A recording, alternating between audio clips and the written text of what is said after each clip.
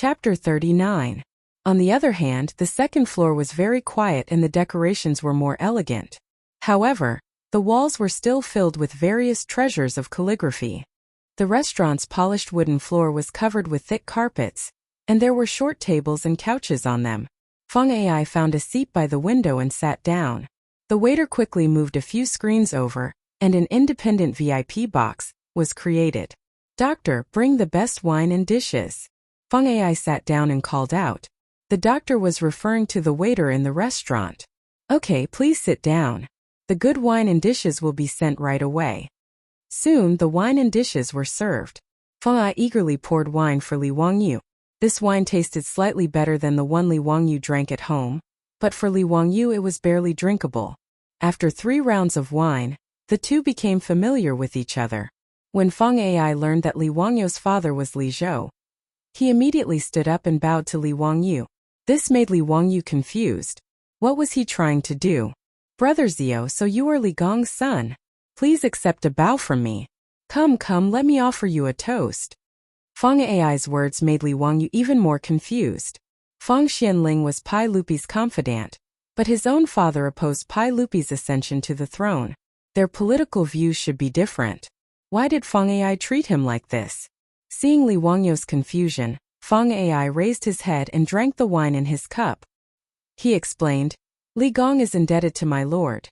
As Pai Lupi's confidant, Feng Xianling was feared by the former crown prince Li Jiancheng. In the 6th year of Wuda, Feng Xianling and Du Ruhui were both expelled by the former crown prince Li Jiancheng. Feng Xianling happened to be in charge of Hu County. At that time, Li Zhou was in charge of Hu County. He was only loyal to Pai Lupi's father Li Yuan. He did not have a good impression of the former crown prince Li Jiancheng. Therefore, he was very protective of Feng Xianling. And Feng Xianling regarded him as a close friend. After the Black Tortoise Gate incident, Pai Lupi ascended the throne. Li Zhou was demoted and removed from his position in the court. Feng Xianling tried to persuade Li Zhou to work for Pai Lupi, but he was scolded by Li Zhou and cut off all ties with him. After Li Zhou fell ill and died, Feng Xianling was still crying at home, feeling sorry for Li Zhou. After listening to Feng Yai's explanation, Li Wangyu suddenly realized that his dead father actually knew Feng Xianling, a powerful person from the Tang Empire. Now that both sides had the relationship of their fathers, they were even closer. After drinking another cup of wine, Feng asked curiously, "Brother Ziyu, why were you expelled from the clan?" It's all because those leeches were too greedy." Li Wangyu didn't hide anything from him, and told him about his experience. After listening to Li Wangyu's words, Feng Ai was so angry that he slammed the wine cup on the floor. "Old man, how dare you? I'm so angry. Ziyu, don't worry. Today I'll go home and report to the Lord. I'll definitely give you justice." "Brother Zai, no need. I don't care about the clan. It's better to leave the vampire clan. Who knows who he will regret in the future. Ziyu is ambitious. Come, let's drink." Feng Ai didn't say much. He picked up the wine pot and filled Li Wangyu's cup. The two drank for a full hour. Even if the alcohol content of the Tang dynasty wine wasn't high, Li Wangyu still felt a little tipsy. As for Feng Ai, this historical celebrity that he met today, Li Wangyu felt that he was quite a good and interesting person. Later generations had different opinions about Feng Ai. In the new Tang book, it was said that Feng Xianling's second son, Feng Ai, was uneducated and had martial strength. However, after today's meeting, Li Wangyu felt that Feng Ai wasn't as bad as the history books said. What uneducated and uneducated? It was said that Feng Ai was absurd and uneducated. However, Li Wangyu found that Feng Ai's talent was quite good, and his personality was very straightforward. He was very much to Li Wangyu's liking.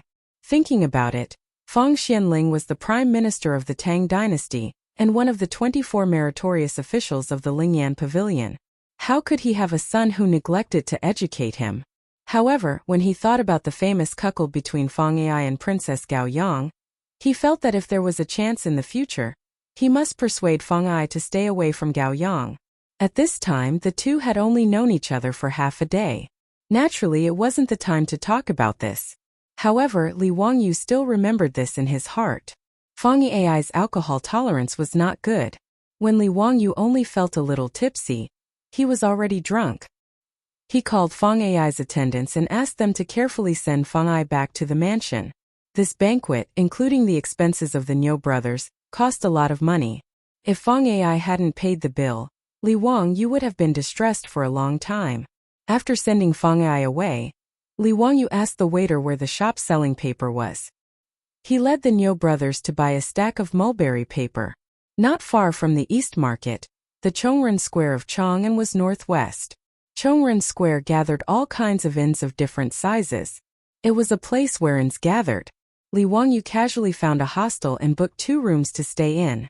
After letting the Niu brothers go to rest, Li Wangyu closed the door, took out the mulberry paper he bought, and found a charcoal pencil from the bag he carried with him. Li Wangyu busied himself in his room for the entire afternoon. It was only in the evening that Li Wangyu snuck out of his room. "Sir, are you going out? The drum of dusk is about to sound. After the drum stops, the gate will be closed. You must not go out." Seeing that Li Wangyu was going out, the waiter of the hostel hurriedly reminded him. In Chang'an, the drum would be sounded sooner or later. The drum in the morning and drum in the evening was the signal for work and rest in the city. After the drum in the morning was sounded 3,000 times, the gate opened. After the drum in the evening was sounded 800 times, the gate closed. After the drum in the evening was sounded, those who were still on the street and did not enter the square would be arrested by the patrolling marquis for violating the night curfew. After the gate was closed, in principle, people were not allowed to walk around freely. However, in a place where inns like Chongren Square gathered, there was no taboo in the square. Most of the scholars from other places who came to Chang'an to select officials and participate in the imperial examination would live here. Therefore, even after the curfew, the restaurants attached to Chongren Square were noisy day and night. The lights were endless, just like the nightlife center of Chang'an. Li Wangyu thanked the waiter with a smile, walked out of the hostel, and walked straight to the gate. The old guard guarding the gate also reminded him that the drum of dusk was about to be sounded. If he was late, the gate would be closed. Li Wangyu just smiled and thanked the old guard. After that, he walked to the gate of Pingkong Square across the street. Seeing that he was going to Pingkong Square, the old guard did not say anything more. He just looked envious. Pingkong Square was the most special square in Chang'an of the Tang dynasty. The reason why the old guard looked envious was that it was the legendary red light district. The second volume of The Legacy of the Heavenly Treasure of Kaiyuan said, Chang'an has Pingkong Square, a place where prostitutes live. The young heroes of the capital gather here. People call this square a romantic place. Pingkong Square was not only a red light district, but also the location of the famous office in the capital. Just like in the future, each province had an office in the capital, Chang'an, called the Memorial Office. There were 15 memorial offices in Chang'an, and all of them were located in Pingkong Square. It was convenient for the officials from other places to drink wine and have fun at night. Moreover, in the Tang dynasty, officials were not allowed to visit prostitutes. Scholars and officials in the imperial court were proud to come here for pleasure. Li Wangyu didn't come to Peace Lane because he was unable to endure his hunger and thirst, and wanted to have some fun. He was here to make money. Chapter 40. The reason why Li Wangyu came all the way from Dingzhou village to Chang'an was to come to Pingkong Square and earn his first bucket of gold in the Tang dynasty. Outside a brothel, Li Wangyu saw a young fatty dressed in black struggling to dismount from the back of a strong horse with the help of a servant. Li Wangyu's eyes couldn't help but light up. Looking around and seeing that no one was paying attention to him, Li Wangyu sneaked over like a street vendor who sold pornography in the future and asked in a low voice, "Brother, do you want to buy a picture?" Li Wangyu's sneaky appearance gave the fair-skinned fatty a fright. "What do you want?" "Hey, brother. I'm asking you if you want to buy a picture." "Buy what picture?" The fatty blinked his eyes twice, not understanding Li Wangyu's meaning. Li Wangyu didn't answer him and looked around. "Brother, there are too many people here, it's not convenient. Can we talk somewhere else?" The fatty looked at him with a bit of vigilance, as if he didn't want to rashly come into contact with Li Wangyu. Seeing the fatty's vigilant look, Li Wangyu carefully took out a scroll of paper from his bosom, opened it and showed it to the fatty, then immediately put it away. But with just a glance, the young fatty's eyes immediately widened, his nostrils flared, and his face was full of disbelief. You want to sell this picture? Quick, let me take a closer look at it. There are too many people here, it's inconvenient. Li Wangyo's face showed that he was in a difficult position. The fatty immediately looked around, then pointed to an empty alley and said, Brother, how about you and I talk there? Li Wangyu nodded, and the fatty also refused the servant's offer to follow him. The two of them walked into the alley, one in front and one behind. Quick, let me take a closer look at the picture. As soon as they walked into the alley, the fatty couldn't wait to urge Li Wangyu to give him the picture. Li Wangyu chuckled. He reached into his bosom and took out the mulberry paper again. He spread it open and handed it to the fat man. This time, Fatty looked at it even more carefully. His eyes were almost on fire. He couldn't pull his eyes away from the painting in his hands. What painting is this? Why was it so realistic? Who is this woman? Li Wangyu didn't answer. He just smiled and asked, Does brother like it? Of course. Didn't you say you wanted to sell this map? I'll buy it. How much? Fatty couldn't wait to answer. Li Wangyu raised a finger. 100 taels of gold. Hiss. Even though he was mentally prepared, the fatty was still shocked by Li Wangyu's price and sucked in a breath of cold air. How is this possible? It was too expensive. It's not like your painting was made by a famous master. Even if it was, it wouldn't be that expensive. Fatty shook his head. Brother, this painting is a rare treasure in this world. Have you seen such a painting before? If you can take out one, I'll give it to you for free. This. Fatty was at a loss for words. He still felt that the price was too expensive. How about this? Since you and I are fated to meet today, brother, name a price. If it's suitable, I'll sell it to you at a lower price. Li Wangyu was just asking for an exorbitant price. He was waiting for Fatty to bargain. How about 10 strings of cash? Fatty didn't hold back and cut Li Wangyu's price to a cabbage. Li Wangyu pretended to be angry. He reached out to take back his painting. Give it back to me. Since brother doesn't want to buy it, don't waste our time. Don't. We can talk about it. Fatty was afraid that Li Wangyu would take the painting back. He retracted his hand and hid the painting behind him. Brother, make it cheaper. 100 taels of gold is too expensive. You won't be able to find anyone in Chang. And who can buy this painting at this price? Li Wangyu rolled his eyes and replied, 80 taels. 20 strings of cash. 60 taels. 30 strings of cash. After a battle of words, Li Wangyu's painting was sold at the price of 60 strings of cash and 10 taels of gold.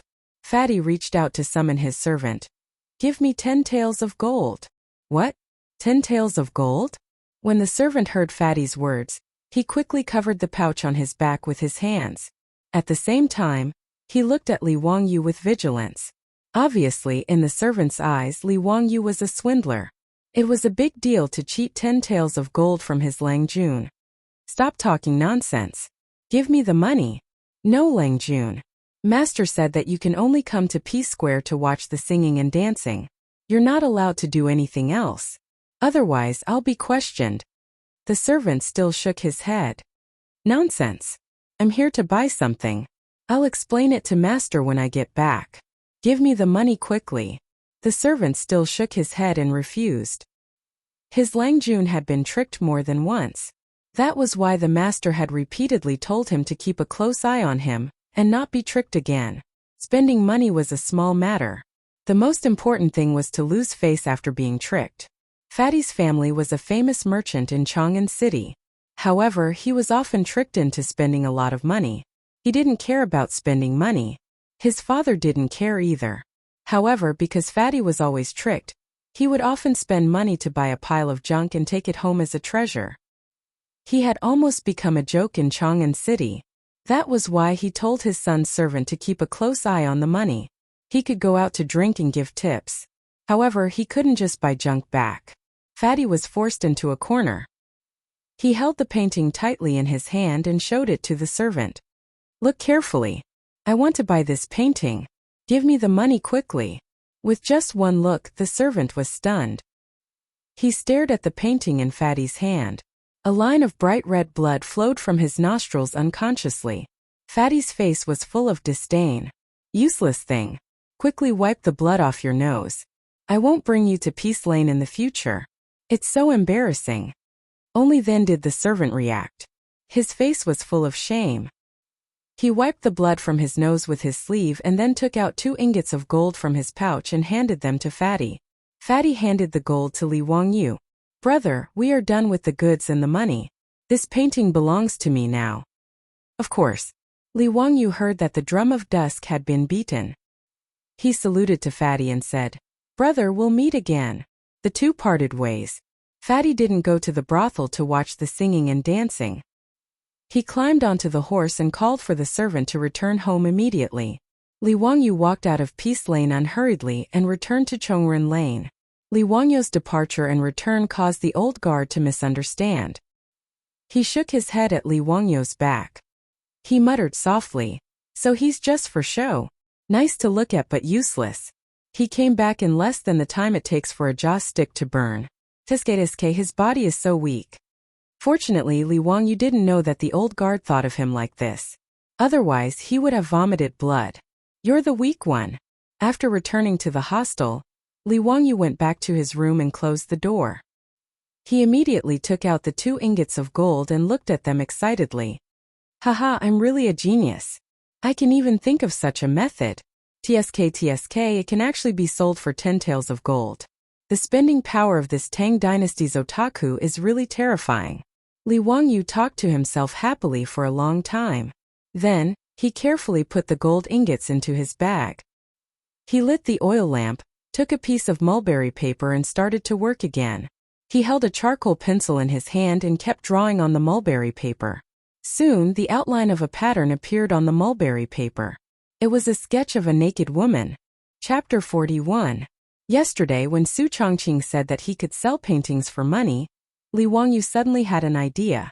Of course, he couldn't sell ordinary paintings for money, but what if it was a nude sketch?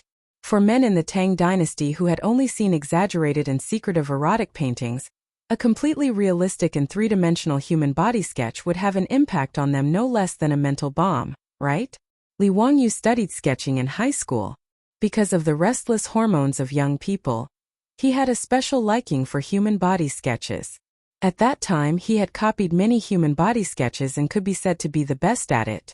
Therefore, Li Wangyu immediately thought of the idea of selling human body sketches in the Tang dynasty. However, ordinary rice paper was too thin and not suitable for sketches, so he thought of using mulberry paper to draw. As for coming to Chang'an to sell paintings, it was completely because of Ping Kong Fong, a consumer market with huge potential. Of course, many people in Huxian knew him, so he was embarrassed to sell the human body sketch. If this matter was spread out, it would not be good for his reputation. Even if Li Wangyu's skin was thick enough, he did not want to become a dissolute man like Tang Yin and Tang Bohu. In the Ming dynasty, Tang Bohu was famous for his erotic paintings and called himself Jiangnan's #1 dissolute scholar.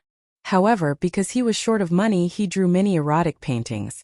Wang Shu Palace Courtesan, Tao Gu's poem, and Mandarin Duck Secret Score were all erotic paintings drawn by Tang Bohu.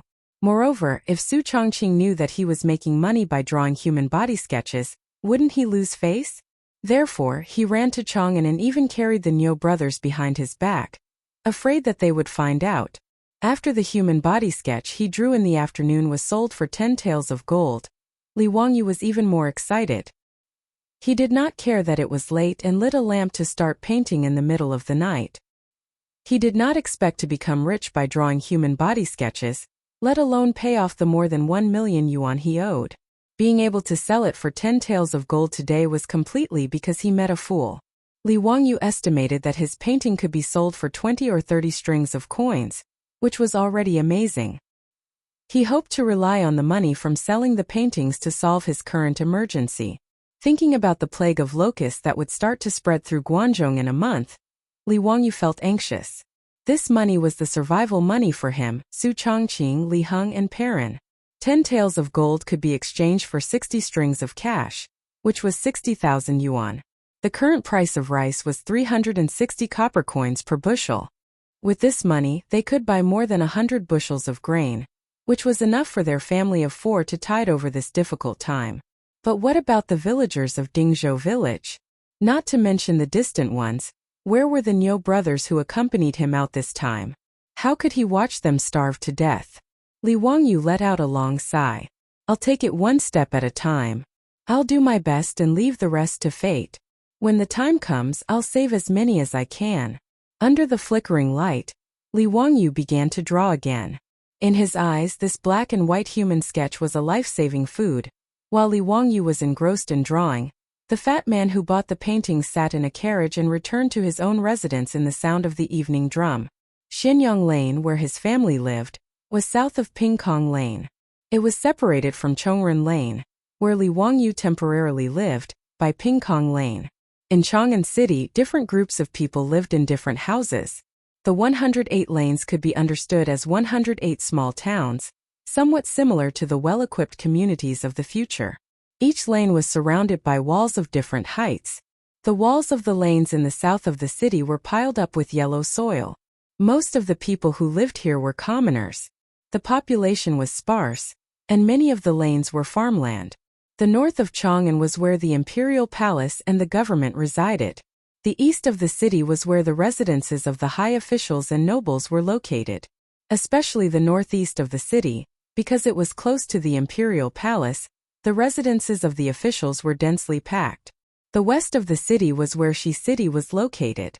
The trade in Shi City was extremely prosperous. Merchants from various countries and regions lived in the lanes near Shi City. Therefore, some people jokingly called it the place where the rich gathered. Chang'an thus formed a situation of the rich in the east. Although the fat man's family was a merchant, they bought property in Xianyang Lane in the east of the city. Xianyang Lane was also Wanyan County in the east of Chang'an, where the county magistrate was located. The fat man rode the horse directly back to a mansion in Xianyang Lane. The 2 words Cho Mansion were written on the door. Father, I'm back. Back in the mansion, the fat man jumped off the horse with the help of the servant. He took the sketch that Li Wangyu sold to him and ran to his father's study. Kun Air, why are you back? Aren't you going to spend the night in Pingkong Lane? In the study, a middle-aged man with a kind face and a rather plump body was sitting cross-legged on the couch looking at the account book.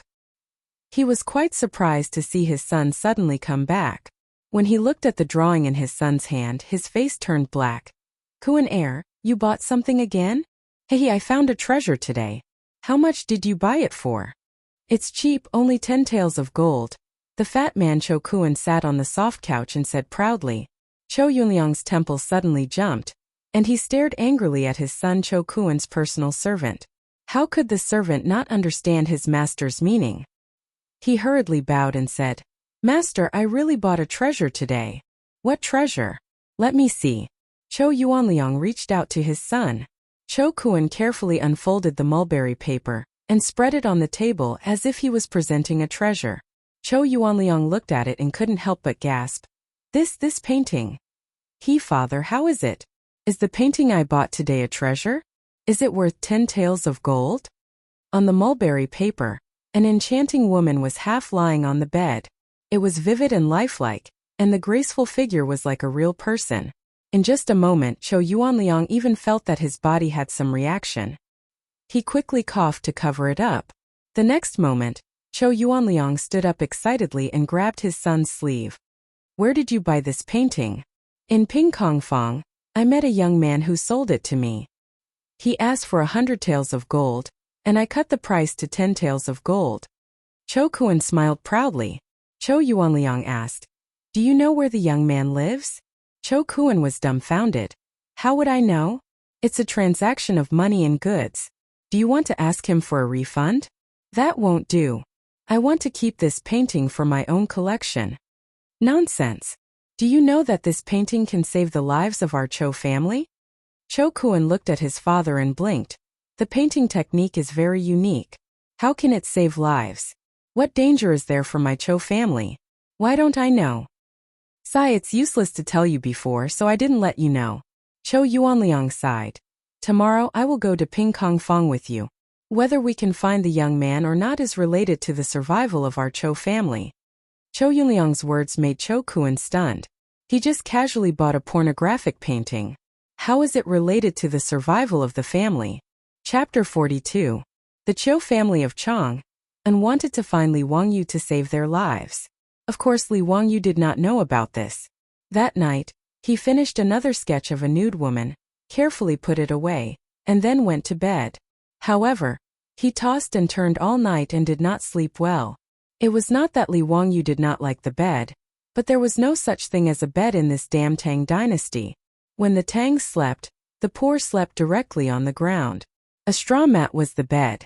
The Dongying people followed suit. The tatami of later generations was the same. Those who were more particular slept on a couch, which was a low bed made of hardwood. The feeling was so good that Li Wangyu missed Simmons very much. Li Wangyu had always thought that there should be a bed in the Tang dynasty because Li Bai's famous poem, Quiet Night Thoughts, said, "The bright moonlight before the bed is suspected to be the frost on the ground." However, after traveling through time, he realized that the bed referred to the Hu bed, which was similar to the folding stool of later generations. After traveling to the Tang dynasty for more than a week, Li Wangyu still could not get used to the hard couch. Every day when he woke up, his back was aching and his legs were cramping. He urgently needed to use the blue bottle cap to nourish his body. It was not easy for the sun to rise. Just as Li Wangyu was sleeping soundly, he was disturbed by the sound of the morning drum that resounded throughout the city. Taking out the watch he borrowed from Su Chongqing and looking at the time, Li Wangyu could not help but want to curse. Knock your ass. It was not even 5 o'clock in the morning. What was worse was that the morning drum was not finished yet. Did he not think about the 3,000 beats of the morning drum in Chang'an City? Was that something that could be finished in a short time? In short, Li Wangyu could not sleep anymore. At dawn, he got up with dark circles under his eyes and yawned. Li Wangyu pushed the door open and told the Niu brothers to wash up and go out. Today was the day of Yang Quan's poetry meet in Lake Tujiang. Since Li Wangyu had promised Yang Quan, he had to accept his fate and participate. Although he had no idea what the poetry gathering was for, from Yang Quan's words, it should be a competition. Otherwise, why would he want him to win first place? There was no point in thinking too much about it. He would know when he went there today. If it was just a simple competition of poems, it would be much simpler. Li Wangyu didn't believe that during the Jingguan period of the Tang dynasty, there was anyone who could be more awesome than the poems of the Tang and Song dynasties in his head. Together with the Niu brothers, they found a snack shop in the square that sold breakfast. The fire under the stove was burning brightly, and a bare-chested who was making sesame seed cakes.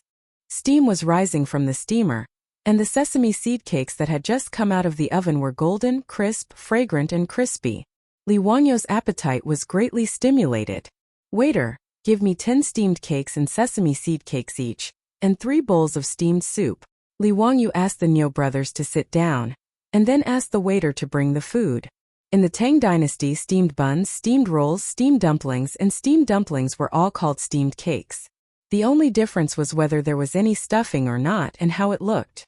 The steamed cakes with stuffing flowed with oil as soon as they bit into them, and the big bowl of steamed noodles and steamed soup made Li Wangyu and the Niu brothers cry out in satisfaction. However, the Niu brothers were big enough and their appetites were even bigger. The 10 steamed cakes and sesame seed cakes were almost completely devoured by the 2 of them, and they didn't seem to be full. Li Wangyu had just made a fortune last night, so how could he be stingy with these things? He hurriedly asked the waiter to bring 10 steamed cakes and sesame seed cakes each, and 2 bowls of steamed soup. Only then did the Niu brothers finally shake off their arms and eat to their heart's content.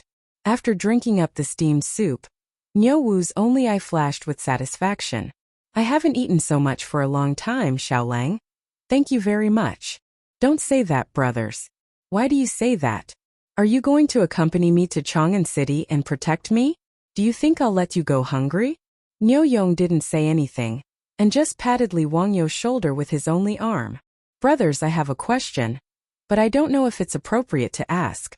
"Xiaolang, if you have something to say, just say it. I see that you 2 brothers are strong and powerful, so why don't you have enough to eat?" Li Wangyu wanted to ask this question since he came out of Dingzhou village, but he was too embarrassed to ask.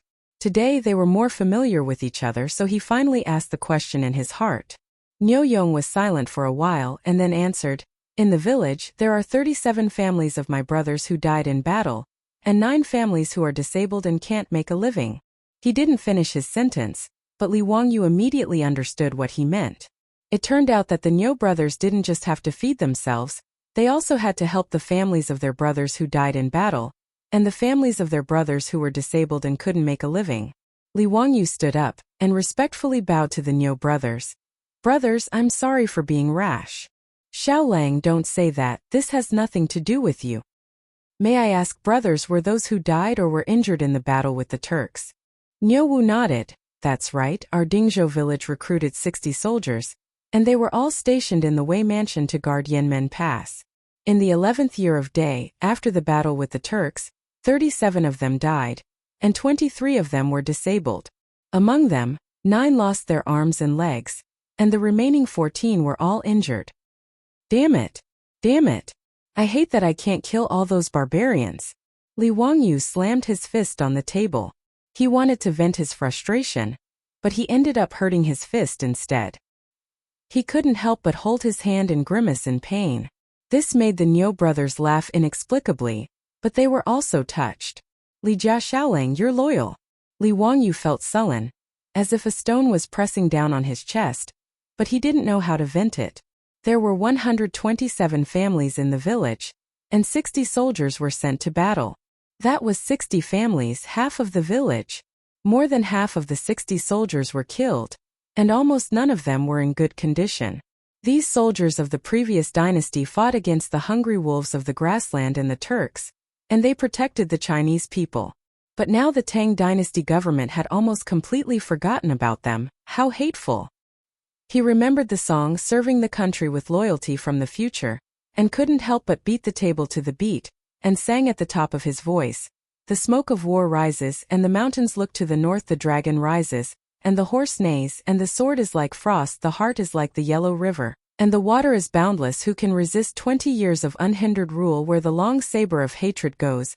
How many brothers and sisters are buried in other villages?" After he finished shouting, he only felt happy, and the sullenness in his heart was released along with the song. But Niu Yong and Niu Wu were stunned, as if they were struck by lightning. "Where the long saber of hatred goes, how many brothers and sisters are buried in other villages?" Niu Yong murmured, but he couldn't stop the tears in his eyes from falling. Niu Wu roared like a beast. "Big brother, I hate it so much." Many people around the snack bar were stunned by Li Wangyu's shout, as they had never heard such a strange song before. However, the lyrics were so passionate and unrestrained. Everyone's blood surged when they heard it. Good. What a great Tang dynasty that makes people come to congratulate. Someone suddenly clapped and cheered. The original lyrics were "the great China that makes people come to congratulate," but Li Wangyu changed it to "the Tang dynasty." Li Wangyu looked at the source of the sound, but it was an unfamiliar man in fine clothes, about 30 years old. "Xiaolang. Does this song have a name?" "Serving the Country with Loyalty." Chapter 43. The finely dressed man nodded. "What a good song. Serve the country with loyalty. Little Lang, you are too considerate." "You flatter me." Li Wangyu did not recognize this person, but seeing his extraordinary bearing, he politely replied. He originally thought that the finely dressed man was just a passerby, but he did not expect that the man would not be courteous and directly sit at Li Wangyu's table. He even called for the waiter to bring him food. "Waiter, 2 steamed cakes, a sesame seed cake and a bowl of soup." "Xiaolang, you don't mind treating me to breakfast, right?" The last sentence was said to Li Wangyu. Li Wangyu was also helpless against this man who acted so familiar, but he could still afford to treat him to breakfast, so he immediately smiled and expressed that it was fine. "How should I address Xiaolang?" "Li Wangyu of Hu County. My courtesy name is Zio." "Zio?" Moreover, Zilli has the worry of hunger and cold. Good. I wonder which erudite scholar came up with this courtesy name for Zio? The finely dressed man kept asking. Li Wangyu's forehead was filled with black lines. "Who is this guy? Are you here to check my household registration?" However, it was not good for him to not answer, so he could only helplessly reply. "It's Yu Gongyu, the secret supervisor." The finely dressed man was stunned when he heard this, Then he laughed loudly. So it's you Gongyu. No wonder, no wonder. Is Zio going to Crooked River Lake to participate in the poetry competition? Yes. Killing a man in 10 steps, leaving no trace for 1,000 miles. Was that chivalrous journey also written by Zio? When Li Wangyu heard this, he could not help but be stunned. How did this man know? Just a game. It's not presentable. Sorry for the ridicule. Li Wangyu politely replied. The finely dressed man laughed. It seems that Zio will be the winner of this year's Crooked River Lake poetry competition. Haha. You flatter me. Li Wangyu wanted to ask the man's name, but the man didn't say anything else. He finished his food in 2 or 3 bites and cupped his hands towards Li Wangyu. Many thanks for Xiaoling's hospitality. I will take my leave now. After saying that, he stood up and left in a carefree manner. Li Wangyu felt his balls ache as he watched. *CK, do you have to be so straightforward? After asking him for such a long time without rhyme or reason, was he going to leave after eating breakfast for free? Anyway, this person should be an important figure in the imperial court of the Tang dynasty. Otherwise, he wouldn't have known about my ode to chivalry from Yu Shernan. Do the math. After breakfast, Li Wangyu felt his heart ache again when he paid the bill. Steamed biscuits and Hu biscuits cost 2 copper coins each, so they ate 40 of them. 5 bowls of Minggu soup cost a total of 95 copper coins. Adding on the money they paid to the well-dressed man, they had a total of 104 copper coins. It was equivalent to more than 400 yuan in the future. It was just breakfast. Li Wangyu now understood why rice was said to be expensive in Chang'an. It was not easy to live in Chang'an. The prices here were really *king expensive. After breakfast, the morning drum was beaten 3,000 times, and the gate was open to go out. Li Wangyu and the other 2 led their horses out of the hostel and slowly went to Tuzhang Pond. After Li Wangyu's insistence, the Niu brothers finally didn't carry bows and short spears on their backs. They only carried long sabers on their waists. What a joke. If he brought the Niu brothers to participate in the poetry contest, those who didn't know would think that they were going to rob. Tuzhang Pond was located in the southeast corner of the outer city of Chang'an. It was a distance of about 20 miles from Chongren Square. Li Wangyu could only sigh that Chang'an was really too big. If the civilians in the city didn't have horses or oxen to ride, they would have to walk for several hours to cross the city. When they arrived at Tuzhang Pond, it was still early. Tuzhang Pond was popular in the Qin and Han dynasties, and flourished in the Sui and Tang dynasties. The Tang dynasty rebuilt Tuzhang, dug the Yellow Canal, built the Imperial Garden, built the Great Wild Goose Pagoda, and built the new gate. The Crooked River Pond became the most famous tourist attraction in the capital city. The noble ladies of the Tang dynasty were used to bringing carriages and horses to drink wine in Tuzhang Pond. They sang and painted boats, and enjoyed leisurely banquets. After the new jinshi passed the examination, they would often go to Tuzhang Pond in groups to hold big banquets and drink wine. The so-called Tuzhang Pond flowing wine was known as one of the 8 sights of Chang'an.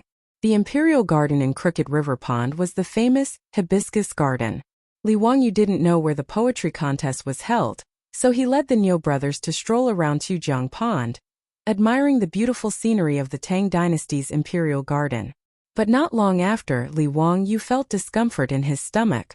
Li Wangyu asked the Niu brothers to wait for him by the Crooked River Pond for a moment before he ran off to relieve himself. When Li Wangyu finished relieving himself, he walked back to look for the Niu brothers. But he was shocked to find that the Niu brothers were surrounded by a group of scholars, making a lot of noise. Is this Tuzhang Pond a place for people like you to come? What a disgrace to the educated. Why aren't you scramming? A scholar dressed like a scholar pointed at the Niu brothers and scolded loudly. Are the vulgar Tianqiling worthy of coming to Tuzhang Pond? 2 ugly people like charcoal, aren't you afraid of scaring the noble ladies? That's right, although Tuzhang Pond doesn't prohibit entry. Is this a place for Tianqiling? A group of scholars surrounded the Niu brothers and scolded them. The Niu brothers didn't say a word. Niu Yong used his only arm to hold Niu Wu back, not letting him be impulsive. But Li Wangyu could clearly see that Niu Wu had already clenched his fists, with his veins popping out. He was clearly trying to control his anger. Tianqiling, The Tang dynasty's swear words were similar to the modern era's swear words. But from Li Wangyou's point of view, these scholars of the Tang dynasty really didn't know how to swear. The words used to swear were too simple and boring.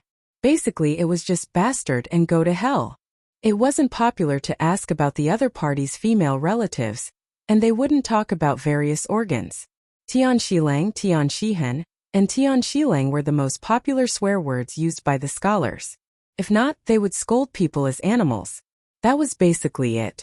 Seeing that the Niu brothers were being bullied, Li Wangyu quickly walked over and opened his mouth to scold the group of scholars. Oh my, it's so early in the morning and you haven't eaten breakfast? Are you hungry and came here to ask for dog food? When you say that others are ugly, find a bronze mirror and wash your face. Then look at yourself and see if those wrinkles on your face are mocking you. The world is big, but it can't be bigger than your lack of heart. Li Wangyou's words, which were full of sarcasm, stunned the group of scholars and Confucian scholars. After pondering the meaning of Li Wangyou's words for a long time, the group of people finally reacted. He was calling them dogs, ugly and lacking in heart. After understanding the meaning of Li Wangyou's words, the group of scholars immediately jumped up. Tian Shilang. Tian Shilang, how dare you? You what? You shut up. Without waiting for them to speak, Li Wangyu interrupted again. You lack calcium since you were young and lack love when you grew up. Your grandmother doesn't love you and your uncle doesn't love you. Your left face is asking for a slap and your right face is asking for a kick. Donkeys kick donkeys and pigs trample on pigs. You? Li Wangyu continued to scold. The Tang dynasty had so many weapons but you didn't learn them. You only learned the sword. You didn't learn the upper sword and learned the lower sword. The lower sword had so many moves but you learned the drunken sword. You didn't learn the bronze sword and iron sword, but learned the silver sword. Congratulations, you have finally mastered the Wulian's lost art, the drunken silver sword. You have reached the realm of becoming one with the sword man. His series of carefree scoldings directly caused the group of scholars to have their brains shut down. They looked at him in a daze, not knowing what they were thinking. Li Wangyu was scolding happily, but he didn't notice that there was a group of people dressed in luxurious clothes watching them from the side. In the middle of the crowd, a man in his 30s with a curly beard pointed at Li Wangyu and said with a smile, "This kid's mouth is too mean." Chapter 44. Beside the man was the young man who had freeloaded Li Wangyou's breakfast this morning. He laughed and said, "Your Majesty, I know this man. Haha, I even freeloaded his breakfast this morning." The man surrounded by the crowd was the great emperor of the Tang dynasty, Pai Lupi's husband, Li Shimin. In the second year of Zhengguan, Li Shimin was 30 years old. Moreover, Li Shimin Li Erlang was a handsome man in the eyes of the Tangs. That curly beard on his face was praised by Du Fu in a poem. Curly beard like Taizong beauty reflected in the spring beyond the Great Wall. Oh, Wuji, you know this man? The man who had freeloaded Li Wangyou's breakfast was actually the imperial uncle, Zhongsun Wuji, the great Yin's Duke of Zhao. Your Majesty, you know that my residence is at Chongren Lane. Early this morning I met this boy in the square. At that time he was singing the song, Serving the Country with Loyalty. Although the tune was strange, it made my blood boil and I wished I could take my saber and mount the horse to fight the Tujuer again. So I went up to him and asked. Only then did I know that he was the genius Li Wangyu Li Zio. Oh, this man is Li Zio? Duke Yu, gallantry and on Yang Quan were written by this man? Haha, that's him. In the crowd, Yu Shernan smiled and replied while twirling his beard. Pai Lupi nodded, but then shook his head. This man's mouth is really sarcastic.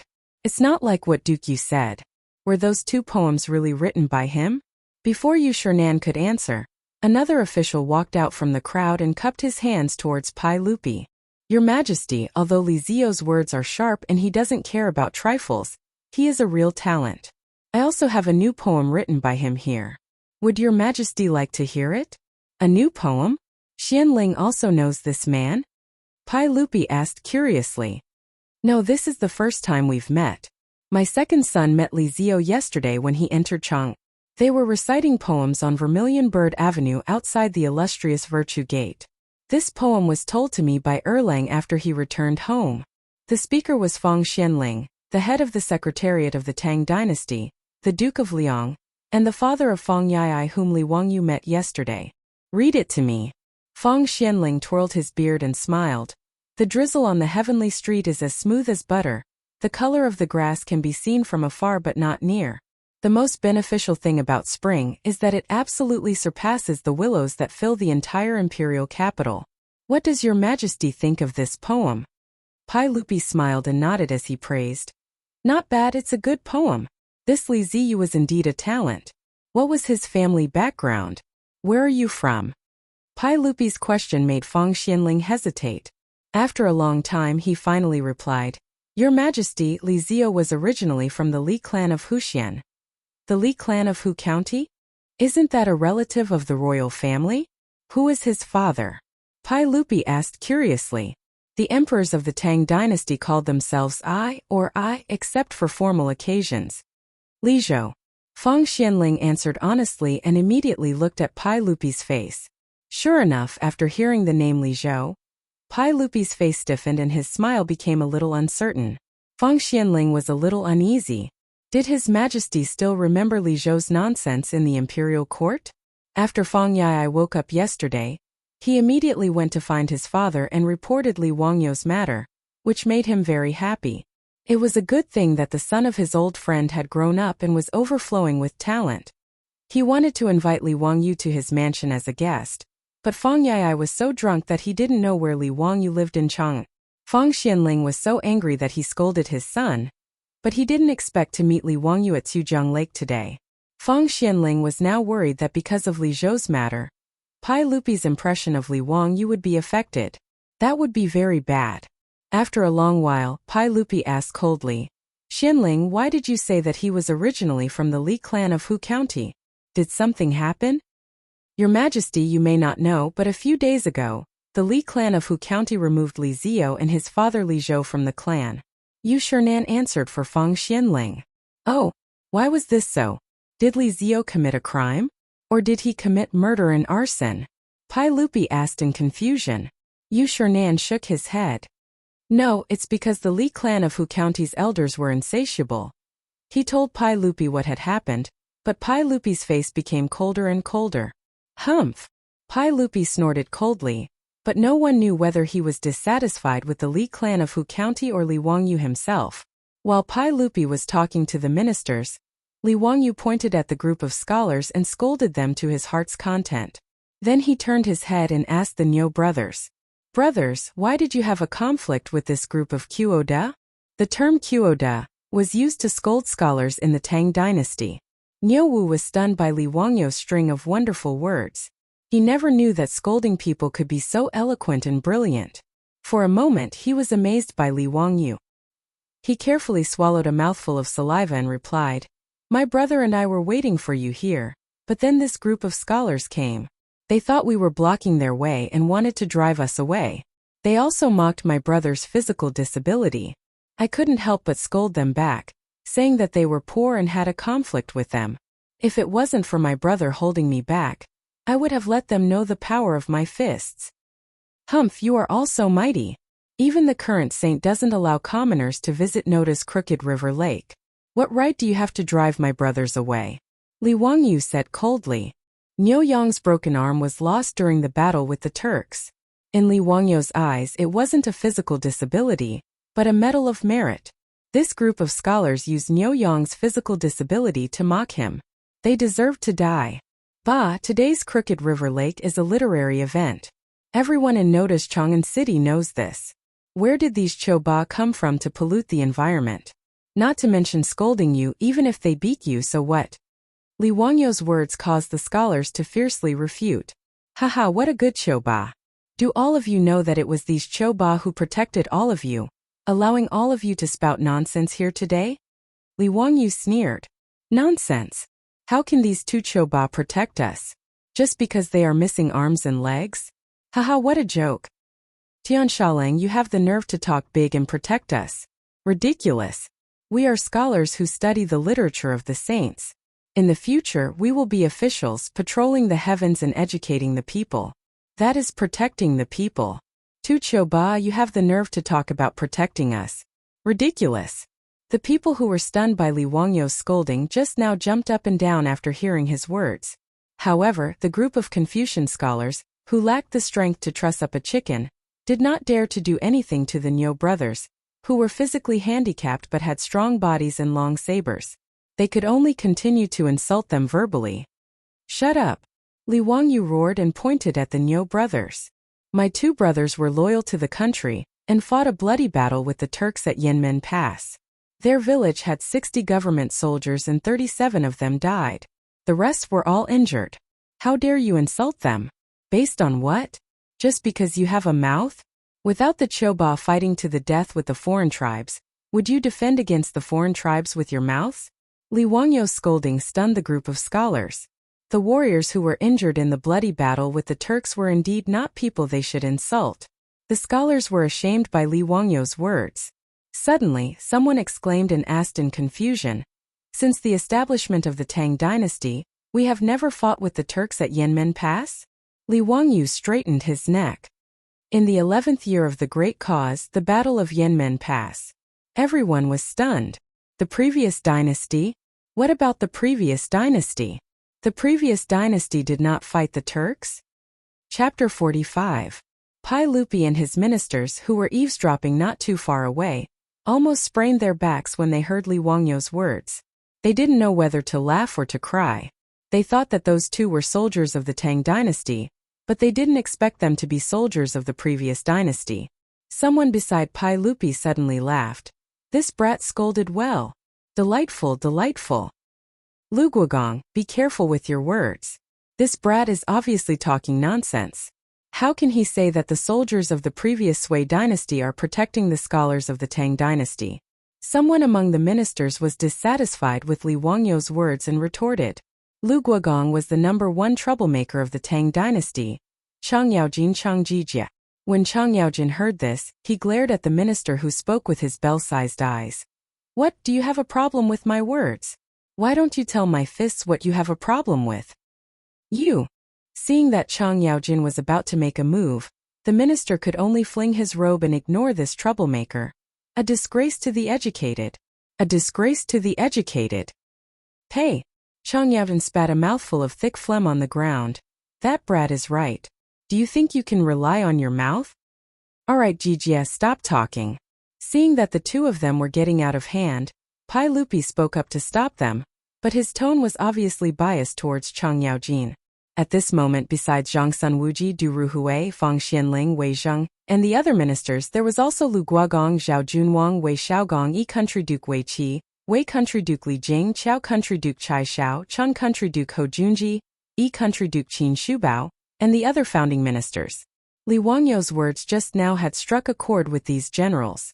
Although they didn't praise Li Wangyu directly like Chang Yaojin, they all nodded in their hearts, thinking that Li Wangyu was indeed not bad. Li Wangyu had no idea that his words on behalf of the Niu brothers had left him with an extremely good impression in the hearts of the military bigwigs and founding dukes of the Great Tang. It could be said that he had unintentionally planted a willow in the shade.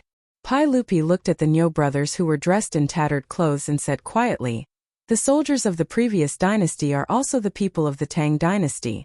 They are soldiers who protect the land of the country, and I owe them too much. The Turks, I wish I could break their bones and suck their marrow." The Turks were not only enemies of the Sui, they were also enemies of the Tang dynasty. After Li, the Tang's Khan led his troops to the south to kill all the way from the grassland to Chang'an. 200,000 Tujue soldiers lined up at the north bank of the Wei River. In the end, Pai Lupi had no choice but to promise gold and money. On the Wei River bridge, he killed the White Horse and formed an alliance with Khan Xieli. Khan Xieli brought a large amount of gold and silver, and returned with satisfaction. However, the Wei River alliance was seen by Pai Lupi as the humiliation of his life, and he hated the Turks to the bone. Now that he saw the two soldiers of the previous dynasty who participated in the Battle of Yanmen, Pai Lupi felt respect for them. He also felt that Li Wangyou's words were to his liking. "Your Majesty, you don't have to blame yourself. The Tang dynasty has just been established, but our country is getting stronger day by day. I believe that we will be able to repay the humiliation of the Turks." Zhang Sunwuji consoled. Pai Lupi didn't say anything, only looking at Li Wangyu not far away. The group of Confucian scholars were choked by Li Wangyu's words, but they didn't know how to refute. However, just as Li Wangyu said, even the soldiers of the previous dynasty fought against the Turks. They were also Chinese heroes. They didn't know what to say, but they couldn't win against Li Wangyu. They felt a little embarrassed, so they turned around and left. Everyone, don't bother with this person. Today's Lake Tsujong poetry gathering is the most important thing. Let's go quickly. That's right. I heard that the important officials of the court will participate in today's poetry gathering. Even Prime Minister Du, Prime Minister Fang, Secret Supervisor Yu, and Chancellor Kong will participate. This is a great opportunity for us to show off our talents. Let's go quickly. Many of the 18 scholars will participate in today's poetry gathering. It's really a grand occasion for our literary circle. Let's go. Why bother with this young man? The Confucian scholars acted as if they didn't want to lower themselves to the same level as Li Wangyu. They clustered around each other and quickly left. However, their words stunned Li Wangyu for quite a while. Today's poetry gathering seemed to be different from what he had imagined. Originally, Li Wangyu thought that the so-called poetry gathering was just a group of scholars who had nothing to do after eating and had nothing better to do, so they gathered together to recite poems and make couplets. But why was it that from the words of this group of Confucian scholars, even great Confucian scholars like the 18 scholars were going to participate? Li Wangyu knew about the 18 scholars from the beginning of the Tang dynasty. When Pai Lupi was still the emperor of Qin, he built the literature hall and recruited the talented scholars of that time. Du Ruhui, Fang Xianling, Yu Jining, Su Shizhang, Yao Xilian, Shueshou, Chuliang, Lu Deming, Kong Yingdao, Li Xiandao, Li Shaosu, Yu Shernan, Kai Yunggong, Yan Xiangshi, Su Jingzong, Shui Yuanjing, Gai Wenda, and Su Sun were all scholars. Pai Lupi also asked Yin Liban to draw portraits of the 18 scholars, which was called the 18 Scholars Ascending Yingzhou. Among the 18 scholars, there was no need to mention Du Ruhui and Fang Xianling. Yu Shernan, Kong Yingda, and Yao Xilian were all great scholars. There was even Su Jingzong, who was later listed as the #1 treacherous official. With such a group of big shots participating in the poetry gathering, no matter how he thought about it, he felt that he had been tricked by that bastard Yang Quan. For a moment, Li Wangyu had the urge to turn around and leave. He didn't want to become famous.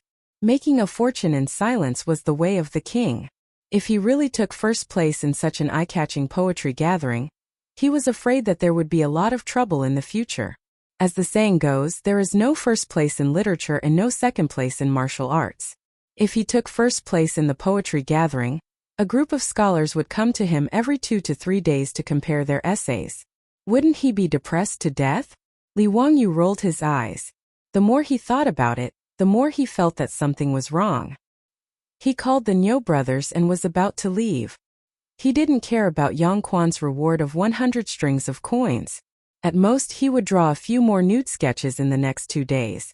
As for Yang Quan, he would find a way to fool him later. In any case, Yang Quan didn't know what happened in Chang'an City. Who knew that when Li Wangyu was about to turn around and leave, he was blocked by someone. Zio, where are you going? The poetry gathering is over there. Yu Shernan smiled and pointed in the direction that the scholars had left. Looking at Yu Shernan's wrinkled face, Li Wangyu felt a toothache. He was even more certain that he had fallen into Yang Quan's trap. It would be strange if Yu Shernan didn't know that Yang Quan had asked him to come to Chang and to participate in the poetry gathering at Tsujiang Pond. Duke Yu, are you also going to participate in the poetry gathering? I suddenly remembered that I have something to do at home. It's a pity that I can't participate in today's poetry gathering. Duke Yu, take care. I'll take my leave first. Zio actually has something to do. That's a pity. I heard from Shuqing that he was going to find someone to collect a debt. I wonder if Zio is going because of this? Yu Shernan smiled like an old fox. The only thing missing was his tail wagging behind him. Damn it. Using debt to threaten him again. Did Yang Bailao have no human rights? Li Wangyu's expression changed. He immediately smiled at Yu Shernan and said, Duke Yu? What are you talking about? No matter how important something is, I still have to participate in the poetry gathering. I'm going now. If I don't get first place, I swear I won't give up. He didn't wait for Yu Shernan to speak. He cupped his hands and turned around, leading the Niu brothers in the direction that the scholars had left in. Chapter 46. After Li Wangyu left, Pai Lupi led a group of officials over.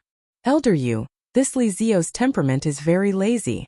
In the crowd, an old man looked at Li Wangyu's back and said with a smile. The one who spoke was one of the 18 scholars, the chancellor of the Imperial College, the 31st grandson of the late Confucius, Kong Ingda. You're right, Master Kong. Ziyu is a rare talent, but he has a lazy personality. He still needs to be polished. Yu Shernan smiled. After Yu Shernan returned to Chang'an from Hu County, he spread Li Wangyu's 2 poems far and wide. Li Wangyu had left a deep impression on a group of court officials and great scholars. Today they unexpectedly saw Li Wangyu's eloquence, which made them feel funny and even more curious about Li Wangyu. Du Ruhui was not stingy with his praise. Just by looking at his 3 poems, I know that he is not a fish in a pond. In the future, he will be a capable official of His Majesty. Everyone knew how to carry a sedan chair, especially the other officials. Seeing that Fang Xianling, Zhang Sunwuji, and Yu Shernan were thinking highly of Li Wangyu, many officials also spoke up and praised Li Wangyu. Pai Lupi did not comment on this, and the officials and generals could not guess what he thought of Li Wangyu. Li Wangyu did not know that the reason why so many officials were participating in the poetry gathering was because Pai Lupi's first imperial examination after ascending the throne was imminent. The imperial examination of the Tang dynasty was divided into more than 50 subjects such as Xiucai, Mingjing, Jinshi, Mingfa, Mingzi, and Mingshu. Jinshi was the most important subject, and many of the prime ministers of the Tang dynasty were Jinshi. Jinshi mainly tested current affairs, poetry, and essays. The imperial examination was held by the Ministry of Ministers, and because it was usually held in the spring, it was also called the Spring Imperial Examination. In the Tang dynasty, not only did they look at exam results, but they also needed the recommendation of famous people. As a result, the examinees would rush to the noble family's door before the exam and present their representative works to them. This was called handing in the exam papers. Handing in the examination papers was a serious detriment to the original intention of the imperial examination. Originally, they wanted to give the commoners a path to promotion, but because of the scroll, the commoners had all become disciples of the aristocratic families. This was the reason why people said that there were no poor families in the upper class and no noble families in the lower class. In Pai Lupi's view, the aristocratic families were actually the cancer of the Tang dynasty. Although Emperor Li's imperial family was one of the most influential families in the Tang dynasty, the Longxi Li clan, one of the most influential families in the world, the Li clan was one of the most influential families in the world. However, the aristocratic families controlled culture and knowledge. In the imperial court, the aristocratic families controlled most of the positions. Pai Lupi was naturally afraid of the aristocratic families that threatened the imperial rule. Pai Lupi wanted to use the imperial examinations to weaken the aristocratic families, but he didn't expect that just a system of submitting papers would almost cause his efforts to go down the drain. Therefore, Pai Lupi simply held this poetry gathering before the spring imperial examination. He wanted to let the students from all over the country who came to Chang and to participate in the imperial examination to show their talents in public, hoping to kill off the matter of submitting papers. On the grass on both sides of a winding stream beside Xujiang Pond, there were many mats laid out with a few tables on them. All the students who participated in the poetry gathering could occupy a mat and a few tables by themselves. When Li Wangyu led the Niu brothers here, there were already hundreds of students sitting beside Xujiang Pond. It stretched for hundreds of meters, and it was very lively. In the Tang dynasty, there were 2 kinds of people who were qualified to participate in the imperial examination of Chang'an. One was from the capital and the county academies, and they were called students. The second kind was those who first passed the county examination and then sent to the imperial examination, and they were called jurin. The Niu brothers were not scholars, so they couldn't sit at the table and could only watch from the outside. Li Wangyu casually found an empty mat downstream of the stream and sat down cross-legged. Until now, he was still confused and didn't understand the rules of this poetry gathering. It looked like there was going to be a winding water winder. Winding water winder was a game that the scholars of the Tang dynasty liked to play. They used it to compose poems and compete in poems. Winder was a kind of wine vessel, mostly made of wood, that could float. Whoever the winder flowed from upstream or stopped in front of would drink and compose a poem, and the others would sing a poem. In Li Wangyo's view, this poetry gathering was just something that the scholars of the Tang dynasty had nothing better to do. If they had the time, wouldn't it be better for him to spend a few more sketches? While he was silently cursing, he did not notice that Li Er had led a group of important officials to the side of the crooked river pool, and entered a waterside pavilion beside the pool. Soon, there was a crisp sound from the waterside pavilion, and the people who were talking loudly by Tsujiang Pond immediately quieted down. Li Wangyu saw a skinny old man come out from the waterside pavilion and said loudly, "Wine!" As his voice fell, countless servants began to weave through the grass, bringing a pot of wine, some dried fruits, and writing brushes, ink, paper, and inkstone to each table. Li Wangyu immediately understood that they were going to compose a poem, but he didn't know how to judge. "Everyone, raise your cups and drink." The old man spoke again and raised his cup. The hundreds of students present, including Li Wangyu, all raised their cups and drank the wine in their cups. After drinking a cup of wine, the old man said loudly, "Everyone, please compose a poem with the theme of spring as the theme." Li Wangyu was stunned. Why did it feel like this poetry gathering was like an exam? In addition to the beautiful environment, wasn't this method of composing a poem a kind of imperial examination in the Tang dynasty? But since he was sitting here, he had to show some ability and copy it properly. Otherwise, it would be really bad if Yang Quan really pulled down his face and asked him to pay for it. With the theme of spring as the theme, the ancient poems with this theme in his mind were simply too common. Li Wangyu felt that he could copy 10 of them in one breath without any pressure. Looking around, Li Wangyu prepared to pick the most suitable poem to copy. But he saw many wild ducks frolicking in the Tsujiang Pond not far away. Li Wangyu immediately thought of which powerful poem he should copy. Su Shi Su Dongpa's Hui Chong Chun Jiang Xiaojing was most suitable for this Tsujiang Pond. Li Wangyu picked up the brush and wrote, changing the title of the poem. Sujiang Xiaojing in Sujiang Pond outside the bamboo. There are 2 or 3 peach blossoms. The duck knows when the spring water is warm. The artemisia is full of short reed buds. It is the time when the pufferfish is about to rise. 2 or 3 minutes later, when the other students were still thinking hard about how to compose a poem with the theme of spring, Li Wangyu had already finished writing the whole poem on the rice paper with beautiful thin gold characters. When the servant at the side saw him finish the poem so quickly, his eyes lit up and he immediately jogged over to take away the rice paper. Not long later, Li Wangyu's poem was delivered to the waterside pavilion by the Tsujiang Pond. "Who finished the poem so quickly?" Pai Lupi asked curiously. "Your Majesty, it was Li Wangyu from Hu County." When Pai Lupi heard this, he frowned slightly. "It's this kid again. Let me hear it." "Yes, Tsujiang Xiaojing in Tsujiang Pond. Outside the bamboo there are 2 or 3 peach blossoms. The duck knows when the spring water is warm." After the poem was recited, before the civil officials could say anything, a group of generals and dukes clamored, "Good poem. This poem is well written. Even a boor like me can understand it. Naturally, it is a good poem. The truth is, the spring water is warm. Don't the duck know first?" Haha. Because the dukes had a good impression of Li Wangyu before, when they heard that it was Li Wangyu's poem, they didn't care about anything else and praised it first.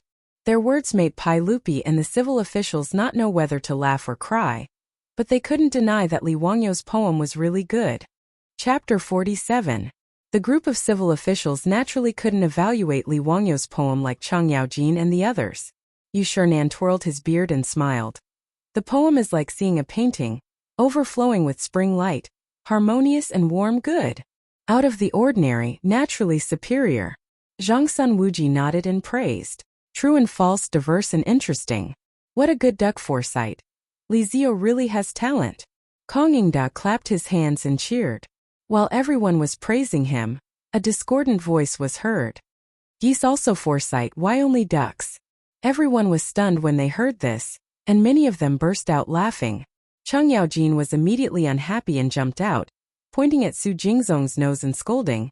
"Su Jingzong, do you know how to speak human language?" The one speaking was one of the 18 scholars, Su Jingzong. Su Jingzong was only 36 years old this year. Although he was appreciated by Pai Lupi, His official life wasn't good. Now that he saw everyone praising Li Wangyou's poem, he was jealous and couldn't help but come over to nitpick. Yu Shernan was also unhappy with his words. According to the Yan family, this poem doesn't even need to be written. Guangguanjujiu, in the continent of the river.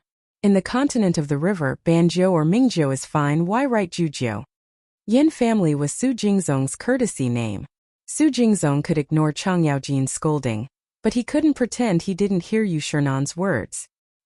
He could only awkwardly cup his hands towards Yu Shernan, indicating that he had said something wrong. Being slapped in the face by Yu Shernan in public made Su Jingzong very embarrassed. Although he asked for it, this person held the grudge against Li Wangyu and became more jealous of Li Wangyu. If Li Wangyu knew that he had such an undeserved calamity and took the blame for no reason, he would probably cry until he fainted in the toilet. Being targeted by the #1 scoundrel of the Wuzhou dynasty, #1 on the list of traitorous officials, wasn't this considered sitting at home while disaster came from the sky? Luckily, Li Wangyu did not know what had happened in the waterside pavilion. At this moment, he was drinking wine calmly and in a good mood, looking at the scholars around him scratching their heads and scratching their cheeks as they racked their brains to write poems. However, the old man from before did not give them too much time. After the time it took for an incense stick to burn, the servants took away the rice paper on the tables and sent them into the waterside pavilion. Not long after, servants came out and asked those scholars who didn't write anything or those who didn't know anything to leave their seats according to the name list. These scholars who were chased away knew that they had exposed their cowardice and didn't dare to say much. Each of them covered their faces with their sleeves and left in fear. Soon, less than half of the 100 people who had been sitting by the stream were left. The old man shouted again, "Everyone, let's raise our cups again and drink to victory. Students, please use the frontier fortress as the theme and compose a poem." F***ck again? Li Wangyu looked at the remaining 40 to 50 people around him and thought to himself, could it be that this poetry meet is still an elimination system? Alright, let's cut the crap and continue to copy poems. It was just nice that the bunch of scholars had looked down on the Niu brothers and he was still unhappy about it. He could copy a poem to vent his anger. Before Li Wangyu put down the wine cup in his left hand, his right hand picked up the brush and started to write. This time around his speed was even faster. The other scholars were still thinking about the words of the old man when Li Wangyu had already laughed out loud and threw the brush down. The servant who took away Li Wangyu's poem had learned to be smart, and stood not too far away from him. When he saw Li Wangyu throwing the brush down, he immediately ran forward and rolled up the paper and took it away. On the tables around Li Wangyu, a few scholars cursed in their hearts when they saw this scene. Who exactly was this young man? Are you sure you're composing a poem? Chao Ji, who was reputed to be extremely talented, had to walk 7 steps to compose a poem. This fellow in front of them didn't even need to think about it? Many scholars snorted coldly in their hearts. This person was obviously trying to please the crowd with claptrap. In the waterside pavilion, Kong Ingda had just announced the topic of the poem to everyone. He had just walked back when the servant brought in Li Wangyu's poem. Pai Lupi couldn't help but stare. Is this fellow playing with us? How can he compose a poem so quickly? Nonsense. For something like composing a poem, other than needing quick thinking and outstanding literary talent, it also needed inspiration. Even so, most of the masterpieces that had been handed down from ancient times were actually a long process of deliberation. The poem had to fit the mood of the author, be catchy, have to have rhyme, etc. For a sentence of a poem or a word in the poem, scholars didn't hesitate to spend their effort and time. The Tang dynasty poet Jia Dao once used a few years to compose a poem. A sentence. Birds sleep in the trees by the pond. Monks push the door under the moon. He racked his brains over whether to use the word knock or push and offended Hanyu, causing a beautiful story. From then on, deliberation became a popular and commonly used word. It was used to describe repeatedly pondering and deliberating when writing an article or doing something. From this, one could see that composing a poem wasn't something that could be done casually. That was why Chao Ji's poem in 7 steps became a beautiful story. The group of officials were also dumbfounded by Li Wangyu's speed. Su Jingzong jumped out again. Your Majesty, this fellow is clearly disrupting the poem gathering. He should be punished as a warning to others.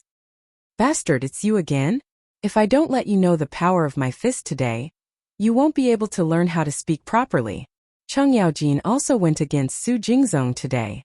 He was a founding duke. If he really wanted to beat Su Jingzong up, then so be it. Su Jingzong would be beaten up for nothing and wouldn't be able to find a place to cry. Pai Lupi shouted in dissatisfaction. Jija, have you caused enough trouble? Your Majesty, it's not that I want to cause trouble. It's clearly this fellow who is deliberately causing trouble time and time again. Humph, you're a duke, and you have the nerve to cause trouble for others. Pai Lupi glared at him. Cheng Yaojin was Pai Lupi's most trusted general. How could Pai Lupi really reprimand him for Su Jingzong? He was just using this as an excuse to vent his dissatisfaction with Li Wangyu. Pai Lupi was depressed because he had a good impression of Li Wangyu just now. He had even personally come up with the poem about the frontier fortress. He wanted to see what kind of poem Li Wangyu, who had passionately lectured the group of scholars, could write about the frontier fortress. In the end, Li Wangyu didn't give him any face at all. Kong Yingda had just announced the topic, and he had already finished writing. Other than scribbling, what other explanation could there be? Yu Shernan was also somewhat embarrassed. He had just praised Li Wangyu. Why did this fellow drop the ball? Pai Lupi was able to propose a second poem about the frontier fortress. Everyone present was shrewd. How could they not see that this had something to do with the small argument by the Crooked River pool? It was clear that Pai Lupi was already interested in Li Wangyu and wanted to see his talent one step further. Your Majesty, let me go and warn that weary fellow to write another poem. Yu Shernan could only speak up. He hoped that Pai Lupi would give him face and give Li Wangyu another chance. Humph. Pai Lupi didn't express any opinion. He let out a cold snort from his nostrils, tacitly agreeing with Yu Shernan's words. Yu Shernan didn't care about his old age. He turned around and wanted to leave the waterside pavilion to beat up Li Wangyu. However, he heard Kong Yingda let out a soft cry. Hey, this poem is amazing. Good, leaving the fortress. Kong Yingda held the paper in his hand. He was so excited that his beard trembled. His words attracted the attention of everyone in the waterside pavilion. Pai Lupi didn't understand and asked, Kong Yingda, what poem did that fellow write? What made you lose your composure like this? This poem is vigorous and open-minded, with a majestic momentum, and stirring one's heart. It can be said to be the best of the 7 absolutes. Oh? For Kong Yingda to praise it so much, could it be that the fellow wrote some amazing poem? Quickly read it for us. Yu Shernan was also excited. He thought that Li Wangyu had made a mess. Now it seemed that it wasn't what the officials in the waterside pavilion thought. The poem is called Leaving the Fortress.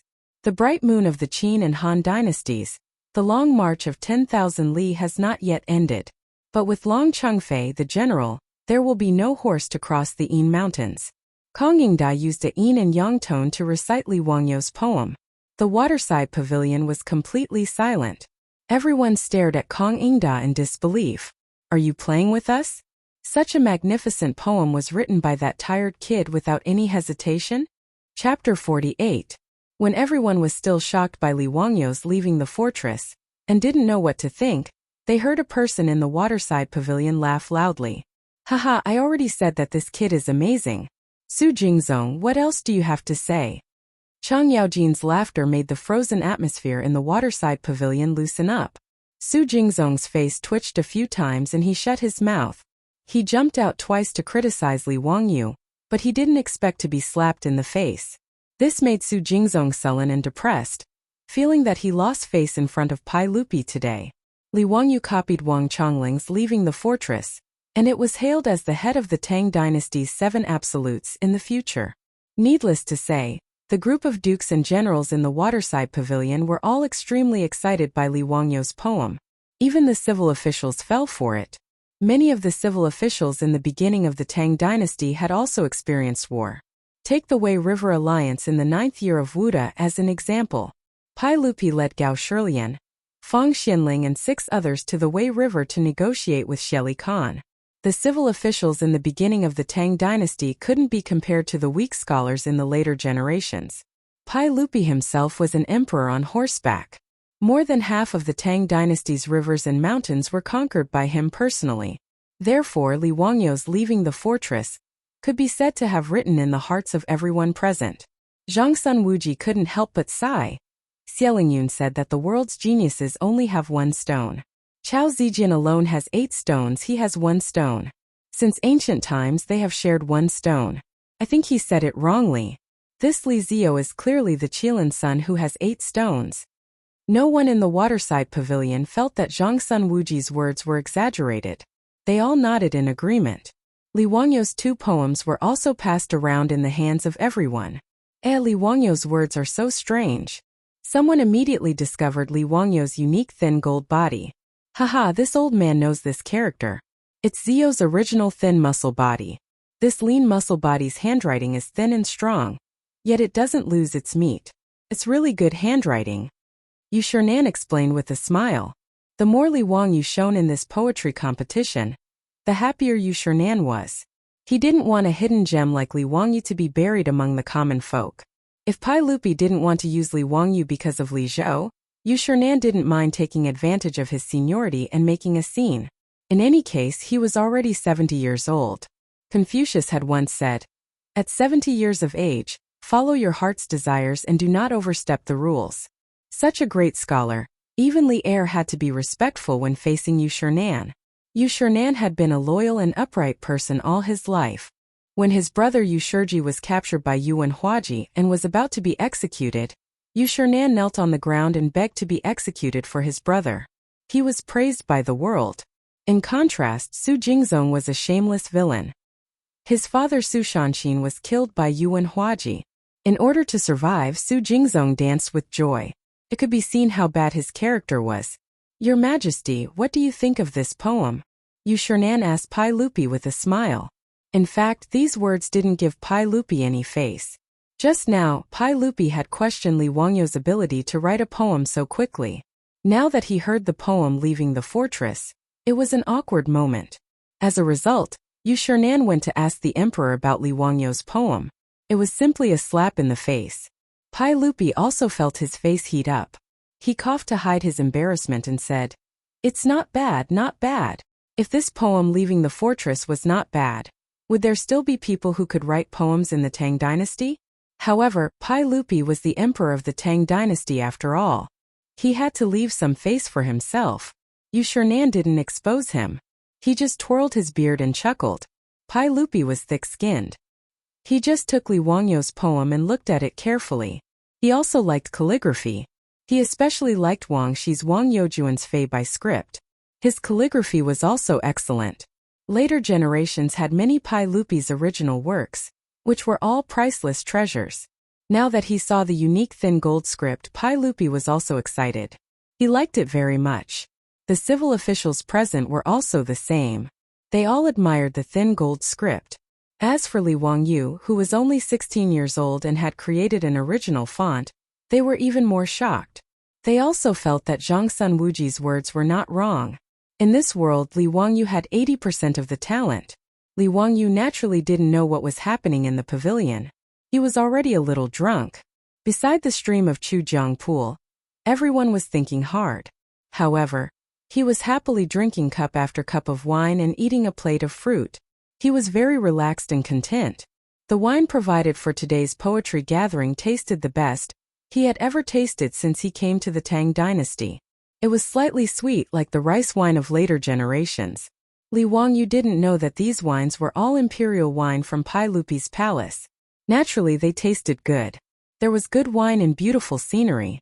Looking at the vast waves of Chujiang Pool and listening to the clear chirping of birds in the forest, Li Wangyu became more and more greedy. He quickly finished the jug of wine on the table. He asked the attendant to bring him another jug of wine.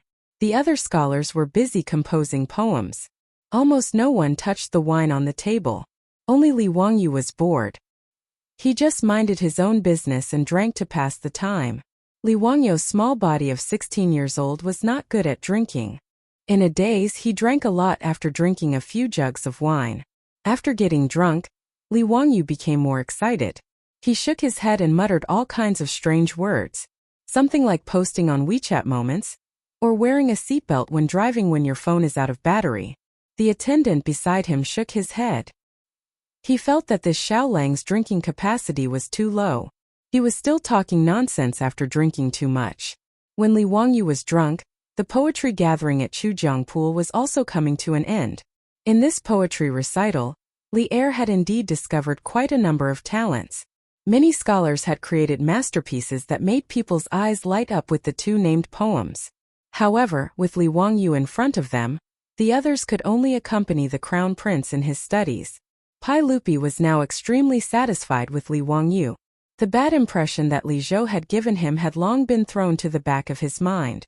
Without any discussion, Pai Lupi and a group of important officials decided that Li Wangyu would be the champion of the poetry gathering.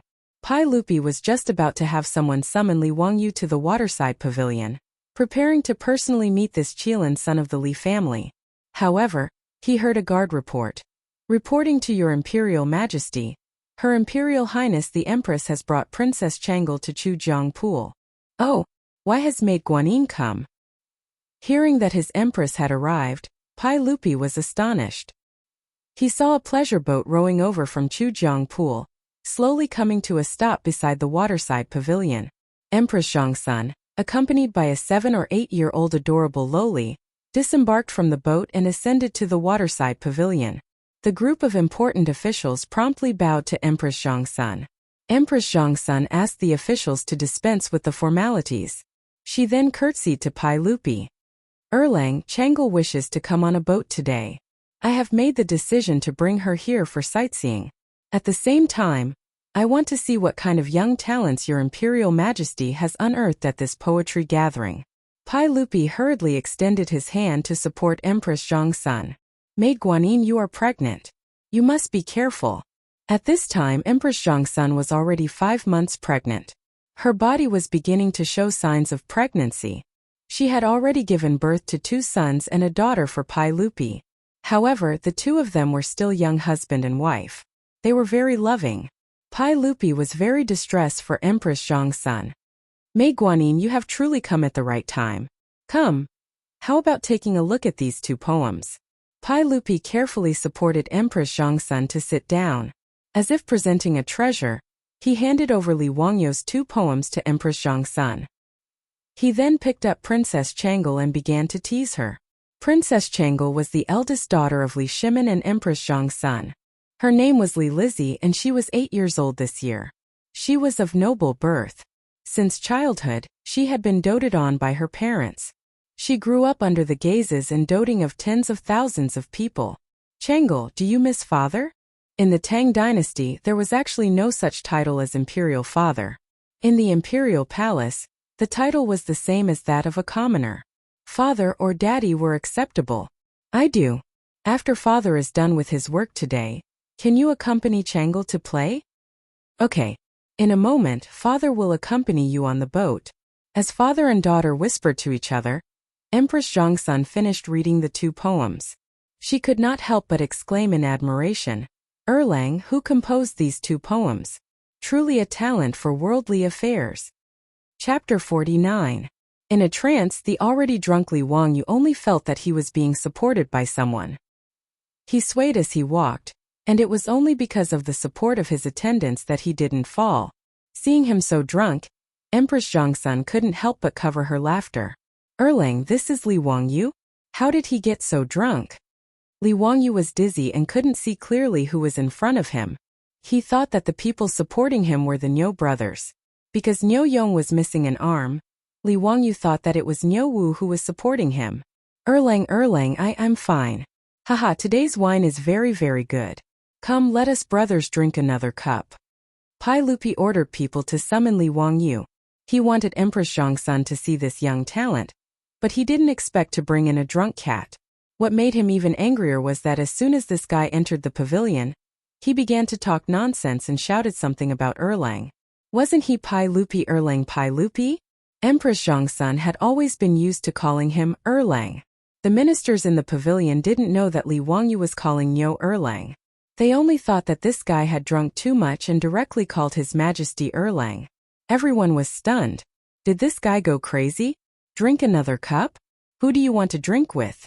Su Jingzong had been hiding behind the crowd for a long time, afraid that Duke Lu would beat him up. Now that he saw Li Wangyu being rude in front of His Majesty, he immediately jumped out. Your Majesty, this guy is talking nonsense. Being rude in front of His Majesty after drinking is the same as disobedience. He deserves 10,000 deaths. I ask that you send him out and punish him with 20 strokes of the cane as a warning to others. Su Jingzong's words could be said to be vicious, directly putting Li Wangyu in a bad light. If Pai Lupi nodded slightly, Li Wangyu wouldn't be able to keep his butt. Yu Shernan hurriedly bowed. Your Majesty, Ziyu is young and greedy for alcohol. I beg for your Majesty's forgiveness. Empress Zhongsun also chuckled and said, Erlang, forget it. Children talk nonsense when they drink too much. Don't take it seriously. From the side, Princess Changle let out a bell-like laughter. Father, why is this elder brother like a drunken cat? Look, he can't even stand steadily. How amusing. With Empress Zhongsun and Yu Shernan pleading for leniency, Pai Lupi naturally couldn't bring himself to punish Li Wangyu. He could only wave his hand, planning to have Li Wangyu brought out. But unexpectedly, although Li Wangyu was drunk, his mouth was unforgiving. In a daze he heard Su Jingzong's words. He pointed at Su Jingzong and said, Who the hell are you? Zio, don't mess around. Yu Shernan hurriedly reprimanded Li Wangyu, wanting him to stop talking. If he truly angered Pai Lupi, it would be troublesome. However, Su Jingzong would not let Li Wangyu off. Today he had lost face several times because of Li Wangyu. With great difficulty he had finally found an opportunity. How could he be willing to let it go? Your Majesty, I see that this Li Wangyu is only a so-so.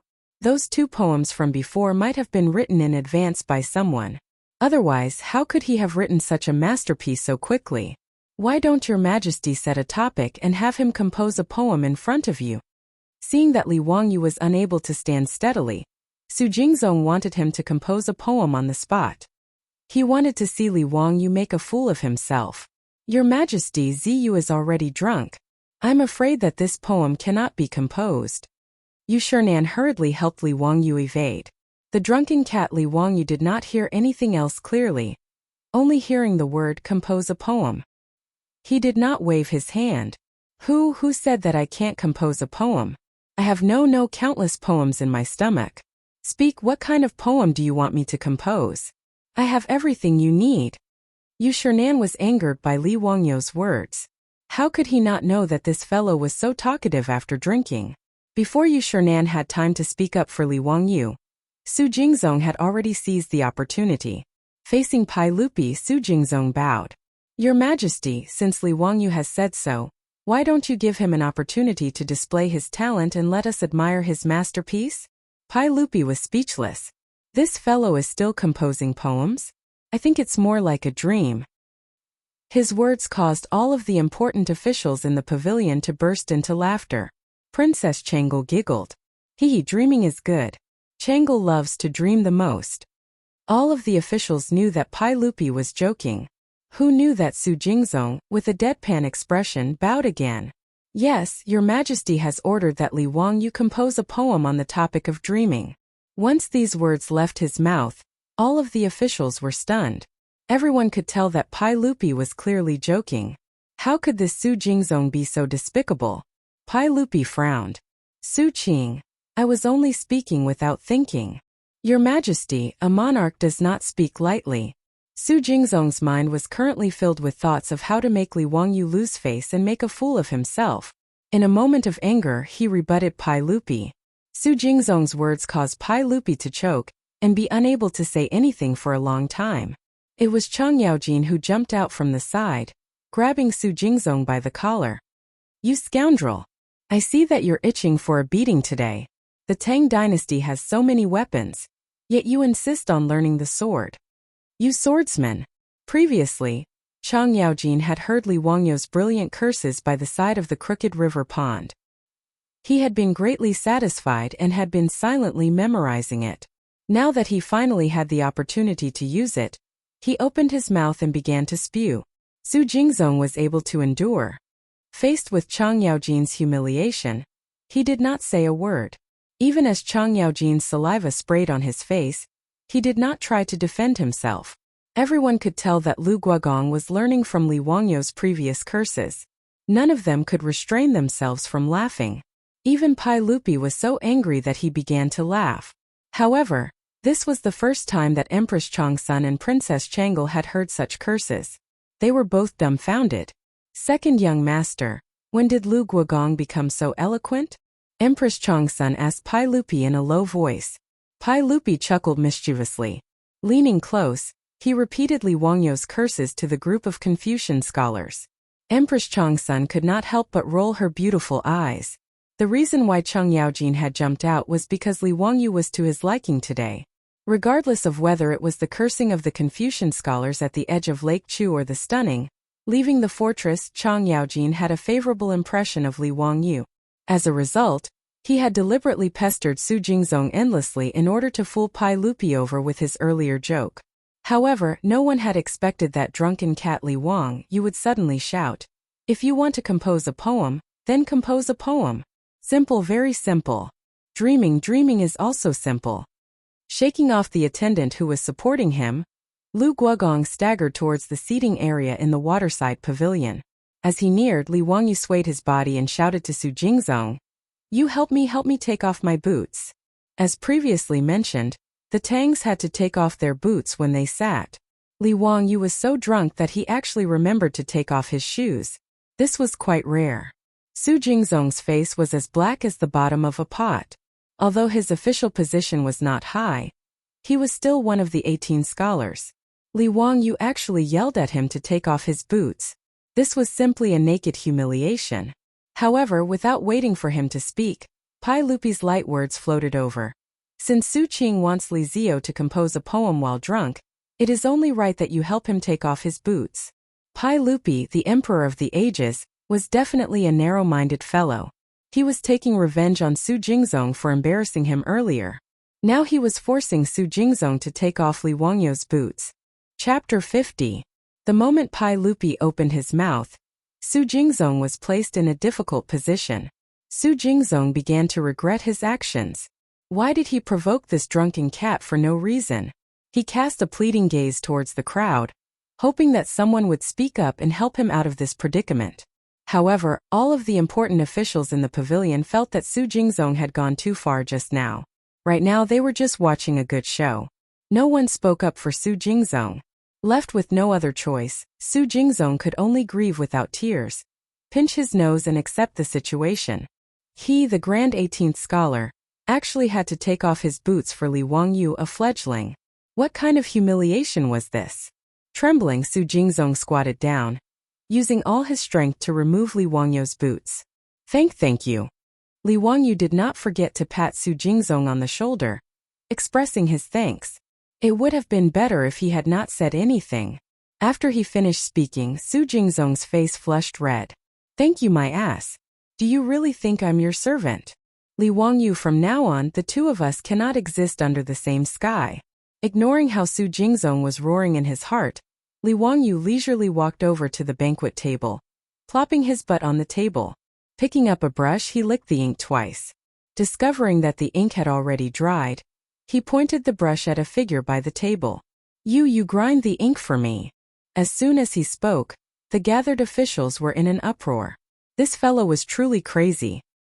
He actually had Princess Changle grind the ink for him. Originally, when Princess Changle saw that Li Wangyou wanted to compose a poem, she had curiously run over, wanting to see how he would compose a poem. Unfortunately, she had been pointed at by Li Wangyou, having her grind the ink. Li Er's face, which had been smiling and watching the show, immediately darkened. He reached out and patted the table beside him. He stood up and said, "How dare you ask my princess to grind ink for you? Li Wangyou, do you want to die? What's all this noise about? It's just grinding the ink. It's not like I'm going to publish it. Hehe, princess, how are you? Big brother will give you a tip later." Li Wangyou spoke incoherently. He thought that he was in a nightclub in the future, but he didn't know that the princess he was talking about was not the princess he was talking about. No one understood what Li Wangyou was talking about, but they knew that Li Wangyou wasn't talking about anything good. Moreover, this guy actually dared to call himself Big Brother. He was simply asking for death. In the Tang dynasty, the term elder brother referred to the father as well as the elder brother. According to the old Tang book, Wang Ju's biography, Emperor Xuanzong wept and said, "Fourth brother is benevolent and filial." The fourth brother he was talking about was his father, Tang Ruizong. Because Tang Ruizong was the fourth son, Tang Xuanzong called him fourth brother. In the future, there was also a letter written by Pai Lupi to his son. At the end of the letter, he also addressed himself as his brother. When Su Jingzong heard this, he was secretly delighted. Li Wangyu actually dared to flirt with Princess Chang'e, claiming to be her older brother. He was simply seeking death. Pai Lupi flew into a rage. Just as he was about to call for the imperial bodyguards to drag Li Wangyu out, Empress Zhongsun gently tugged on his sleeve. "Erlang, I just heard that this Li Jiaxiaolang is also a relative of our imperial family. Is there such a thing?" Pai Lupi was in a fit of anger. In a low, muffled voice he replied, "He was born in the Li clan of Hu County. His father is Li Zhou." "Li Zhou? If I recall correctly, he is Erlang's older cousin, right?" "Correct. Then, isn't this Li Wangyu Chang'e's older cousin? There's nothing wrong with calling him big brother, right?" Empress Zhongsun laughed. "Bah! How could my Chang'e be this scoundrel's younger cousin? Don't even think about it. Moreover, this brat has already been expelled from the Li clan of Hu County. Right now, he is no longer a relative of our Tang dynasty." Pai Lupi was still in a fit of anger, speaking fiercely. Empress Zhongsun's beautiful eyes flickered. Softly she whispered into Pai Lupi's ear, "How could Erlang be so muddle-headed? Such a talent, and also a relative of the imperial family, is precisely a talent that can be used. How could we push him out the door because of that group of old fools from the Li clan of Hu County? Could it be that Erlang wants to push this child to the side of those aristocratic families?" His wife's words caused Pai Lupi to immediately calm down. However, as Empress Zhongsun had said, he was currently desperately trying to weaken the influence of the aristocratic families. How could he push out such a talent like Li Wangyu? Although Pai Lupi was a man of great talent and bold vision, and could be said to be an emperor throughout the ages, he had a problem that could not be considered a problem. He liked to appoint people by favoritism. Just look at the list of 24 meritorious officials that he had established in the Lingyan Pavilion. Ranked first was Empress Zhongsun's elder brother, Zhongsun Wuji. Ranked second was the Prince of Hejian, Li Xiaogong, a relative of the Tang dynasty. Ranked 15th was Zhongsun Shund, Duke of Pai State, who was Empress Zhongsun's maternal uncle. Of course, the relatives that Pai Lupi placed in important positions were truly talented and learned. Li Shimin would not place those without talent or virtue in important positions. As a relative of the Tang dynasty, Li Wangyu was also talented. How could Pai Lupi not be tempted? His eyes flickered. Suddenly, he laughed and said to Princess Chang'e, "Chang'e, why haven't you ground ink for your brother?" With these words, the entire audience was shocked. Was Li Wangyu trying to reach the heavens in a single bound? As soon as Li Shimin opened his mouth, he would have Princess Chang'e, who was doted on by countless people, recognize Li Wangyu as her brother? Su Jingzong felt as if his head was buzzing, and his vision darkened. The little girl Chang'e did not think so much.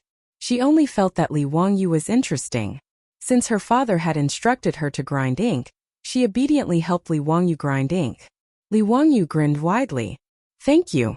Reaching out, he picked up the brush, licked the ink and stood up. Seeing that Li Wangyu was about to write a poem, an attendant immediately rushed forward. Reaching out, he held up the paper for Li Wangyu to write. Just now, these attendants had been frightened witless by Li Wangyu, fearing that the noble would blame them for not being discerning. At this moment, if they did not hurry up and hold up the paper, if this drunken cat pointed at the emperor and had them hold up the paper for him, would they still be alive? Li Wangyu did not pay attention to these things. Shaking his head, he recited while his brush moved like a swimming dragon, writing a poem in cursive. In a dream, Tianlao sings a farewell. Seafarers talk about Yingzhou, the smoke billows are faint, and faith is hard to find. You people talk about Tianlao, perhaps the rosy clouds can be seen. This guy began to plagiarize Li Bai's poem again. In a dream, Tianlao sings a farewell to the officials of Donglu, was Li Bai's dream poem. and also a poem about traveling immortals. At this moment, Li Wangyu was 80 to 90% drunk, but there was still some sobriety in his mind. He did not write farewell to the officials of Donglu. In the waterside pavilion, Pai Lupi, Empress Zhongsun, and a group of important officials could not help but gather around to watch Li Wangyu compose a poem. Li Bai's poem could be said to have a magnificent artistic conception, unpredictable changes, and colorful colors. Everyone was fascinated and intoxicated by it. His spirit traveled to the fairyland on heaven, and his heart felt that the pleasure of the world was the same. In a long poem, Li Wangyu finally wrote, "The pleasure of the world is the same. Since ancient times all things have flowed in the east. Farewell to the emperor, when will it return? Between the white deer and the green cliff. Must ride and visit the famous mountains." At this moment, everyone began to clap and cheer. Ziyu's poem is natural and unrestrained. It's a great poem about traveling immortals. Yu Shernan praised. Pai Lupi nodded in satisfaction, and his face was full of smiles. He did not expect this guy to be able to compose a poem about dreaming when he was drunk. He was indeed a talent. He and Empress Zhongsun looked at each other excitedly. Pai Lupi was already determined to order Li Wangyu to enter the imperial court as an official. At this moment, everyone thought that the poem was finished. Li Wangyu picked up the brush shakily, licked the ink and wrote again. "How can you lower your eyebrows and bend your waist to serve the nobles, making me unhappy?" Li Wangyu recited loudly as he wrote. After he finished, the waterside pavilion was completely silent. At this moment, Li Wangyu was completely drunk. He thought of himself as the immortal poet Li Bai. He threw the brush in his hand and laughed loudly. "Delightful, delightful! I am a banished immortal. The Son of Heaven asked me to come, but I did not get on board. I called myself an immortal in wine. Haha, delightful." After he finished speaking, he fell to the ground and soon began to snore softly. Li Wangyu fell asleep. Chapter 51. Li Wangyu fell asleep, but none of the officials said anything. Pai Lupi's old face was as black as the bottom of a pot. His face was ashen, and he didn't say a word. "How can you lower your eyebrows and bend your waist to serve the powerful? What does this mean? How can Li Wangyu lower his eyebrows and bend his waist to serve the powerful? How can he not smile? In this world Pai Lupi is the most powerful person." The words Li Wangyu just wrote were simply a look of contempt for Pai Lupi. What do you want the narrow-minded Pai Lupi to think? It was simply pointing at a monk and cursing a bald donkey. He didn't leave any face for Pai Lupi. Moreover, he shouted something like, "The Son of Heaven calls for you, but you don't come on board. You call yourself a wine immortal. How arrogant." Pai Lupi didn't immediately have the guards come in to drag Li Wangyu away and chop him to death. This was already very magnanimous. The officials present were also thunderstruck by the last two lines of Li Wangyu's poem. Yu Shernan sighed in his heart. Ziyu has caused a disaster. Only Su Jingzong felt that the originally cloudy sky seemed to have suddenly become clear. He felt very carefree. Li Wangyu, you're seeking your own death." Looking at Li Wangyu, who had fallen to the ground and was sound asleep, Su Jingzong couldn't help but smile. "Erlang." Empress Zhongsun wanted to comfort him, but Pai Lupi reached out to stop her. "Guanin's servant, there's no need to say more. Since this child isn't willing to lower his eyebrows and bend his waist, we naturally won't force him. Let him be happy." After Pai Lupi finished speaking, he ignored the others. With a sullen face, he picked up Chong Lu and turned to leave. Empress Zhongsun sighed helplessly. She turned to the officials and dukes and said, "His Majesty is in a fit of anger. We can't say much. I'll have to trouble you all to take care of the Li family's young man. No matter what, you have just heard His Majesty's order to let Chang'o call Li Jia Shaolang brother. There are some things that His Majesty can do but you can't. You must not act on your own initiative." All the officials present understood her meaning and hurriedly bowed to Empress Zhongsun. "Your Highness the Empress is too serious. This official naturally will not meddle." Empress Zhongsun's words were a warning to the officials, telling them not to deal with Li Wangyu just because Pai Lupi left in a fit of anger. Empress Zhongsun was both angry and happy about this Li Jia Shaolang. She was angry that he didn't know what was good for him, but she was happy that he was talented. Pai Lupi was angered by Li Wangyu's poem and left. She didn't want to refute Li Shimon's face. But out of love and care, it was only right to warn the officials and have them protect Li Wangyu a little. Empress Zhongxuan's words did indeed make many people who had other thoughts give up, but it was as the Empress said. Even if Pai Lupi was angered by Li Wangyu and left, their surname was Li. It was said that one stroke couldn't write two Li characters.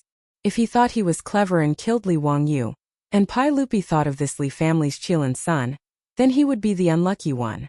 Even Su Jingzong restrained some of his thoughts. At least, he wouldn't put the idea of dealing with Li Wangyu on the surface. I heard that this child's parents are both dead. He is very pitiful. Empress Zhongxun looked at Li Wangyu, who was sleeping soundly on the ground, and touched the child in her belly. She couldn't help but feel motherly love. Okay, let people send this child away. Everyone, please keep this child a secret. Let's wait for His Majesty to make a decision about what happened today. Yu Shernan shook his head and sighed. He could only let the attendants take Li Wangyu, who was sleeping soundly, out. He found the Niu brothers and told them to take good care of him. The poetry gathering in Chu, Jiang and Qi ended unhappily, but the name of Li Wangyu spread among the aristocratic families, nobles and powerful officials in Chang. For the first time, Li Wangyu left a deep impression on the prosperous Tang dynasty, more than 1,000 years ago. But at this time Li Wangyu only felt a splitting headache, his mouth was dry, and his throat was sore. Water, is there any water? His voice was hoarse and he moaned softly on the bed. Hearing his voice, Niu Wu quickly poured a bowl of water from the kettle on the low table, and handed it to Li Wangyu's mouth. Like a dried-up traveler in the desert, Li Wangyu greedily drank the water in the bowl in one gulp. Only then did he feel that his throat was slightly soothed. Where am I? The hostel. Niu Wu laughed and said, Xiaolang, you can't hold your liquor well. You're so drunk that you're completely unconscious. Li Wangyu was completely drunk. In his mind, he only remembered that he seemed to be drinking by the stream in Chujiang. He had no idea what happened after that and how he came back. Erlang, is the poetry gathering over? He thought of the poetry gathering and quickly asked. Yang Quan had told him that he had to be the champion of the poetry gathering, but he was so drunk that he completely forgot about it. It's over. Xiaolang, you're really talented. You're the champion of the poetry gathering. Niu Wu grinned and said, Really? Are you sure I'm the champion? How can it be fake? An old man came out and said it to everyone in person. The champion of the poetry gathering, Li Wangyu from Huxian. Who else could it be other than you? Xiaolang, you didn't see the faces of those scholars. Haha, it was really wonderful. A group of scholars in their 20s or even 30s, losing to a 10-year-old teenager. Wouldn't they be ashamed to death? Li Wangyu had a headache. He patted his head hard. The aftereffects of this Tang dynasty wine were quite strong. And then? You brought me back? Li Wangyu asked. How could that be? When my brother and I were happy for you, we saw you being carried away by two attendants. It was said that there was a noble who wanted to see you. Xiaolang, what noble person did you see? Tell me about it. A noble person wanted to see him? Li Wangyu's mind was in a mess. There were only a few vague figures. There seemed to be a princess? Didn't he say that he would give a tip? Princess. Li Wangyu's mind buzzed. Damn it. Could it be a real princess of the Tang dynasty? When he was talking nonsense at that time, he seemed to be a princess in the nightclub of the future. There was a princess. Then were there also Li Shimin and Empress Zhongxun? Li Wangyu tried hard to recall. He remembered that he seemed to have written a poem. What did he write? Seemed to be a sailor or something. Yes, a sailor talking about Ingzhou. He copied Li Bai's farewell and dream poem. Suddenly, a flash of lightning flashed through his mind. Li Wangyu froze on the spot. He almost cried. He couldn't be so Chinibu, right? In front of Pai Lupi and Empress Zhongxun, he wrote the sentence, How can I bow to the powerful and make me unhappy? It's over. Isn't it King over? Li Wangyu muttered. He slapped himself. Why did he drink wine for no reason? Wasn't this a mess? In front of the emperor of the Tang dynasty, how could he bow to the powerful and make him happy? Did he have nothing better to do? Li Wangyu didn't care whether Pai Lupi appreciated him or not. He was afraid that if he offended Pai Lupi, he would lose his life. Li Wangyu had died once. He didn't believe that he could die again and travel again. Xiaolang, what did you say? Niu Wu didn't hear clearly and asked in confusion. No, nothing. Erlang, what happened after that? What happened after that? He asked nervously and looked up at the door from time to time. He was afraid that a group of soldiers would rush in and take him away to prison. After that? After that, someone sent you out and told me and my brother to take good care of you. We brought you back to the hostel. Really? That's it? Didn't he say anything else? Li Wangyu couldn't believe it. He even asked the Niu brothers to take good care of him. Didn't he write the last sentence? Really? How can it be fake? That's good. That's good. By the way, what time is it now? Shen, sure, it's almost Yushur. Xiaolang, you slept for the whole afternoon. Niu Wu replied. That was 4 or 5 o'clock in the afternoon. There was still some time before the evening drum was sounded, and the door was closed. Li Wangyu quickly got up from the bed, tidied up his clothes, took out the sketch he drew last night from the package, told Niu Wu and went out. He planned to sell another painting and buy food to go back to Zhou village tomorrow. Chang'an was too scary. He couldn't stay here for long. Chapter 52. Under the strange gaze of the old guard, Li Wangyu walked to Peace Square on the opposite side of the street. Peace Square was still crowded with people. Li Wangyu carefully shuttled through the crowd, looking for a suitable target. He saw a young scholar with a jade pendant on him. He must be a noble and was a suitable target. Just as he was about to walk over to sell his sketch, his arm was grabbed by someone. Xiaolang, where are you going? I've been looking for you so hard. Li Wangyu was stunned. He turned his head and saw that it was the fat man who spent 10 taels of gold to buy his drawing yesterday evening. Brother, what's the matter? You still want to buy my drawing? Li Wangyu didn't understand why the fat man was looking for him. Could it be that he wanted a refund? The fat man didn't answer. He turned his head and shouted behind him. Father, I found Xiaolang. Li Wangyu saw a middle-aged man with a kind face walk over from the crowd. He looked similar to the fat man. What was going on? Did he bring his parents to find trouble with him? Li Wangyu was speechless. He had a ridiculous feeling that he sold a pornographic book to a child and then his parents came to denounce him. The middle-aged man was full of smiles. He walked closer to Li Wangyu and cupped his hands. My surname is Cho and my name is Yuanliang. How should I address Xiaolang? What's the matter, Mr. Cho? Li Wangyu was vigilant and didn't rush to introduce himself. Xiaolang, don't worry. We don't have any bad intentions. We just want to invite Xiaolang to our house. That's not necessary. I still have things to do. Li Wangyu quickly found an excuse. Inviting him to be a guest was most likely an excuse. He had never met this father and son before. They probably had ulterior motives for inviting him. This banquet was definitely not a good one. Xiaolang, we really don't have any bad intentions. I'm a famous grain merchant in Chang'an City.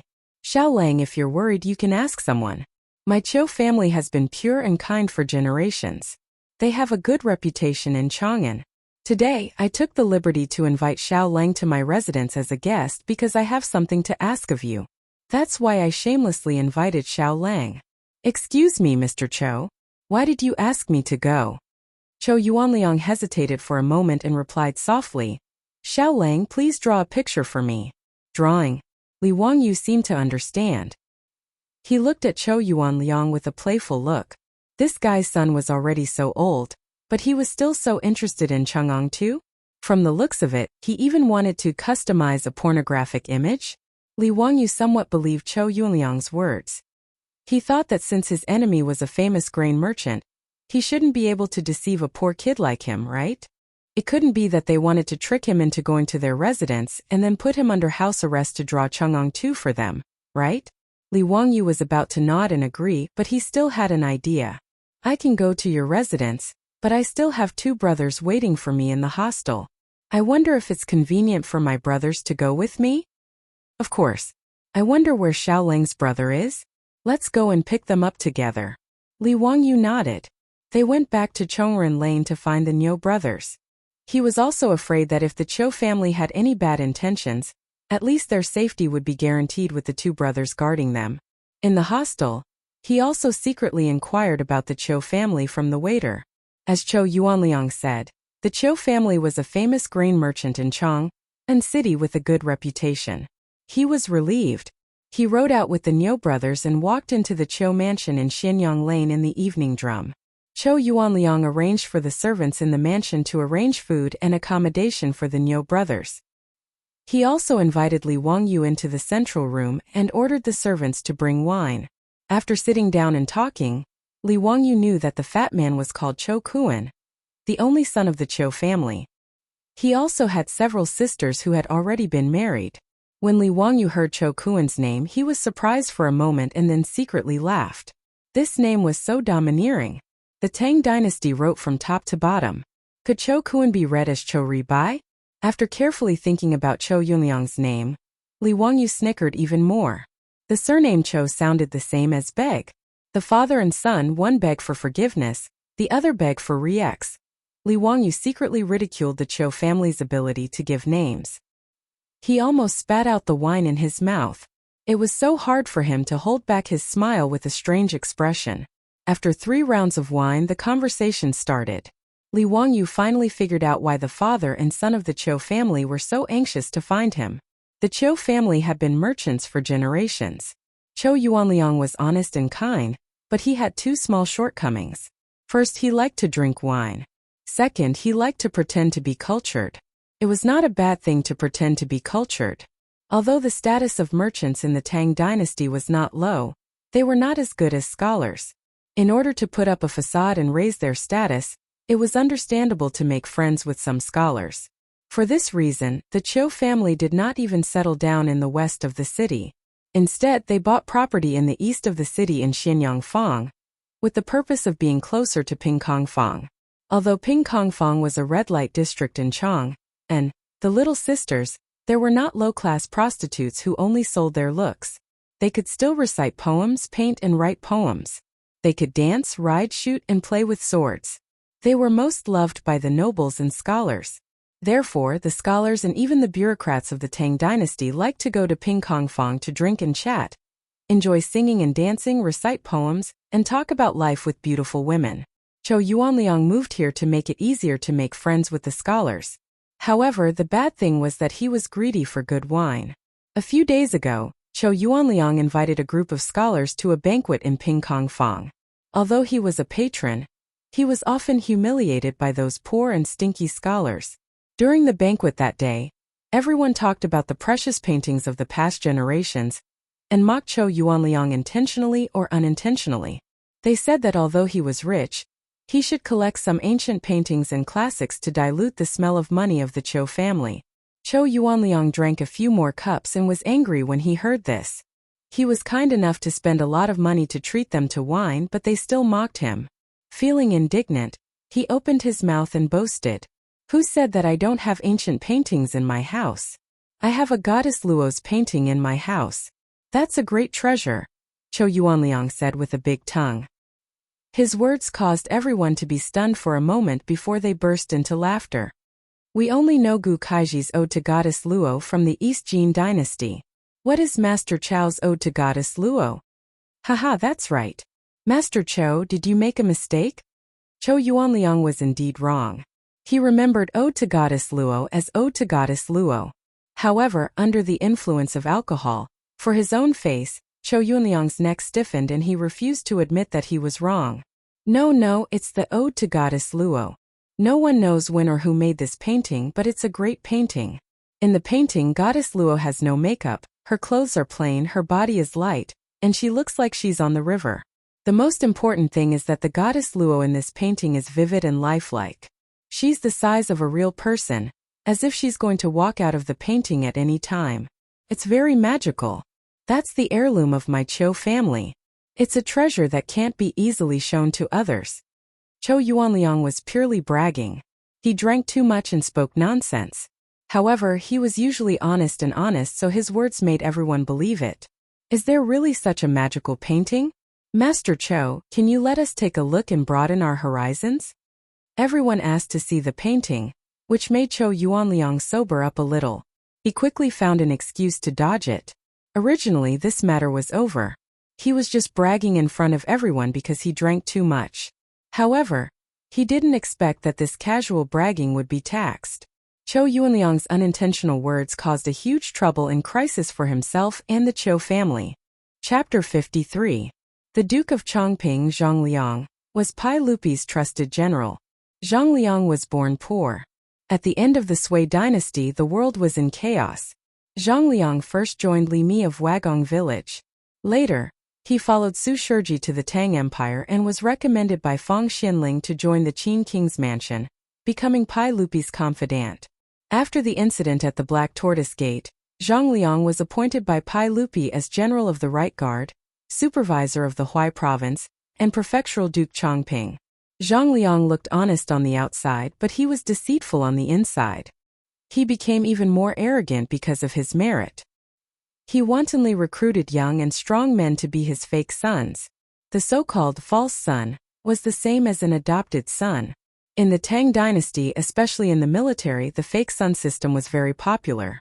Those who could be recorded as fake sons were, of course, brave, courageous, and outstanding talents. Zhang Liang took in 500 fake sons, but he relied on his power to commit crimes.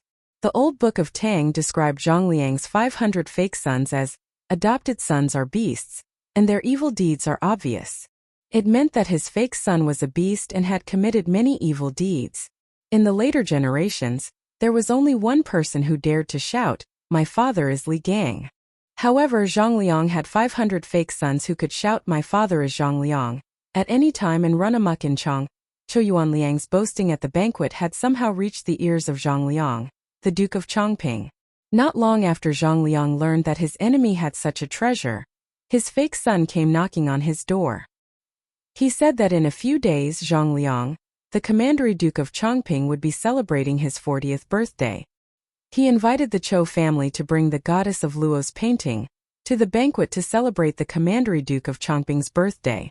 This actually meant that the enemy family wanted to give the ancient painting Luo Shantu to Zhang Liang as a congratulatory gift. However, the aristocrats of the Tang dynasty still paid attention to face. It was not good to come forward and snatch it, but they used this method to force the enemy family to hand over the ancient painting. If Zhou Yuanliang really did have this ancient painting, then so be it. As a merchant, he could not afford to offend the Duke of Chongping. But where was the goddess Luo's scripture? That was simply made up by Zhou Yuanliang when he was drunk. But no matter how he explained, Zhang Liang's fake son only thought that he couldn't bear to part with it and used this excuse to dodge. As a result, he angrily spread the word that if the Zhou clan did not bring a painting to the Commandery Duke Chongping's birthday celebration to liven things up, then they were not giving the Commandery Duke Chongping any face. If he angered the Commandery Duke Chongping, he might lose his head. At this point, Zhou Yuanliang could only lower his head and admit defeat. He promised that on the day of Duke Chongping's birthday, he would bring the goddess of Luo's painting to celebrate and liven things up for the Duke. After Zhang Liang left with satisfaction, Zhou Yuanliang looked around for a brilliant painter, wanting to draw a Luotian painting to deal with it. However, he had boasted so much back then. How could he find an artist to draw a painting that was exactly the same as a real person in such a short time? He spent a lot of money and found several painters to draw the so-called Goddess Luo painting, but he was not satisfied with any of them. Seeing that Zhang Liang's birthday was approaching, the Zhou family was about to face a disaster. When Zhou Yuanliang saw the sketch of a naked woman bought by Zhou Kuan, he saw hope at once. That was why Zhou Yuanliang dragged Zhou Kuan to look for Li Wangyu all over Pingkong Fang. Finally, with the blessings of the heavens, he found it. After explaining all this to Li Wangyu, Zhou Yuanliang looked hopefully at Li Wangyu. "Xiao Lang, may I ask if this painting was made by you?" The reason why Zhou Yuanliang guessed that the sketch was made by Li Wangyu was because the paper was very new. It was obviously a newly completed painting. Secondly, he had heard Zhou Kuan describe the process of buying the painting. He guessed that the painting was made by the person who sold it. Otherwise, the price would not have been so easily negotiated.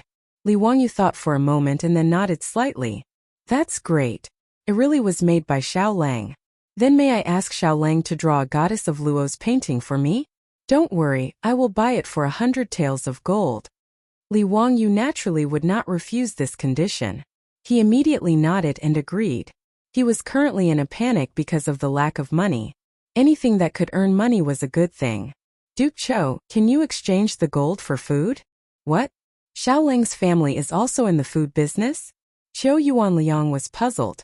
Li Wangyu shook his head. The villagers in the village where I live are poor. He could not say that it was to prepare for the locust plague a month later. He could only say that Dingzhou village was poor. Xiaolang is really righteous. How about this? I will exchange 200 stones of food with you. How about it? Li Wangyu was overjoyed. He quickly stood up and bowed. Thank you for your kindness, Duke Cho. For an adult, eating a caddy of food a day was enough to sustain his life. 1 stone of food was 250 caddies, which could feed an adult for 8 or 9 months. 200 stones of food was enough for the 563 people of Dingzhou village to eat for 3 months. With the small amount of food in the village, it could support them for a while. 100 taels of gold could only buy 160 stones of food. However, Qiu Yuanliang was willing to give him 200 stones. This was naturally a good thing. It also showed that the Qiu family was really a kind person. For this, Li Wangyu was grateful. The two sides had a pleasant conversation. Qiu Yuanliang immediately asked people to bring a pile of blank scrolls that had been mounted. All of them were large scrolls that were taller than a person. However, Li Wangyu only glanced at them and shook his head with a wry smile.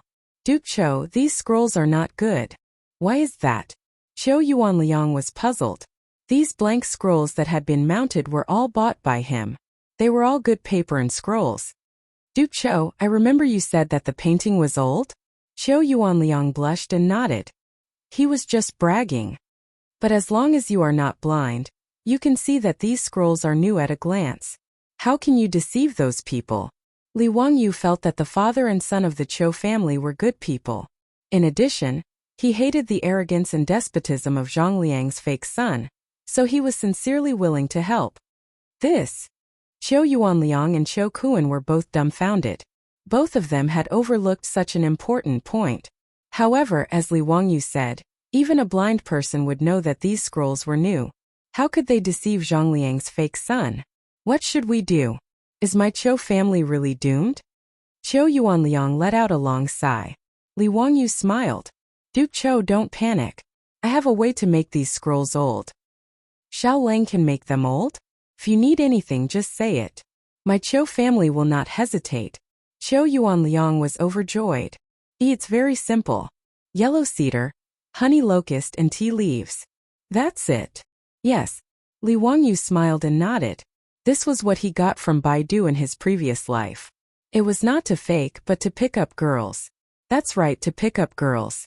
To put it simply, in order to deceive the girl, Li Wangyu shamelessly lied that he had been secretly in love with her for many years. He had written many love letters but did not dare to send them out. Originally, he just wanted to win the girl's favor. However, the girl asked him for the love letters that he had not sent out. He had never written any love letters before, so he wrote a few new ones overnight. Then, he found the method of making old ones from the internet and deceived the girl. Although the girl finally gave Li Wangyu a good person card, Li Wangyu remembered the method of making old calligraphy and paintings. However, he did not expect that it could be used in the Tang dynasty. Yellow cedar was a traditional Chinese medicine. Qiu Yuanliang immediately sent the servant to the medicine shop in the square to buy the medicine. As for honey locust and tea leaves, the Qiu family had them. There was no need to go out and look for them. Not long after, the servant ran back with a lot of yellow cedar. Honey locust and tea leaves were ready. Chapter 54. Qiu Yuanliang and Qiu Kuan looked at Li Wangyu expectantly. Xiaolang, do you still need anything? Is this enough? It's enough. Ask someone to boil the yellow cypress and Chinese honey locust. Soak the tea leaves in the water alone. Also, prepare a few ovens to dry the painting later. When the yellow cypress and Chinese honey locusts were boiled, Li Wangyu asked someone to bring a brush. He carefully dipped the brush in the yellow-brown liquid and brushed it on the painting several times. Then he asked someone to take it to dry. After that, he brushed it several times with tea water, dried it, and then brushed the yellow cypress and Chinese honey locust water. After repeating it several times, the original brand new painting became like an ancient painting that had been through thousands of years. It was very old. As for the scroll of the painting, it didn't matter. If he was asked, he would answer that the original one was rotten and replaced it with a new one. Li Wangyu made 7 or 8 scrolls old in one breath. He was afraid that he didn't draw well and needed to redraw for backup. After all, he hadn't drawn such a big sketch of a person before, so he wasn't very confident. He asked Zhou Yuanliang to prepare charcoal and steamed biscuits for him. Hearing that Li Wangyu wanted steamed biscuits, Zhou Yuanliang thought that Li Wangyu was hungry again and planned to prepare another table for him. Li Wangyu could only explain with a smile that he wasn't hungry. The steamed biscuits were used as a tool for drawing. Those who had learned to sketch knew that wiping with a steamed bun could replace an eraser, and it could gradually soften the sketch. It was a very convenient tool. There was no place to find an eraser in the Tang dynasty, so steamed biscuits were just right to replace it. When everything was ready, Li Wangyu suddenly slapped his forehead. He had forgotten the most important thing. He was still short of a model. Li Wangyu had never drawn a portrait of a beautiful woman in ancient clothes before. Without a model as a reference, he couldn't draw it. When Zhou Yuanliang and his son said this, they were dumbfounded. Although they didn't understand what Li Wangyu meant by model, they understood that Li Wangyu needed to draw this picture according to a woman. Zhou Yuanliang was straightforward. He immediately ordered the servants in the mansion to find all his concubines and let Li Wangyu choose who was suitable to be the model. This guy's straightforwardness was a bit beyond Li Wangyu's expectation. This was the Tang dynasty. How could he let his concubines come out to see him, an outsider, and let them be his models? However, Li Wangyu felt that this was the Tang dynasty. A concubine was not a wife at all, let alone have any status. And a wife a concubine and a guest's wife a wife's wife for a year and a half. A man who had concubines but no wife was still an unmarried, golden bachelor. And if his wife died, even if the husband had a house full of concubines, he would still be a widower without a wife. He would have to find another good family to marry his wife. Scholars like Bai Jui and Su Dongpa often gave their concubines to others. It was normal to give concubines to confidants and meritorious officials. In the Tang dynasty, there were hundreds of concubines at most and dozens of concubines at least. From the nobles to the common people, taking in concubines was a common phenomenon. Moreover, when the master of the Tang dynasty invited guests, these concubines had to come out and dance to liven things up. It was even common for the guests to directly ask these concubines to serve them, or even give them as gifts. Bai Jui had a poem, 12 Beauties Before the 9 Candlesticks.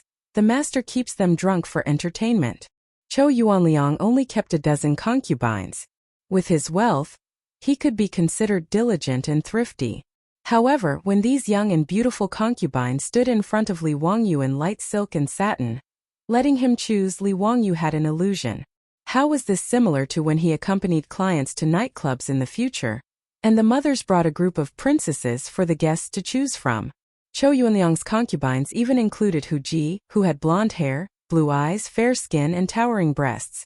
These concubines wore thin clothes, and a large white mountain range was exposed under their tube tops. Li Wangyu felt that he had misunderstood old Mao.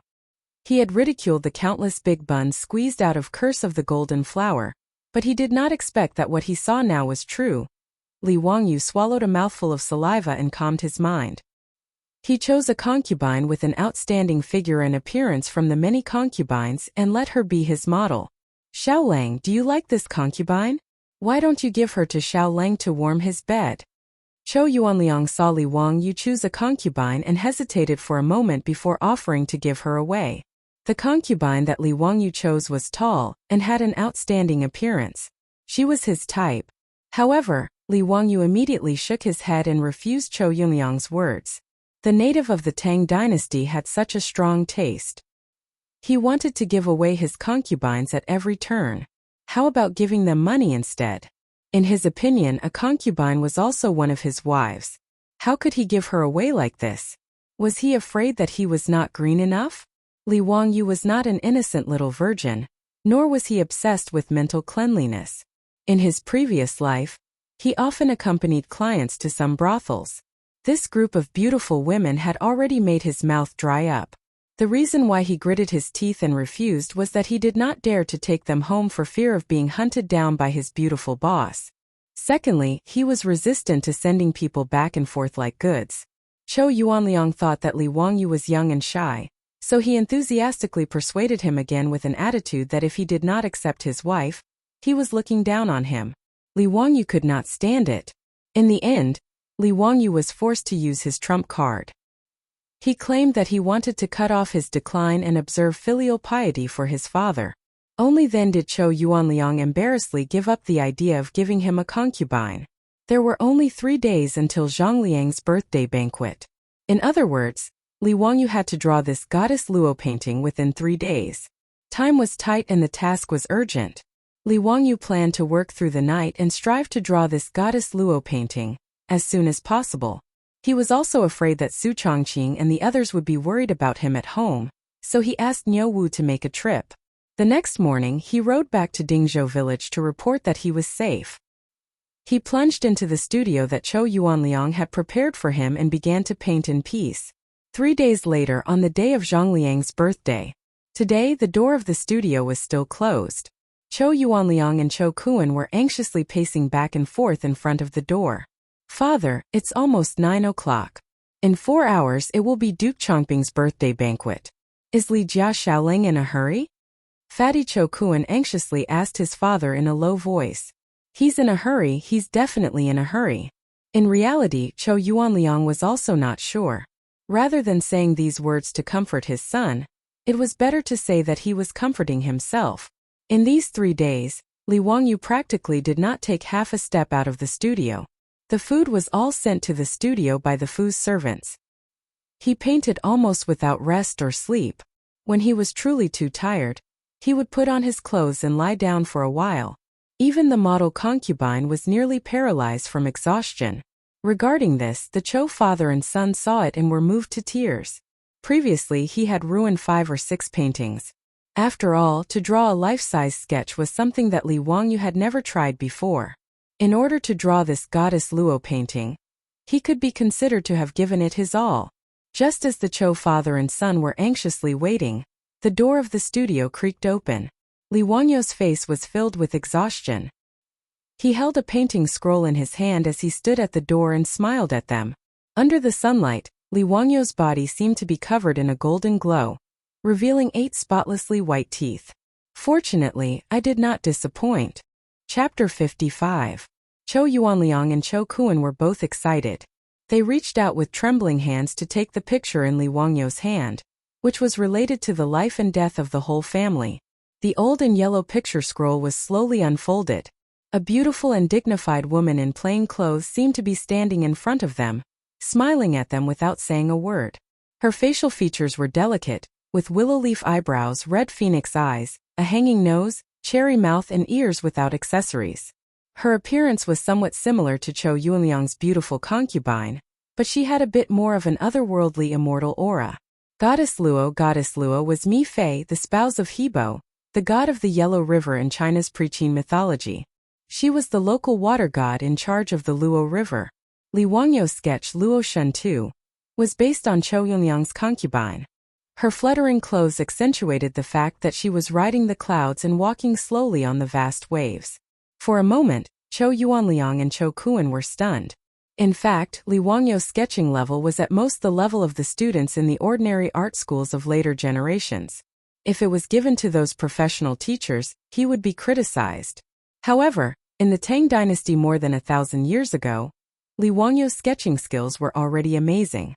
Even in Europe during the Renaissance of the 15th century, 700 or 800 years later, Leonardo da Vinci, Michelangelo, and others invented and used the principles of perspective, anatomy, and composition, which provided a scientific basis for the three-dimensional and spatial sense of the sketching performance and gradually perfected the sketching skills.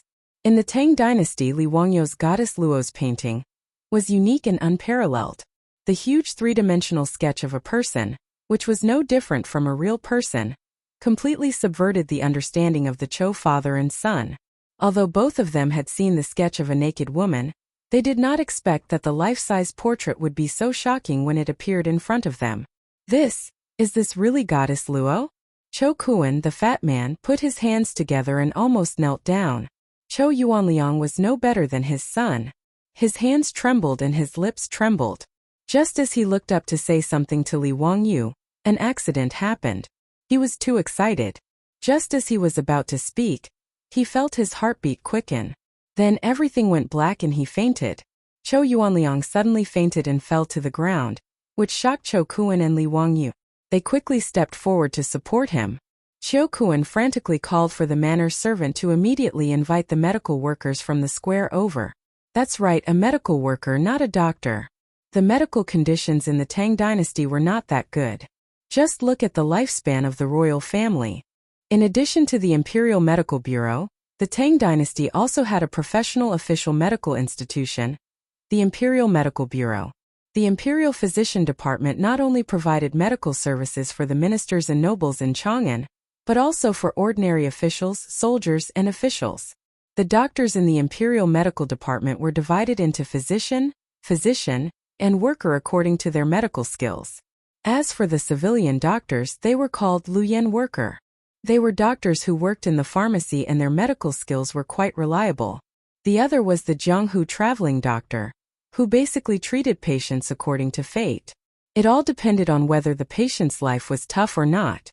There was a pharmacy in Xianyang Square, so naturally there were doctors who worked there. The Cho family's servant trotted out to invite the doctor. The others hurriedly carried Cho Yuanliang into the room and onto the bed. Not long after, a white-bearded doctor rushed in under the lead of the Cho family's servant. After a diagnosis, acupuncture, and massage, Cho Yuanliang finally woke up. Dr. Zhang, how is my master? Why did he suddenly faint? Cho Kuan was a filial son. At this moment he was so anxious that he was about to get angry. It's nothing serious. He suffered from internal injuries of the 7 emotions, dizziness due to the wind, lack of upper qi, lack of qi and blood, and dizziness due to lack of qi and blood. I have already performed acupuncture on Master Cho. Take a few decoctions and he will be fine after a few days of recuperation. Li Wangyu only understood half of Dr. Zhang's words. The gist of it was that Cho Yuanliang was too emotional. Coupled with the lack of qi and blood, he fainted. Thinking about it, it was probably due to the excitement of seeing Li Wangyu's Luoshan's painting. Coupled with the recent depression in his heart, the sudden excitement caused him to faint due to insufficient blood flow to his brain. After Cho Yuanliang woke up, he struggled to get up. It's getting late. I have to rush to Duke Chongping's manor. Kuaner, help me up. Dr. Zhang hurriedly stopped him. Master Cho, don't be rash. You have to stay in bed and rest for a few days. Otherwise, your condition will relapse. No, today concerns the life and death of my Cho family. I have to go. How could Cho Yuanliang listen to the doctor? Cho Kuan hurriedly stopped him.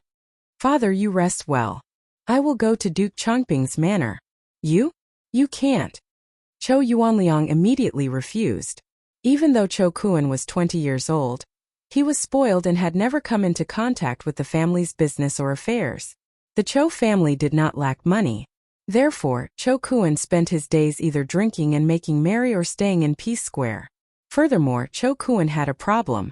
He liked to meddle in other people's business. Even though he was a dandy, he was not a bad person. However, he had a one-track mind. Cho Yuanliang knew his son's personality. How could he let him go to Zhang Liang's manor? What if this guy was humiliated and said something he should not say? Wouldn't that harm the entire Cho family? Being looked down upon by his father, Cho Kuan's chubby face flushed red. He opened his mouth but did not know what to say. Actually, even Li Wangyu had long since noticed that this Cho Kuan could be considered to be a straightforward fatty without any schemes. He could guess why Cho Yuanliang did not allow him to go to Zhang Liang's manor to present the painting. Seeing this, Li Wangyu shook his head and sighed. Master Cho, if you trust me, why don't I go to Duke Chongping's manor on behalf of the Cho family? Xiao Lang is willing to present the painting on behalf of my Cho family? How can that be? Cho Yuanliang hurriedly refused. It was not that he did not trust Li Wangyu, but he was afraid that this Xiao Langjun would be wronged. Even though he had only known Li Wangyu for 3 days, Cho Yuanliang's eyes, honed from many years of business, had already seen that he was not ordinary. He was not old, but he spoke well. His words and actions were mature and shrewd. Seeing that day in Pingkong Fong, Li Jia Xiaolang insisted on bringing his 2 elder brothers to the Chou family. Chou Yuanliang knew that he was meticulous. This was to prevent the Chou family from harming him. Even though he was guarding against the Chou family, Chou Yuanliang thought highly of Li Wangyu. It was not easy to be so careful at such a young age.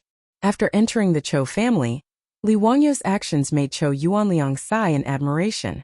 For the livelihood of the villagers, he did not want gold but only food. This was benevolence. For the Chou family to draw the goddess of Luo's painting, he did not rest or sleep for 3 days. This was righteousness. He did not trust others easily and was careful to seek confirmation. This was wisdom. With such benevolence, righteousness, and wisdom, Xiaolang Jun, Chou Yuanliang naturally had nothing to worry about. He could not bear to see Li Wangyu suffer on behalf of the Chou family. Since ancient times, the status of a merchant's family was low. Even the Chou family, who was a wealthy grain merchant in Chang'an, had a far cry from the status of a normal aristocrat. Not to mention a marquis like Duke Chongping. Zhang Liang's reputation was not good. If Li Wangyu presented the painting on behalf of the Chou family, who knew how much humiliation he would suffer? How could he be at ease? Li Wangyu saw Chou Yuanliang's worry and smiled. Master Chou, don't worry. Leave the matter of presenting the painting to me. Chapter 56. Chou Yuanliang naturally knew Li Wangyu's good intentions. He hesitated for a while and sighed on the sickbed. In that case, I'll leave it to Xiaolang. After this matter is over, my Chou family will definitely repay you generously. He looked at his son on the side. I'm afraid it's not enough for Xiaolang to go alone. Kunar, you go with Li Jia Xiaolang. But listen to Xiaolang. You must not act on your own. Fatty, who was originally depressed, was overjoyed when he heard his father's words. He nodded repeatedly and said yes. Chou Kuan, this Fatty, did not have any other abilities, but he was very filial and listened to his father. Although he was a few years older than Li Wangyu, since his father asked him to listen to Li Wangyu, he would never say anything. Xiaolang, I'll leave it to you. Chou Yuanliang lay on the sickbed and cupped his hands toward Li Wangyu. Mr. Chou, you're too serious. You have a good rest. Brother Chou and I will be back soon. It was getting late. After finding a good gold-rimmed Phoebe box to put the picture scroll, Li Wangyu and Chou Kuan rode the Chou family's strong horses to Zhang Liang's mansion. The Tang dynasty advocated riding horses. If one did not have money, one could also ride a donkey. It was rare to see people riding in sedan chairs in later TV series. The Tangs thought that sedan chairs were too effeminate. If one was not 70 or 80 years old or physically disabled, no one would want to ride in a sedan chair. They would be laughed at. The most important thing was that Pai Lupi was the emperor of horses. When he went out, those golden and silver carriages were just decorations. He always rode horses. If the top was good, the bottom would be even better. In the Tang dynasty, riding horses was the right way to go. The tall and handsome horses were comparable to the luxury cars of the later generations. Even the women went out on horseback just like the men. At most, he would wear a conical hat with a black veil hanging from the edge of the hat, covering his face and body. Li Wangyu looked at Chou Kuan, this fatty riding a horse. He was worried about the horse under him. Would it be crushed by Chou Kuan's huge body? That would be a sin. He felt that if the horse carrying Chou Kuan on its back had something to say, it must be because of the bitterness in the baby's heart. But the baby did not say anything. Zhang Liang's mansion was located in Anqing Lane, northeast of Chongren Lane. Because Chang'an was too big, it was nearly 4 kilometers away from the Chou mansion. The two of them chatted along the way. Before the banquet started, they arrived in front of Duke Chongping's manor, which was located on the side street of the Gate of Heaven Influence. In the city of Chang, and of the Tang dynasty, only the third-grade officials of the royal family and above could open their doors to the street. Ordinary people could only open their doors in the square. Zhang Liang was the founding prefectural duke, and was a primary grade 2 prefectural duke. Naturally, he had the right to open the gate of his residence to the main street. At this time, the 80-meter-wide side street of the Gate of Heaven Influence was already filled with horses. The attendants of the various officials who came to attend the banquet were all chatting outside Duke Chongping's manor. waiting for the banquet to end to pick up their masters. Li Wangyu and Cho Kuan had just arrived in front of Duke Chongping's manor when they heard someone shout before they even got off their horses. Where did this merchant come from? Don't you know the rules? Is this a place where you can stop? Get lost. Li Wangyu was stunned. Why were they being chased away when they had just arrived at the entrance? Looking up, they saw a middle-aged man standing at the entrance of Zhang Liang's manor. He looked like a steward and was shouting at them. The reason why this steward could tell that Cho Kuan was a merchant, including how Li Wangyu could tell that Cho Kuan was selling the map at a glance, was not because of his sharp eyes, but because of the color of Cho Kuan's clothes. One of the main characteristics of the Sui and Tang dynasties was the color of clothes, which mainly referred to men's clothes. Women did not matter. Regardless of whether they were noble women or commoners, they all wore colorful clothes as long as you could afford them. In the Tang dynasty, the color of one's clothes could not be casually worn. Bright yellow was used exclusively by the imperial family. This went without saying. Civil and military officials of the third rank and above wore purple. Fourth rank officials wore dark red. Fifth rank officials wore light red. Sixth rank officials wore dark green. Seventh rank officials wore light green. Eighth rank officials wore dark green. And ninth rank officials wore light green. Officials wore light green, while merchants could only wear black. Thus, regardless of whether Fatty Cho Kuan's black clothes were made of silk or coarse cloth, others could tell his identity at a glance. As for commoners like Li Wangyu, they could only wear white. The so-called white body was a commoner without an official position or title. They could only wear white. Li Wangyu smiled and explained, "We are from Chang'an's Manor. We were invited by your manor to participate in the birthday banquet. Get lost and enter the manor through the side door." Tian Shaoling, you don't know the rules at all. Is this gate something that merchants and white bodies like you can walk through? Don't you have eyes? Are there any officials of the third rank and below who can walk through the gate? The steward's words caused the surrounding troops and servants who were waiting for their masters to burst into laughter. Haha, Steward Zhang is right. Merchants dressed in black want to walk through the front door of the Duke Chongping's manor. They are truly audacious. They must be drunk from drinking at home. Haha. It's been a long time since I've seen someone so ignorant. Interesting. A merchant in white wants to walk through the front door of the Duke Chongping's manor? Are they dreaming? Steward Zhang, why would the Duke Chongping invite a merchant to his birthday banquet? Steward Zhang, who had loudly berated the Cho Manor's carriage, was pleased. He cupped his hands and replied loudly, "Bullshit invitation. This Cho family is a grain merchant in Chang. My master heard that they have the goddess Luo's painting, and asked them to come and present it for entertainment." Steward Zhang's words caused the troops and servants who were waiting for their masters to laugh even louder. In reality, their status was not higher than that of Li Wangyu and Cho Kuan, and their pockets were not as rich as the two of them. But at this moment, these troops and servants felt that they were superior and could freely laugh at the two who wanted to walk through the front door of the Duke Chongping's manor. Originally, Li Wangyu did not care about walking through the front door. He was only here to help the Cho Manor present the painting and did not want to cause trouble. But the bad thing was ruined by the fatty Cho Kuan.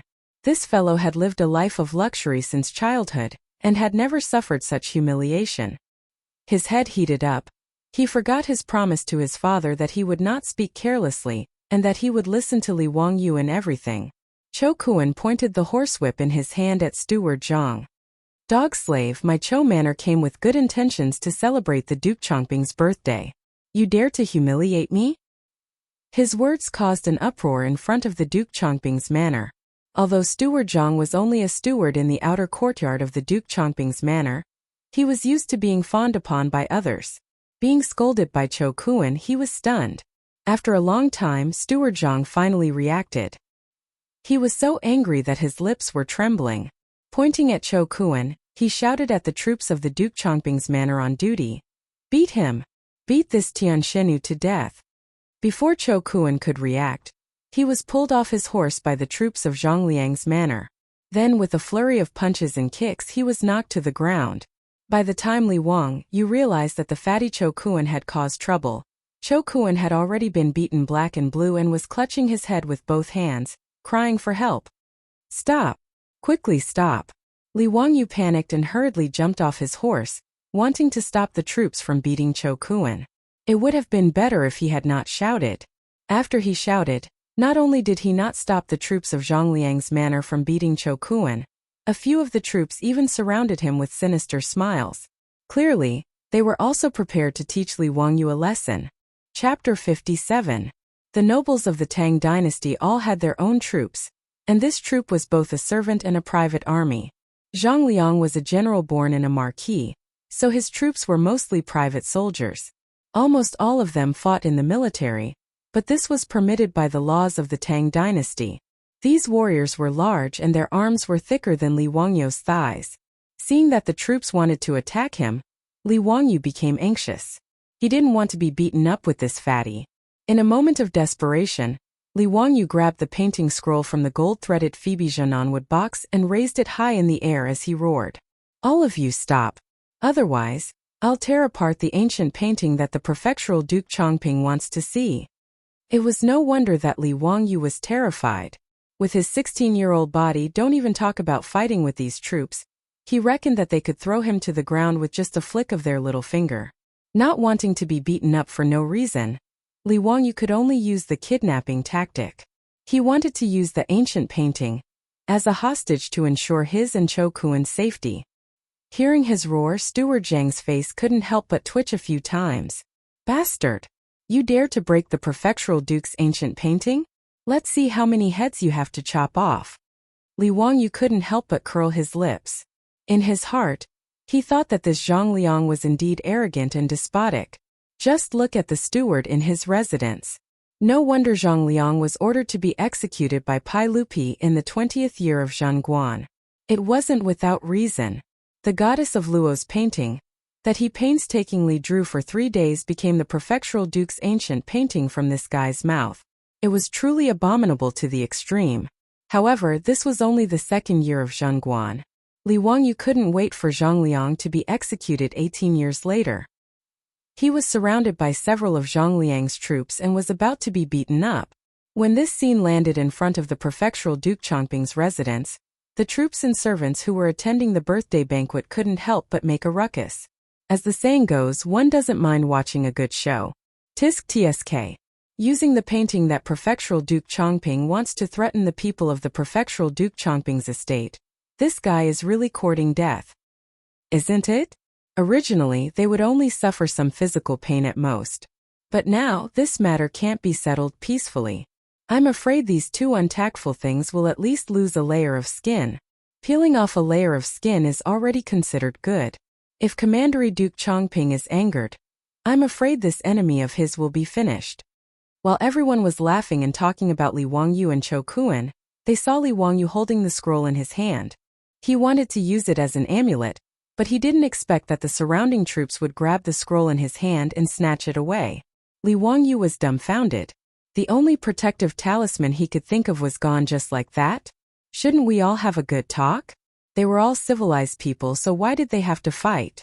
Seeing that the fists of Zhang Liang's troops were about to come crashing down, Li Wangyu could only prepare to use the life-saving move he learned from his school days. He hugged his head with both hands and squatted on the ground, trying his best to reduce the area of his body that would be hit. At this moment, a sudden shout came from outside the crowd.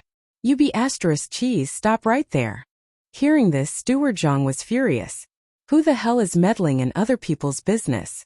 You dare to meddle in the affairs of our prefectural Duke Chongping's estate? How many heads do you have? When he saw the appearance of the person who had come, he almost fainted from fright. "Lu, I don't know, please forgive me." Steward Zhang was so scared that he couldn't speak clearly. The shout came from 2 large men on horseback. One was a large man with a yellow face, the other was a dark-skinned man with sideburns. It was obvious that the 2 of them were also nobles of Chang'an. Behind them followed a group of valiant troops. Seeing that Zhang Liang's troops had no intention of stopping, the troops behind the 2 men immediately rolled up their sleeves and rushed forward. Like hungry tigers charging into a flock of sheep, Zhang Liang's troops, who had just beaten Cho Kuan to the point of crying for his parents, instantly changed their roles.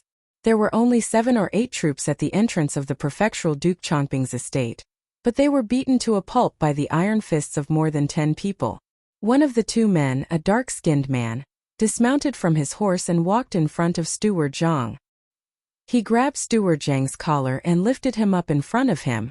Cheese. You want to chop off my head? Even your prefectural Duke Chongping doesn't dare to say such things to me. You've got guts. Without waiting for Steward Zhang to beg for mercy, he swung his hand and slapped him across the face. With a paw sound, the arrogant and despotic Steward Zhang fainted from the slap. Who knew how many of his teeth were knocked out and blood flowed from the corner of his mouth? The troops and servants of the guests in front of the prefectural Duke Chongping's estate had been chatting and laughing as they watched Li Wangyu and the others. Now they were as silent as cicadas in winter, afraid that they would get into trouble. The two men who had beaten up Zhang Liang's steward and his troops were naturally recognized by the servants of the Chong and city's nobles. Many people were muttering in their hearts.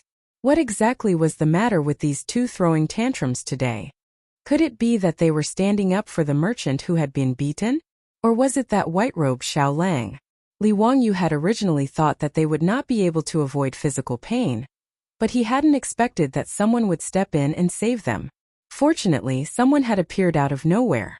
Otherwise, he and Cho Kuan would have been in big trouble, Li Wangyu thought to himself. He hurriedly helped the wailing fatty Cho Kuan up. This fatty had thick skin and flesh. Although he had been beaten until he was screaming, there were no obvious injuries on his body. Seeing that Cho Kuan was fine, Li Wangyu bowed deeply to the two burly men. Many thanks to the two Langjuns for helping us. How should I address you? The fatty Cho Kuan had been beaten senseless. He knew that he had said something wrong and had almost caused a disaster. Ignoring the pain on his body, he hurriedly bowed to the two men and lowered his head, not daring to speak. Waha, you're not bad, little child. To save your friend, you dared to go against these bastards. I like it. The burly man with a curly beard extended his hand and patted Li Wangyu's shoulder twice, laughing loudly. It would have been better if he hadn't patted him, but when he did, Li Wangyu felt as if he could hear the bones in his shoulder breaking. A huge force slapped Li Wangyu's body, causing him to stagger and almost fall. Little child, why is your body so weak? The burly man with a curly beard frowned and said, not feeling that there was anything wrong with him. Li Wangyu wanted to cry but had no tears. What kind of person was this? We don't have any grudges, right? Did he have to pat me so hard? He even blamed me for being weak. How could he be so unreasonable? He didn't dare to say more and could only bow again. May I know the names of the two Langjuns? Li. The burly man with a black face was just about to speak when he was pulled by the other man beside him. He thought of something and quickly changed his words. Li. You little child, why are you speaking so sour? I am Chang Jijie and this is Qin Shubao. When Li Wangyu heard this, he felt as if he had been struck by lightning. The number one troublemaker of the Tang dynasty. The devil incarnate. Duke Lu Cheng Yaojin Cheng Jijie. Duke Qin Qiong Qin Shubao. Damn it. Just now he was still thinking that Chang Yaojin would appear out of nowhere, but he didn't expect it to be Chang Yaojin, the devil incarnate. His mouth was really effective. Unfortunately, there was no lottery in the Tang dynasty. Otherwise, he would have bought a few lottery tickets. Chapter 58. Chang Yaojin and Qin Qiong were also here to attend Zhang Liang's birthday banquet. Although their relationship with Zhang Liang was normal, they were both in the army and were old acquaintances of the Qin king's manor. They were comrades who helped Pai Lupi to the dragon throne during the bloody battle at the Xuanwu Gate. Naturally, they had to attend Zhang Liang's birthday banquet. Of all the famous generals in the early Tang dynasty, Chang Yaojin and Qin Qiong had the best relationship. They knew each other since childhood and met at Wagong village to fight together. The two left Wang Shichong and joined the Tang army, becoming Pai Lupi's disciples. As a result, their relationship was much deeper than other people's.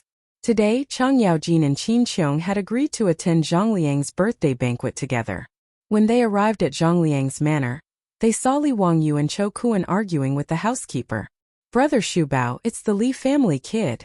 Chang Yaojin's eyes were sharp, and he immediately saw Li Wangyu. Qin Qiong also frowned. Zhang Liang's subordinates were really overbearing, attacking without a word. Li Wangyu was not a normal person. How could he be beaten up by this group of people? 3 days ago, Chang Yaojin, Qin Qiong, and Zhang Liang were all present at the Zhujiang Lake Poetry Banquet. They had a deep impression of Li Wangyu. Li Wangyu's literary talent that day was astounding, especially the poem Leaving the Fortress, which made the two veteran generals, who had been on the battlefield for a long time, raise their eyebrows.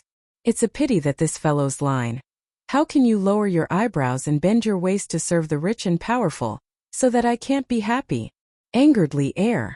Because of this, many of the ministers that day wrung their hands and sighed for Li Wangyu. In addition, Empress Zhangxuan's words that day made Chang Yaojin and Qin Qiong want to protect Li Wangyu. Seeing that Zhang Liang's subordinates wanted to beat up Li Wangyu, they immediately stood up. Just now, Chang Yaojin almost blurted out the words Li family's little doll, but was pulled back by Qin Qiong. Only then did she remember that Empress Zhangxun had ordered her to keep what happened that day a secret, so she quickly changed her words. Li Wangyu was already drunk when he entered the waterside pavilion that day. How would he know that the two Grand Dukes knew him? He was still wondering why the two Grand Dukes would step forward to save him. He bowed again respectfully and said, "Li Wangyu greets High Duke Lu and High Duke Yi. Thank you for saving both of them." "Xiao Lang, there's no need to be so polite." Qin Qiong smiled. Chang Yaojin said casually, "Why are you being so polite? Just call us uncle." Oh, Li Wangyu was speechless. Was he already so lovable? Or were all the famous generals of the Tang dynasty so unassuming? They had just met, and he wanted her to call him uncle? The Tang dynasty wasn't like the modern era, where people called people uncle. This kind of relative address wasn't used casually in the Tang dynasty. Usually, only relatives would call each other that way. Li Wangyu began to wonder if he had been taken advantage of by this guy. "Nephew, what are you doing here at Zhang Liang's residence?" Chang Yaojin didn't hold back and directly called him nephew. Replying to High Duke Lu, "I'm here to deliver a painting to Duke Chongping." As soon as he finished speaking, Chang Yaojin slapped him on the shoulder and said, "Call me uncle." Li Wangyu felt his body go numb. He didn't know whether to laugh or cry, and could only obediently say, "Yes, yes. Greetings to Uncle Chang and Uncle Qin. Why aren't you going back to Huxian? Why did you come to Zhang Liang's residence to deliver a painting?" Li Wangyu was stunned. "Uncle Chang, how do you know that I live in Huxian?" His words also made Chang Yaojin stunned. He knew he had said the wrong thing. Qin Shubao couldn't help but roll his eyes. He looked at the sky at a 45-degree angle, not wanting to know this idiot. Chang Yaojin glared at him and said shamelessly, "Why are you saying so much nonsense? Do you believe that I won't beat you up?" Li Wangyu, encountering an unreasonable High Duke, he could only accept it. Pinching his nose, he explained, "Chang'an's Chou family has the ancient painting goddess Luo. Today is Duke Chongping's birthday banquet. So he asked the Chou family to borrow the painting to liven things up. Because the head of the Chou family is seriously ill, he asked me to deliver the painting on his behalf." Chang Yaojin and Qin Qiong immediately understood what was going on. The two of them looked at each other, thinking that Zhang Liang was trying to snatch someone else's painting. They didn't know what he would think when he saw that it was Li Wangyu who had come to deliver the painting. The conversation between the three of them at the entrance of Zhang Liang's residence was also heard by the guests and servants waiting at the entrance. Just a moment ago, they were still mocking this young man. In the end, in the blink of an eye, this Xiao Lang was actually addressing the founding High Duke as his nephew. The people who had been talking nonsense earlier shrank back. They now regretted that they had spoken so harshly, afraid that Li Wangyu would hold a grudge against them. As they spoke, the housekeeper of Zhang Liang's residence received the news and came out to greet them. Looking at the unconscious housekeeper at the entrance and the groaning troops on the ground, he couldn't help but shake his head with a bitter smile. How did they provoke these two fiends without rhyme or reason? He hurriedly ran over to greet Chang Yaojin and Qin Qiong. "Greetings to the two High Dukes. How did these bastards offend the two High Dukes? I'll take care of them later." "No need. I've already helped your Duke Chongping take care of them. A bunch of blind fools." "Yes, yes. High Dukes, please come in." The housekeeper didn't dare to say more. Did the two High Dukes need a reason to take care of people? Even Zhang Liang himself couldn't say anything. He bowed and invited Chang Yaojin and Qin Qiong in. At the same time, he added in a small voice, "The sage also came today, but he told people not to make a fuss. Hearing this, Chang Yaojin and Qin Xiong couldn't help but laugh. They looked meaningfully at Li Wangyu. 3 days ago, Li Wangyu was drunk and recited poetry, angering Pai Lupi. Today they actually met again at Zhang Liang's residence. There was going to be a good show to watch. Chang Yaojin and Qin Xiong looked at Li Wangyu. It was obvious that he didn't remember what happened that day. This was even more interesting. Zhang Liang's housekeeper looked at Li Wangyu and Cho Kuan, who were standing to the side. He found it strange that a commoner and a merchant would be with Chang Yaojin and Qin Xiong. These two are? The housekeeper asked carefully. They're here to deliver a painting to your duke. All right, enough nonsense. Lead the way. Chang Yaojin waved his hand impatiently. When the housekeeper heard that they were here to deliver a painting, he understood what was going on. But that Cho family was clearly just a merchant's family. How did they have a relationship with two dukes? He didn't dare to say more. He ordered the servants in the residence to help steward Zhang and the troops into the residence. He led Chang Yaojin and Qin Xiong to the main hall. Li Wangyu held the painting scroll and hesitated. He didn't know if he should go in with them. After all, he and Cho Kuan were commoners and merchants. They didn't have the qualifications to go to the main hall of Zhang Liang's banquet. Should he just give the painting to the housekeeper and he and Cho Kuan would have completed their mission? While he was hesitating, Chang Yaojin walked over and stretched out his hand without saying anything. Like a captive in a military battle, he stretched out his long arm and clamped Li Wangyu under his armpit. "Nephew, why aren't you leaving? Why are you dilly-dallying?"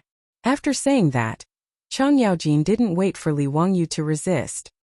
He clamped him under his armpit and strode into Zhang Liang's residence as if he was weightless. Li Wangyu was completely dumbfounded by Chang Yaojin's actions. What was going on? "I'm here to deliver a gift, not a gift." Chapter 59. Li Wangyu still wanted to struggle, but Chang Yaojin's arm was like an iron hoop, clamping him so tightly that he could not move at all. Qin Xiong did not stop him. He stroked his beard and laughed, then stroked his beard and strode towards the main hall. Cho Kuan was dumbfounded. What kind of situation is this? Just now, in front of Chang Yaojin and Duke Chang, he was so scared that he did not even dare to raise his head. Hearing Chang Yaojin ask Li Wangyu to call them uncle, Cho Kuan was even more shocked. He secretly looked up at Li Wangyu, then quickly lowered his head. He did not recognize this Xiaolang who sold him erotic paintings at Pingkong Fong. Now that he saw Li Wangyu being taken away by Chang Yaojin in such a way, he was even more confused. The small eyes on his fat face blinked hard, trying to see if he was hallucinating. Cho Kuan hesitated for a moment, then shouted at Chang Yaojin. "Lu Duke Lu, quickly put down Li Jia Xiaolang." "Little kid, what did you say?" Chang Yaojin glared at Cho Kuan fiercely. Cho Kuan was so scared that he swallowed his saliva, but he still looked straight at Chang Yaojin. "Lu Duke Lu, can you put down Li Jia Xiaolang?" "Wahaha, you're not bad, little kid. Come in with us," Chang Yaojin said. Then he ignored Cho Kuan and walked into the residence with Li Wangyu. Cho Kuan hesitated for a moment, then quickly ran to catch up, following closely behind Chang Yaojin. Li Wangyu's eyes flashed, and he turned to look at Cho Kuan. He felt that this fatty was a good person, and that he did not take the risk of being beaten in vain to save him. At this time, the main hall of Zhang Liang's residence was full of guests, and it was very lively. Servants were shuttling back and forth, serving all kinds of wine and food to the guests. Zhang Liang's family's singers were dancing in front of the hall, entertaining the public. Li Wangyu was full of humiliation, and was carried into the main hall by Chang Yaojin. Seeing everyone looking at him, he could not help but cover his face with his hands. It was too damn embarrassing. Why didn't the heavens send down lightning to strike this bastard Chang'an to death? At this moment, the banquet had not officially started yet. Pai Lupi, dressed in casual clothes, was playing chess with Fang Xianling, surrounded by a group of civil and military officials. The game they played was called elephant play, which meant symbolic play. It was the predecessor of Chinese chess. During the Tang dynasty, there were already horses, generals, chariots, pawns, and other types of soldiers in the elephant opera. The way in which the horses moved diagonally and the chariots moved straight was very similar to the way in modern Chinese chess. The chessboard was also arranged vertically and horizontally. 10 horizontal and 9 vertical. There were a total of 64 squares. However, the chessboard in the Tang dynasty's elephant show was made of metal, and the chess pieces were three-dimensional. It was a bit similar to modern chess. Pai Lupi was also a Go fan. According to the old Tang book, biography of Lu Kai, Emperor Taizong Li Shimen often read the elephant scripture. Chang Yaojin walked into the main hall with Li Wangyu under his arm, which naturally attracted the attention of all the civil and military officials, including Pai Lupi. Jijia, what are you doing? Whose Xiao Lang is this? Did you catch him alive? Pai Lupi laughed. He thought Chang Yaojin was teasing some rich kid. When Chang Yaojin put Li Wangyu down, Li Wangyu stood up straight. Pai Lupi could not help but be surprised. Many of the civil and military officials in the central room had participated in the Chu River Lake Poetry Gathering 3 days ago. Seeing that the person Chang Yaojin had brought in was Li Wangyu, everyone's expression became strange. Their eyes could not help but steal glances at Li Er. Pai Lupi's face, which was full of smiles, suddenly became as black as the bottom of a pot. When he saw Li Wangyu, he was angry. This scoundrel kid actually dared to write in front of him. How can I lower my eyebrows and bend my waist to serve the rich and powerful? And even arrogantly said, when the Son of Heaven calls, I will not board the boat.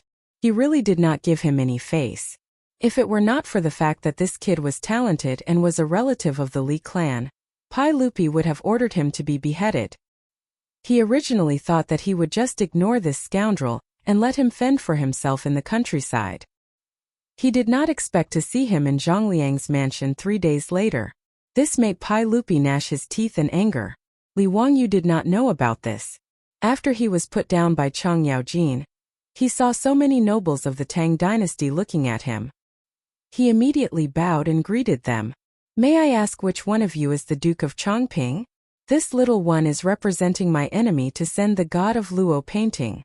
Zhang Liang was originally filled with joy because Li Er had come to congratulate him in disguise. At this moment when he saw Li Wangyu appear, he was also extremely stunned. When he heard Li Wangyu's words, his face also darkened. Can you stop messing around? This old man only wanted to bully a merchant and take an ancient painting. Why did you, a relative of the Li clan, come here to join in the fun? Don't look at how Pai Lupi left in a fit of anger. Empress Zhongxuan's words were true. No matter what, Li Wangyu was still a relative of the Pai Lupi. Although everyone knew that Li Wangyu was expelled from the Li clan in Huxian, who could guarantee that the Pai Lupi would not use this kind of Qilin child in the future and let him return to the imperial family? Did they dare to offend Li Wangyu? Were they not afraid that Pai Lupi would turn against them?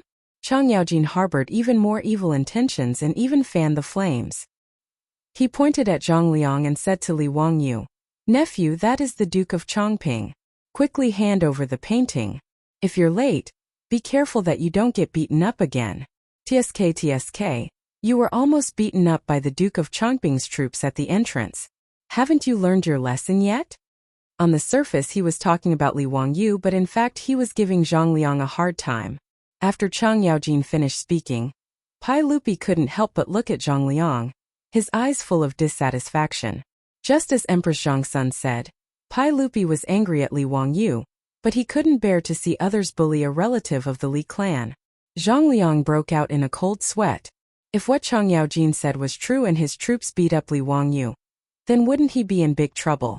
Qingyaojin, you old fool, don't speak nonsense. How could my troops beat people up so casually? Zhang Liang hurriedly denied, then looked at Li Wangyu with a face full of smiles. Xiaolang Kuan, this old man is Zhang Liang. Thank you, Xiaolang Kuan, for making a trip here. Thank you for your hard work. Please take a seat. His master's words gave the housekeeper a fright. Who exactly was this white-clothed youth? Duke Lu and Dookie wanted him to call him uncle, but his master was so polite, calling him Xiaolang Kuan.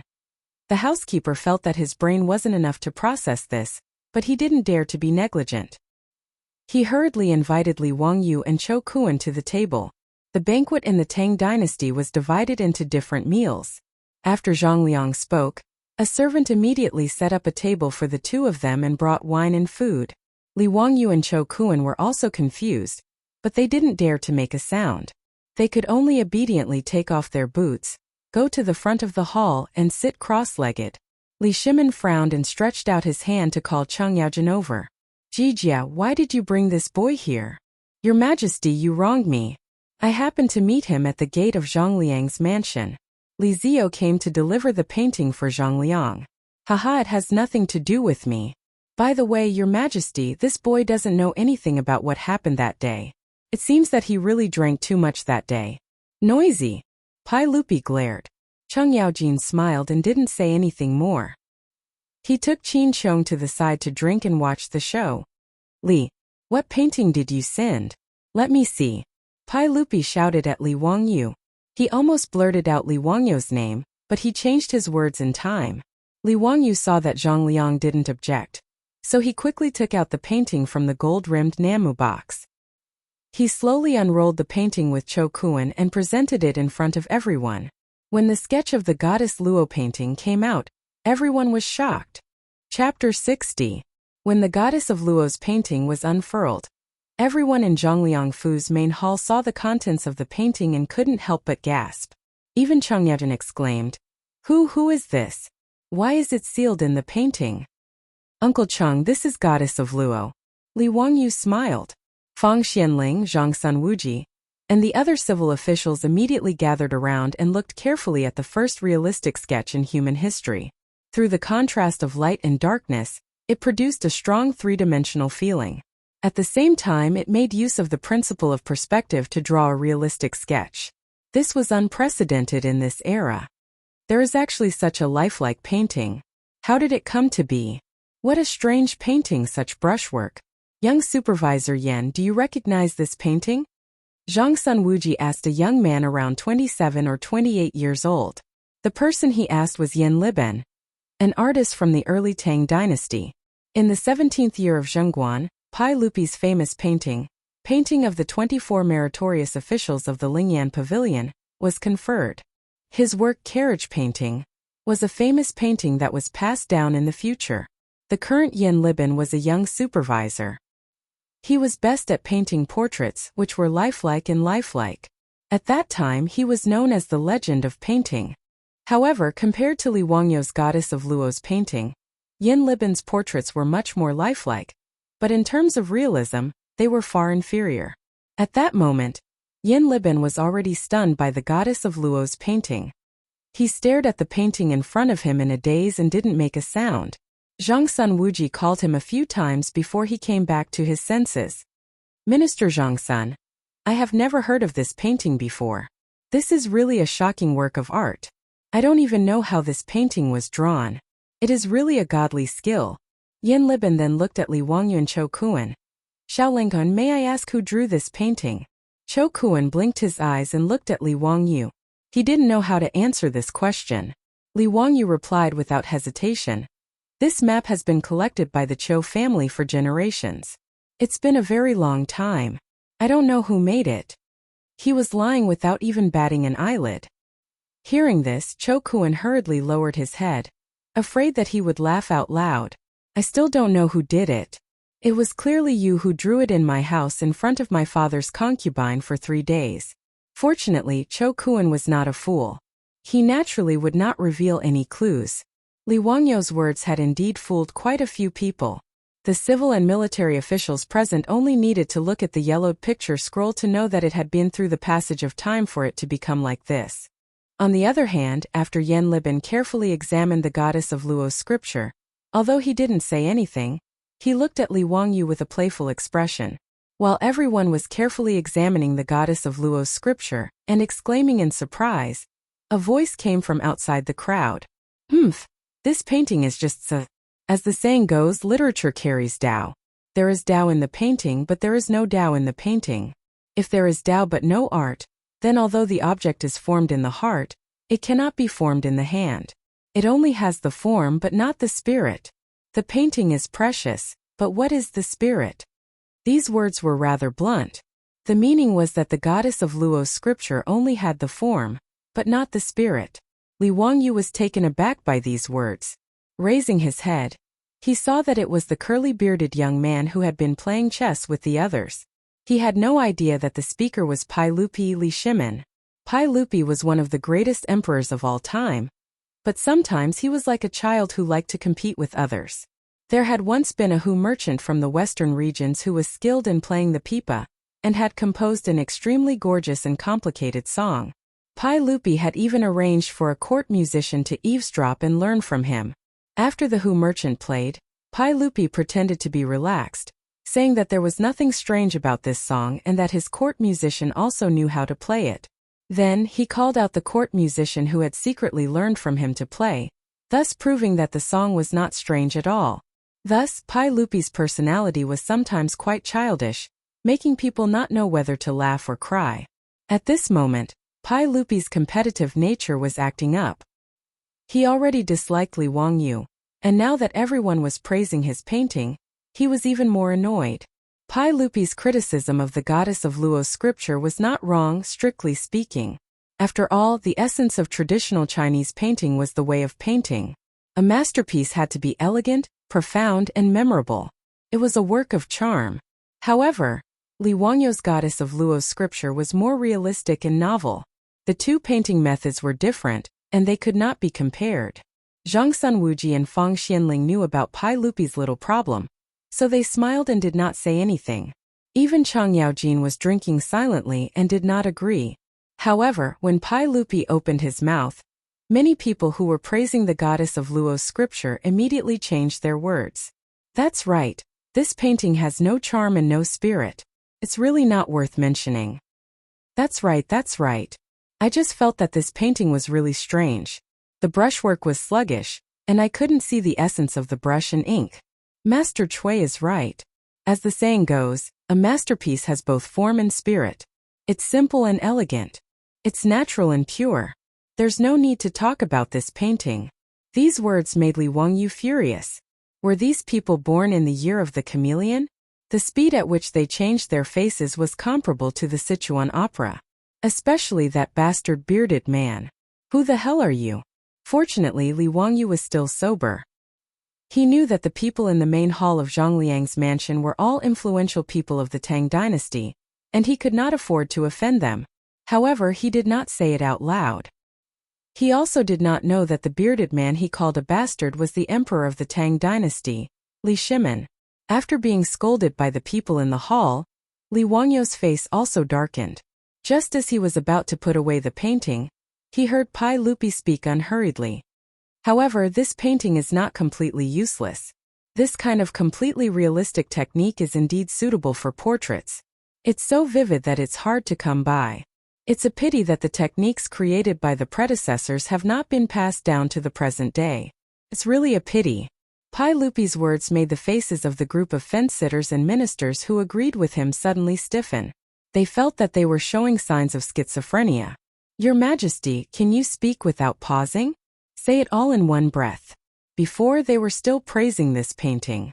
It wasn't easy for them to be thick-skinned and belittle the goddess of Luo's scripture with you. Now you're changing your mind? What happened to the promise of a monarch? Where did the trust between people go? My heart is so tired. Pai Lupi swaggered to the front of the goddess of Luo's scripture. He carefully looked at it again and nodded at Li Wangyu. Why don't you sell this painting to me? How much would it cost? Li Wangyu was also confused by this bearded man. Just now he was desperately belittling it. Now he said that he wanted to buy the painting. Did he deliberately come to make trouble? His heart was in a bad mood, so his tone was naturally not good. Li Wangyu straightened his neck and said, I'm afraid you can't afford this goddess of Luo's scripture. Bastard! How can you say that? Shut up. Ruin dares to do this. Do you want to die? Before Pai Lupi could speak, a group of flattering ministers jumped out and pointed at Li Wangyu's nose and reprimanded him. Li Wangyu looked at the situation and knew that this man's identity was not ordinary. He did not dare to say anything else and immediately shut his mouth. Pai Lupi was not angry. He laughed and said, Just name a price. There is nothing in this world that I can't afford. Li Wangyu silently looked at Pai Lupi. His eyes only revealed 6 words. Will you die if you don't brag? Chapter 61. The current situation was very strange. Li Wangyu didn't like Pai Lupi, and Pai Lupi also didn't like Li Wangyu, this bastard. For a moment, The two of them stared at each other for a long time in the main hall of Zhang Liang's mansion. Both of them didn't like each other. Although Li Wangyu knew that this curly-bearded man must be a bigwig of the Tang dynasty, he didn't want to do as he wished. Of course, he couldn't refuse him directly. If he opened his mouth and asked for a sky-high price, he would offend him even more. He had to think of a way to annoy this boastful curly-bearded man. He rolled his eyes and saw the chessboard that the curly-bearded man was playing chess not far away. He couldn't help but smile. Li Wangyu bowed and said, "Since this Lang Jun wants to buy the Chou family's Luotian painting, of course you can. However, the Chou family is a grain merchant. I wonder if Lang Jun can accept using grain to exchange for the painting?" Pai Lupi thought for a moment and nodded in agreement. The Chou family was a grain merchant. It was naturally better to ask for grain than copper. It was very reasonable. Chou Kuan was stunned when he heard this. He raised his head and looked at Li Wangyu. He wanted to say something, but when he thought of how he was beaten in front of Zhang Liang's mansion for talking too much, he immediately closed his mouth. "Xiao Lang, how much grain do you want?" Li Wangyu smiled and pointed at the elephant play chessboard not far away. "I don't want much. Just fill that chessboard." His words made everyone in the main hall stunned. Fill the chessboard with grain? What did that mean? Li Wangyu continued to explain. Please put 1 grain of rice in the first grid, 2 grains in the second grid, 4 grains in the third grid, 8 grains in the fourth grid, and so on. The number of grains in each grid is twice as many as the previous grid. Just like this, fill all 64 grids. I want this many grains of rice. Can Lang Jun accept it? These words made the officials and Pai Lupi laugh. This Li Jia Xiaolang was not greedy at all. He used a few grains of rice to give away the goddess Luo painting. Could this be considered selling a favor to Pai Lupi? Chang Yaojin secretly whispered to Qin Xiong. Did this child recognize His Majesty? Otherwise, why would this painting be sold at such a low price? It's hard to say. Maybe he remembered the drunken scene that day. This child was smart enough to give His Majesty some face. When His Majesty's anger subsides, it will naturally benefit him. Qin Xiong also guessed. Not only did Chang Yaojin and Qin Xiong have such thoughts, but many of the important ministers who had participated in the poetry gathering in Xujiang and Qi also had similar thoughts. They felt that Li Wangyu was giving Pai Lupi a way out and letting Pai Lupi vent his anger. Even Pai Lupi felt that this kid was more pleasing to the eye. Haha, since Xiao Lang said so, then I won't be polite. I'll buy this painting at the price you said. Pai Lupi laughed. He turned his head and said to Zhang Liang, Official Zhang, I'll borrow a dan of grain from your residence. Zhang Liang naturally nodded in agreement, but there was a trace of regret in his eyes. It was a pity that such a perfect goddess Luo painting had been missed by him. If Li Wangyu hadn't come to present the painting today, and if Pai Lupi hadn't come to his birthday banquet incognito, this painting would have become Zhang Liang's family treasure. But now that Pai Lupi had taken a fancy to it, even if Zhang Liang was domineering, he wouldn't have any ideas about this painting. Soon, the servants of Zhang Liang's residence carried a dan of rice and began to place the grains of rice on the chessboard according to Li Wangyu's instructions. The officials all smiled and didn't say anything. Some people even made bets on whether a dan of rice would be enough. Anyway, no one was in a hurry. They just watched the servants slowly count the grains of rice as a pastime. Only Li Wangyu sneered in his heart. A dan of rice? Dream on. This was a problem that all junior high school students in the future knew about. The 64 squares of rice on the chessboard had a total of 2 to the power of 64 minus 1. The result was 184467440737095516115 grains of rice, or 1,800,000,000,000 grains of rice. Li Wangyu remembered that in the future, there were people who had nothing better to do on the internet. 1 kilogram of rice was about 60,000 grains. If one really wanted to install this scale, they would need 280 billion tons of rice to fill the chessboard. What kind of concept was this? In the future, the world's annual rice production was only about 500 million tons. 280 billion tons was equivalent to the total amount of rice produced in human history. With so much rice, Pai Lupi wouldn't be able to afford it even if he sold his pants. Li Wangyu was purely using his advanced knowledge to crush the bigwigs of the Tang dynasty. This feeling of being the only one sober when everyone was drunk was really cool. The corner of Li Wangyu's mouth couldn't help but curl up. In the main hall, the servants were still counting the grains of rice.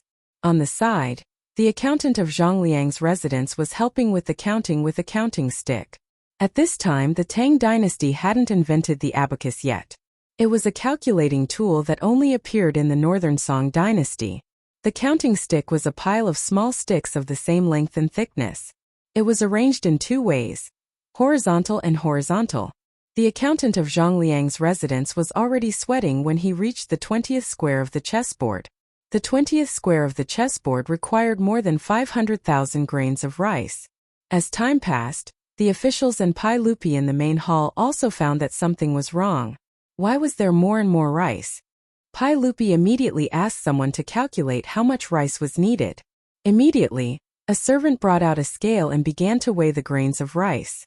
Other officials who were proficient in mathematics began to send paper, brushes, and counting sticks. Together with the accountant of Zhang Liang's residence, they calculated how many grains of rice were needed to fill the chessboard. After the time it took for a stick of incense to burn, after the time it took for 2 sticks of incense to burn, those officials who were calculating with the counting stick were already sweating profusely. However, the number they calculated was getting bigger and bigger. The person who made the fastest progress was only able to calculate the 26th square of the chessboard. Even if he couldn't go any further, it was already an astronomical number. The servants of Zhang Liang's residence also used the scale to calculate that one tael was about 1,000 grains of rice. Thus, one tael of rice was about 190,000 grains of rice. This is impossible. According to this number, even all the grains of the Tang dynasty wouldn't be enough. One of the officials who was proficient in mathematics exclaimed as he looked at the counting stick in front of him. Pai Lupi and the other officials were all shocked. They quickly walked to the front of the several officials. It can't be wrong. I just calculated it. The 26th square of the chessboard just now has already exceeded the amount of grains of the entire Tang dynasty. This is a chessboard that can't be filled. The officials responsible for the calculation were all sweating profusely. They all nodded in agreement. This number was really too huge. It was simply impossible to continue calculating. When Pai Lupi heard this, how could he not know that he had been fooled? He was burning with anger. He fiercely glared at Li Wangyu, who was calmly sitting at the banquet table, drinking wine and eating meat. Xiao Lang explained to me. What is the meaning of this? Are you playing with me? Pai Lupi angrily said. The officials who previously thought that Li Wangyu was deliberately giving Pai Lupi a way out were all dumbfounded. This bastard clearly put His Majesty on a high pedestal, and then ruthlessly pulled down the ladder. Chapter 62. Li Wangyu, on the other hand, began to feign ignorance. Why do you say that, Lang Jun? I only want a little bit of food and have no ill intentions. Why are you so angry? If you think it's too expensive, then forget it. Li Wangyu's words made Pai Lupi speechless for a long time. It was as he said, he only wanted a little bit of food. But was this just a little bit of food? The entire Tang dynasty's food was not enough to fill this small chessboard. It was unbelievable, but the truth was in front of everyone. They had no choice but to believe it. Pai Lupi knew that he was played by Li Wangyu today, but he was unable to vent his anger. After all, the conditions were proposed by Li Wangyu, but none of the officials, including him, objected. This made Pai Lupi, who always boasted of his intelligence and wisdom, feel his face burning. Zhang Sunwuji, Fang Xianling, and the other officials also felt ashamed. This bastard. He actually played all of them in the palm of his hand. They were so angry that they wanted to beat him up. Li Wangyu was still proud of himself, but he did not expect a tall and sturdy figure to rush out from the side and directly clamp him up. This familiar smell, this familiar formula. This damn Chongyajin actually reached out and grabbed Li Wangyu again, clamping him under his armpit. Then, his large hand slapped Li Wangyu's butt heavily. The huge pain stimulated Li Wangyu to scream. He felt that his butt was about to split into pieces. What made him feel even more humiliated was that ever since his grandfather passed away, he had never been hit on his butt again. He did not expect that after transmigrating to the Tang dynasty, he would receive such treatment again. It was really humiliating. As Chang Yaojin slapped his butt, he also scolded, "I'll beat you to death, you bastard. You dare to tease your uncles? Today, I'll take care of you on behalf of your father." The loud slapping sounds and Li Wangyu's wailing and howling made the main hall of Zhang Liang's mansion very lively. However, this scene caused all the officials to heave a sigh of relief. Zhang Liang waved his hand to have the servants take away the food and ordered for water and wine to be sent over. The officials, including Pai Lupi, acted as if they did not see the scene of Li Wangyu being beaten up by Chang Yaojin. They all raised their cups and drank, chatting and laughing with each other, as if nothing had happened. "Feng Xiang, today's wine has a unique taste. Haha, Brother Wuji is right. Come, let's drink. The singers and dancers in Duke Zhang's residence are pretty good." Chang Yaojin gave Li Wangyu a good beating and kept reprimanding him. "Bastard, do you still dare to cause trouble in the future?" "I don't dare anymore. Duke, please stop." "What did you call me?" Uncle Chang. "Stop it now." Li Wangyu was completely terrified. Who the F***ck were these people? You can't reason with them and you just beat them up. Barbaric, too barbaric.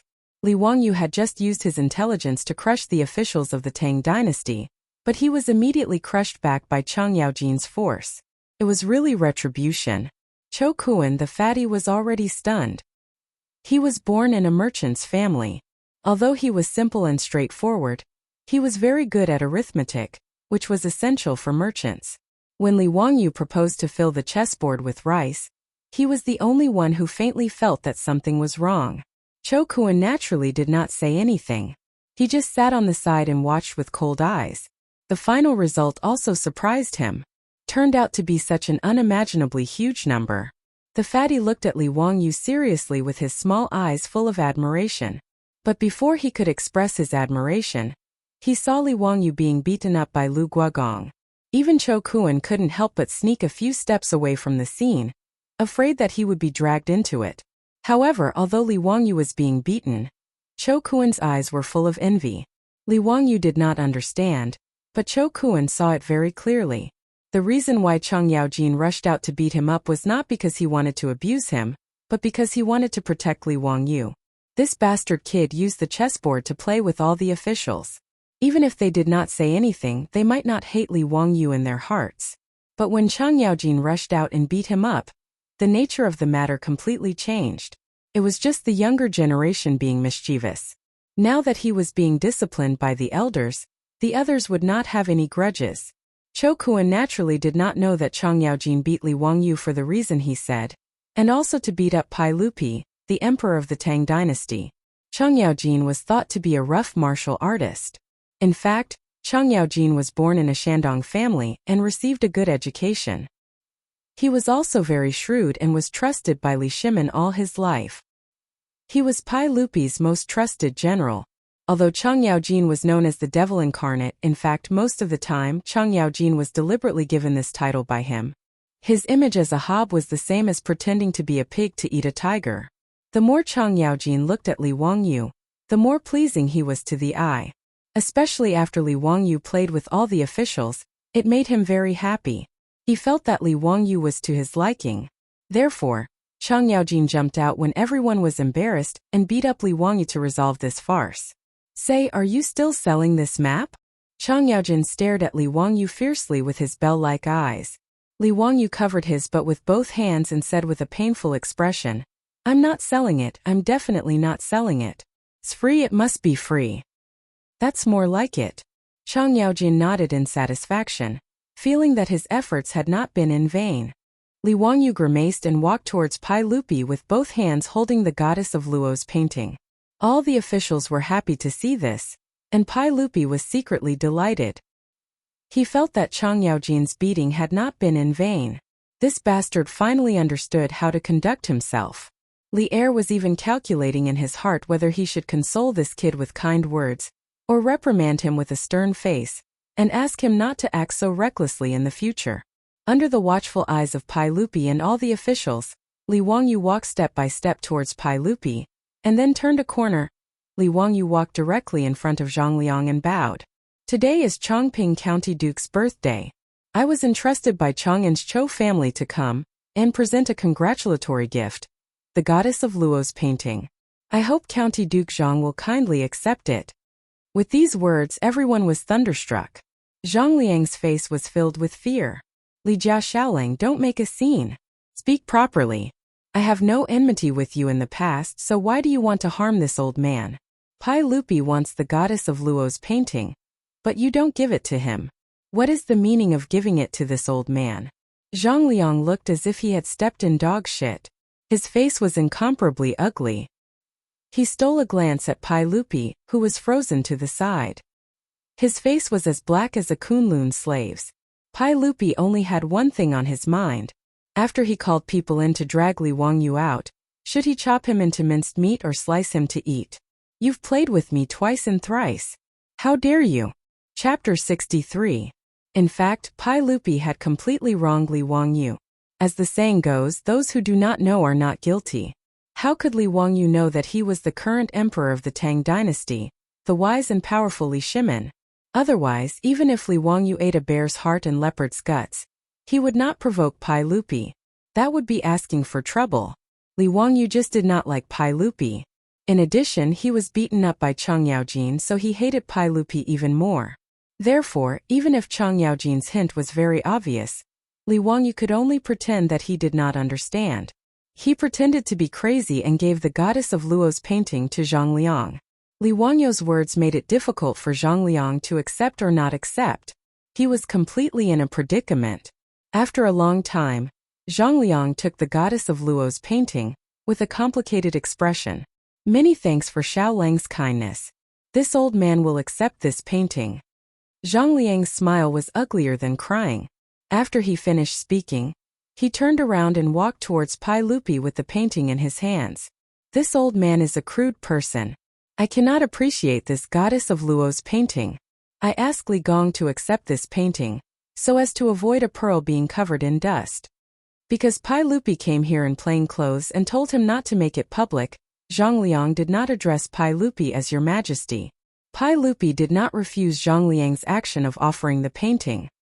He reached out and took the goddess of Luo's painting, but his eyes looked at Li Wangyu. The arrogant emperor let out a cold snort from his nostrils to show his dissatisfaction with Li Wangyu. In fact, Pai Lupi could be considered a very magnanimous emperor. Just by looking at his attitude of tolerating Wei Zheng, one could tell. Even when Wei Zheng had once pointed at his nose and scolded him as a fatuous ruler, he was so angry that he blew his beard and glared at Wei Zheng, but he didn't do anything to Wei Zheng. Moreover, Pai Lupi did not kill any of the civil and military officials who had followed Pai Lupi to fight for the country, nor did he give up his military power. Except for a few muddle-headed fellows who had plotted a rebellion, the rest of them had basically enjoyed all the glory and wealth they could muster. Although Pai Lupi was very obstinate and opinionated when he got old, Pai Lupi was still in the prime of his life, so he didn't have the bad habits of old age. But for some reason, Pai Lupi got angry whenever he saw Li Wangyu. Today, he had been angered by this bastard twice in a row. He felt that Li Wangyu was even more disgusting. So when Pai Lupi took the painting from Zhang Liang, he wanted to anger Li Wangyu. But Li Wangyu ignored him and walked straight back to his seat. As he walked, he shook his head and said, my heart was originally towards the bright moon, but the bright moon shines on the ditch. Pai Lupi had just found a trace of a sense of accomplishment, but Li Wangyu's words immediately ignited his anger. This bastard, I can't let him off so easily. Is he comparing me to a ditch? Pai Lupi almost used the painting in his hand as a weapon and threw it at Li Wangyu. With great difficulty, he took a few deep breaths and stabilized his emotions. He knew that if he got angry at Li Wangyu, this young man, it really wouldn't be honorable. But when he saw Li Wangyu, he felt that he couldn't vent his anger. Pai Lupi wanted to figure out one thing first. Did Li Wangyu accidentally come up with the chessboard arrangement, or was he really a genius? Pai Lupi casually handed the painting to his servant. He reached out his hand to summon the Minister of Civil Affairs, Daizhou, and whispered a few words to him. Daizhou nodded repeatedly and looked at Li Wangyu with a smile in his eyes. The Ministry of Civil Affairs was the Ministry of Revenue in later generations. In the first year of Yonghui, because of the taboo of Li Shimin's name, the Ministry of Civil Affairs was renamed the Ministry of Revenue. It had been used in later generations. The Ministry of Civil Affairs was divided into 4 sections: the Unified Branch, the Ministry of Civil Affairs, the Ministry of Civil Affairs, the Ministry of Gold, and the Ministry of Grain. The middle branch was in charge of the statistics and transfers of national taxes. It was equivalent to the National Accounting Department in later generations. The most talented people in the Tang dynasty were all gathered here. Daizhou stroked his beard and walked to Li Wangyu's table with a smile. "Xiaolang, this old man is Daizhou. I have a question and I wonder if you can answer it?" Except for Pai Lupi, Li Wangyu was very polite to others. Especially knowing that Zhang Liang's residence was full of big shots in the imperial court, he did not dare to be presumptuous.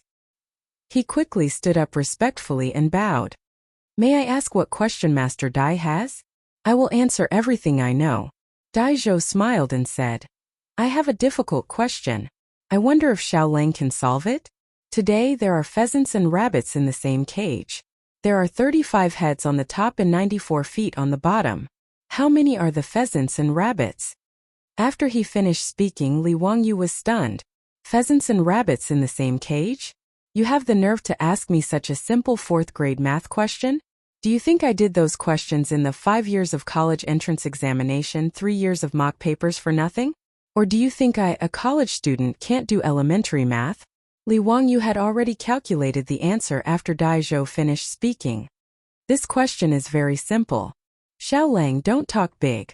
Daizhou frowned slightly. This kind of math question of pheasants and rabbits in the same cage was not something that anyone could solve. At least, there were only a handful of civil and military officials in Zhang Liang's residence who could solve this question. Li Wangyu suddenly thought of a variety show he had watched in his later life. There was a heaven-defying method of solving pheasants and rabbits in the same cage. He could not help but laugh. "It's simple. Look, there are 35 heads and 94 feet, right? If I ask all the pheasants and rabbits to raise one leg, then how many feet are left?" His words stunned Daizhou. Pai Lupi and the other officials who were eavesdropping were also stunned. Ask the pheasants and rabbits to raise one leg? What did that mean? 59 feet. Daizhou replied. "Then what if I ask all the pheasants and rabbits to raise one leg? How many feet are left?" 24 feet. Li Wangyu laughed. "Okay, the answer is out." His words made everyone confused. They didn't understand how the answer came out. Daizhou looked at Li Wangyu in confusion, waiting for his explanation. "The pheasants only have 2 legs. If they raise 2 legs, then all the pheasants are sitting on the ground. The remaining 24 legs are all rabbit legs. So there are 12 rabbits and 23 pheasants. Pheasants sitting on the ground." Everyone, including Pai Lupi, was dumbfounded. Could be calculated like this? After thinking about it carefully, it was indeed so. How could the problem of pheasants and rabbits in the same cage be solved so easily? Daizhou thought for a moment and clapped his hands. "Good. Xiaolang is indeed smart. I have another question. Han Xian is training soldiers. 3 people in a row, 1 person left. 5 people in a row, 2 people left. 7 people in a row, 4 people left. 13 people in a row, 6 people left. How many soldiers are there?" Han Xian counted the soldiers. The difficulty level increased. It was an elementary level 6 math question. "Do you dare to do a middle school math question?" Li Wangyu calculated in his mind and gave the answer. 487 people. Daizhou gave several math questions in succession, which were all easily answered by Li Wangyu. In the end, Daizhou could only sigh in admiration. He felt that Li Wangyu was indeed a young hero. He could be called a genius in mathematics. Li Wangyu was a little unhappy. He had done elementary level math for no reason. If he did not retaliate, how could he live up to his two-faced personality? "Grandpa Dai, I also have a question to ask. Xiaolang, please speak." There was a theft in Chang'an City. The patrolling marquis caught 4 thieves. A, B, C, and D. Thief A said, "B did it." Thief B said, "D did it." Thief C said, "I didn't do it." Thief D said, "B is lying." The facts proved that only one of the 4 was telling the truth. May I ask who was the culprit of this theft? When this question was asked, the officials were in an uproar. Chapter 64. Pai Lupi also frowned, seriously thinking about Li Wangyu's question. A B, C, and D, all of them said different things, and only one of them was telling the truth. But how could they be distinguished? The officials were also discussing. It should be thief B, right? Both of his accomplices said he did it. No, only one person was telling the truth.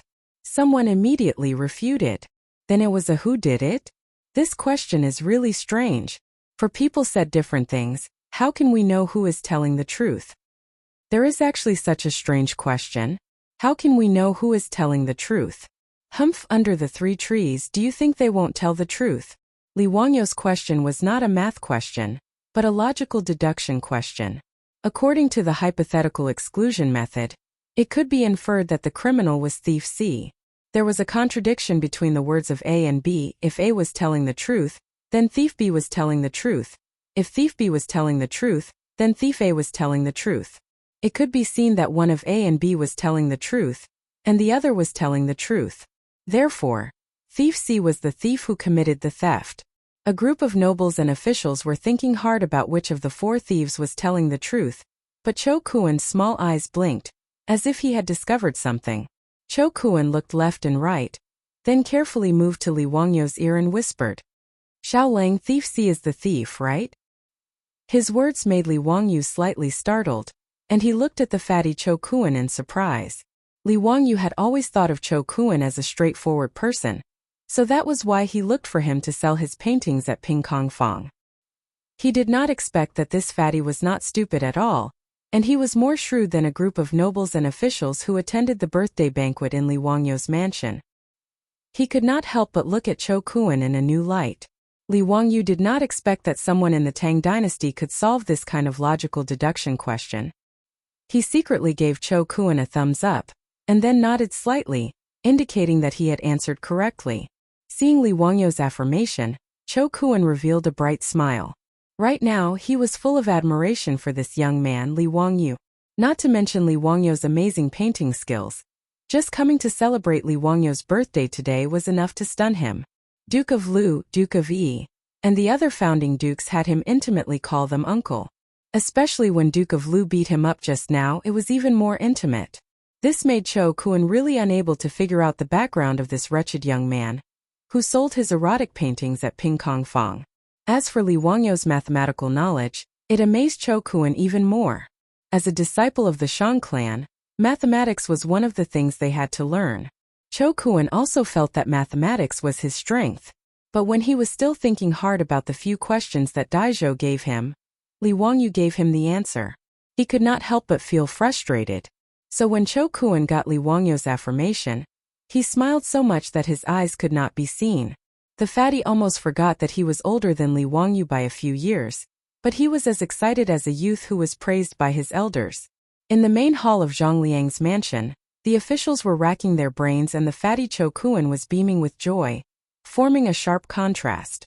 Many people also noticed the only fatty wearing black. Li Wangyo's question, Chang Yaojin also could not figure out which of the 4 people was telling the truth. He was confused. He was too lazy to think about it, and directly grabbed Cho Kuan to force an answer. "Brat, do you know about it? Hurry up and explain to me just who is that damned bandit. Damn thief. These 4 thieves should be caught and beheaded." Chang Yaojin was not polite, and grabbed Cho Kuan and asked, "This?" Cho Kuan was shocked by Chang Yaojin, and quickly looked at Li Wangyu for help. "Uncle Chang, don't bully people, this nephew will tell you." Li Wangyu whispered a few words into Chang Yaojin's ear, and told him the key point of the question. After knowing the answer, Chang Yaojin was stunned for a while, and then heavily slapped Li Wangyu's shoulder. "Son of a bitch, you are really too bad."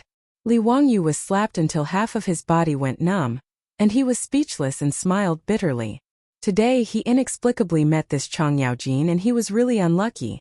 Being slapped in the butt in front of everyone, he did not have any face, and it was better to stay away from this bird in the future. After Chang Yaojin knew the answer, he began to wander around the main hall with a wine cup. "Fengxiang, are you thinking about the question?" "Haha, this question is very simple, and not worth mentioning." "Duke of Qi, are you still thinking about which thief is telling the truth?" "I Old Chang have thought of it. It is really simple." "Brother Yuqi, what are you thinking about?" Chang Yaojin was such a pain in the neck, and many people wanted to roll up their sleeves and beat him up. His skin was really too thick, and he ran over to extort the answer, and then came back to show off in front of everyone. He was simply not a son. Your Majesty. After all, this question is still a bit difficult, wahaha. Chang Yaojin was not careful and walked over to Pai Lupi's side. His words made Pai Lupi so angry that he fiercely kicked him. Pai Lupi really could not figure out Li Wangyu's question, and no matter how he thought about it, he still could not figure out which of the 4 thieves stole the item. After being disturbed by Chang Yaojin, Pai Lupi simply flung his sleeves, coldly snorted, and turned around to leave, preparing to return to the palace. As the host, Zhang Liang hurriedly chased after Pai Lupi to see him off, but the civil and military officials in the main hall were stunned by the scene of Pai Lupi leaving in anger, and they looked at Li Wangyu even more strangely. Li Wangyu was speechless and thought, "Why are you all looking at me?" It was obviously that old bastard Chang Yaojin who made the bearded man leave in anger. What does it have to do with me? Many people secretly speculated in their hearts. This Li Wangyu might not be Li Zhou's son, right? Could it be that he is His Majesty's illegitimate son? He actually made His Majesty so angry, but it was fine. Li Wangyu did not know this, and when Zhang Liang came back from seeing Pai Lupi off, he hurriedly took Cho Kuan and said goodbye to Zhang Liang. Today, his main purpose was to help Cho Kuan deliver the map, and since the map was delivered, he did not care who Zhang Liang would transfer the map to in the end, and his mission was completed. Under the strange gazes of the civil and military officials of the Tang dynasty, Li Wangyu leisurely left Zhang Liang's mansion. But he did not know that what happened at Zhang Liang's birthday banquet today had quickly spread to the ears of all the influential officials in Chang'an, and almost became a legend. Whether it was the magical Luo god's map, the chessboard arrangement, or the unfathomable arithmetic, they were all talked about enthusiastically. At the same time, the question of the thief disgusted the officials in the imperial court. Not to mention that the old bastard Chang Yaojin especially liked to visit people recently, and whenever he caught someone, he would grin and ask questions about the thief. Recently in Chang'an many people had been tortured by the thief, and they hated that they could not catch the 4 thieves and beat them 100 times to vent their anger. The name Li Wangyu was firmly remembered by the influential officials in Chang, and after the poetry contest in Chujiang Pool. Meanwhile, Li Wangyu's poems gradually spread among the Confucian scholars in Chang. Many scholars recited the famous lines of the poems over and over again. It was a good story for a while. These were all later stories, and Li Wangyu did not know. After he and Cho Kuan returned to the Cho mansion, he told Cho Yuanliang, who had been anxiously waiting, and finally let his heart rest. The dark clouds that had been hanging over the Cho family for many days finally dispersed.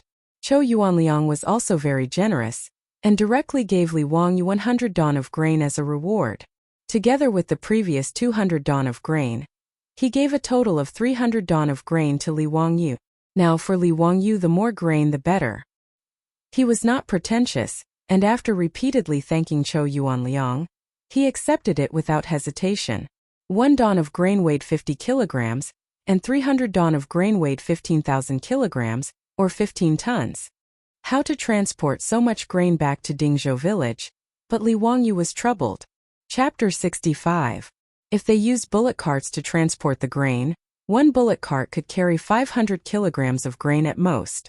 15 tons of grain would require more than 30 bullock carts to transport. However, the bullock carts in the Tang dynasty were too expensive. They had to carry 100 kilograms, and for every 100 miles, they had to pay 100 copper coins. Hiring 30 bullock carts to transport the 15 tons of grain back to Dingzhou village would cost at least 30 strings of copper coins. Li Wangyu could declare bankruptcy. Actually, he was already bankrupt a long time ago. This child still had a huge debt of more than 1 million strings of copper coins. Although he still had 10 taels of gold, Li Wangyu could not bear to spend half of it just to transport the grain. In the end, it was the Niu brothers who came up with a solution for him. Water transportation. Outside Dingzhou village was the Gan River, and the Gan River was directly connected to the Wei River. In this way, they could use ships to transport the grain directly to Dingzhou village. Although the distance by water was longer, about 180 miles, and they had to sail against the current, the transportation cost was much cheaper than using bullock carts. When Chou Yuanliang heard that Li Wangyou's Dingzhou village could use water transportation, he waved his hand and said that he could use the Chou family's ship to transport the grain for free. Originally, most of the Chou family's grain was transported to Chang'an City by water transportation. This was more convenient. They could directly send a ship from the East Wei Bridge outside Chang'an City to transport the grain directly. In the Tang dynasty, the East Wei Bridge north of Chang'an City was the end of the Wei River's grain transport. There were many sails here, and it was a large cargo port. In the poem, Looking at the East Wei Bridge in the Evening, it was written, Qin has Wu Zhou, 1,000 boats Wei Chu head. It could be seen that the water transportation was developed. After solving the problem of transporting the grain, Li Wangyu was naturally overjoyed. He asked Niu Wu to ride first and return the 3 horses that he borrowed from the Huxin County government. Then, he returned to Dingzhou village and told the village chief to arrange labor in the village to help him transport the grain. After Niu Wu rode back, Li Wangyu and Niu Yong said goodbye to Chou Yuanliang and Chou Kuan. Under the lead of the Chou family's housekeeper, they went to the East Wei Bridge and boarded the Chou family's ship to escort the grain ship back. The grain transport boats in the Wei River were all Shekwa River boats. This kind of river boat was short and wide, with a flat bottom and shallow cabin. It had a large load capacity, and each boat could carry more than 1,000 stones. Moreover, it was convenient to load and unload. It was suitable for navigation in an open river with stable water flow. Because the journey from Dongwei Bridge to Dingzhou village was a boat going against the current, it was completely dependent on the wind and a few boatmen using long poles to push the boat. The speed was very slow. It was roughly the same speed as a person walking. It would take about 2 days to sail from Chang'an to Dingzhou village. Li Wangyu and Niu Yong counted the grain on the boat, thanked the Chou mansion's housekeeper again, and prepared to call the boatman to set sail. However, he heard a familiar voice coming from the dock. Xiaolang, wait for me. Li Wangyu looked up and saw that it was Chou Kuan, that fatty, who was riding over. Brother Chou, is there anything else? Li Wangyu asked curiously. Chou Kuan rolled down from the horse's back and stepped onto the boat with a smile. Xiaolang, I want to go to your Dingzhou village to stay for a few days. I wonder if it's convenient? Chou Kuan's words made Li Wangyu slightly surprised, but he immediately smiled. Brother Chou is willing to come to my house as a guest. Of course you are welcome. Li Wangyu did not know that after he and Niu Yong left the Chou mansion, Chou Kuan immediately told his father everything that he saw at Zhongliang's mansion today. Chou Yuanliang was also shocked by his son's story. He did not expect that his son could get to know such a person by casually buying a painting in Pingkong Fong. Although Li Wangyu was only 16 years old, he could not see through his ability at all. When he heard that Lu Guogong actually let Li Wangyu call him uncle and beat Li Wangyou's but as an elder at the banquet, Chou Yuanliang could not help but be moved. What was the identity of this young man? To be treated like this by the founding duke, it really made Chou Yuanliang, who was born in a merchant family, feel shocked. Chou Yuanliang immediately made a decision that would make him proud for the rest of his life.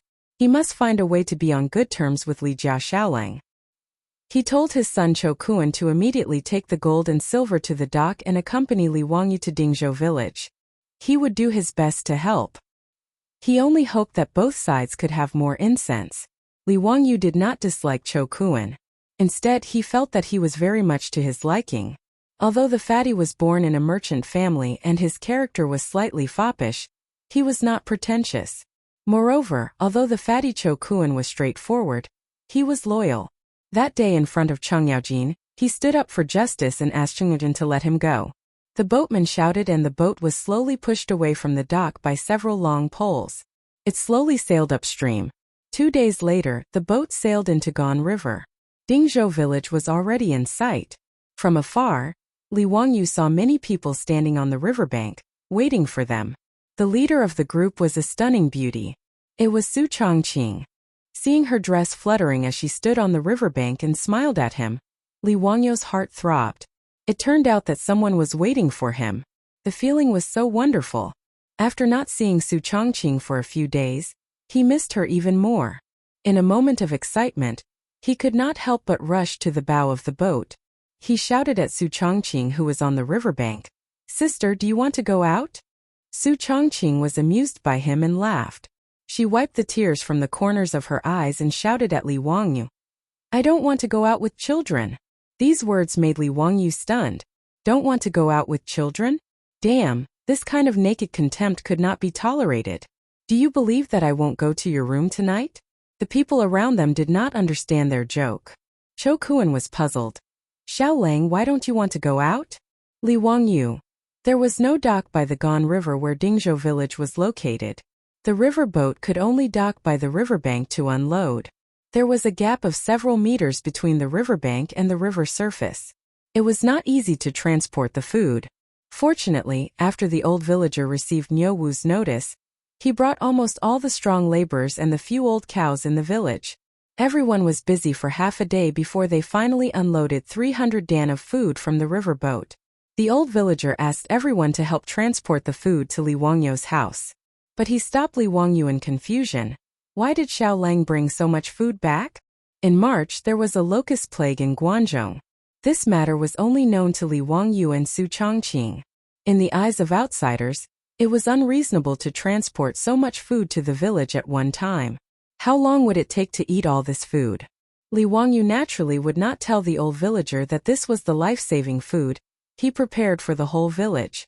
With these 15 tons of food, some wild vegetables, and the food stored in the villagers' houses, it should not be a problem to cope with this locust plague.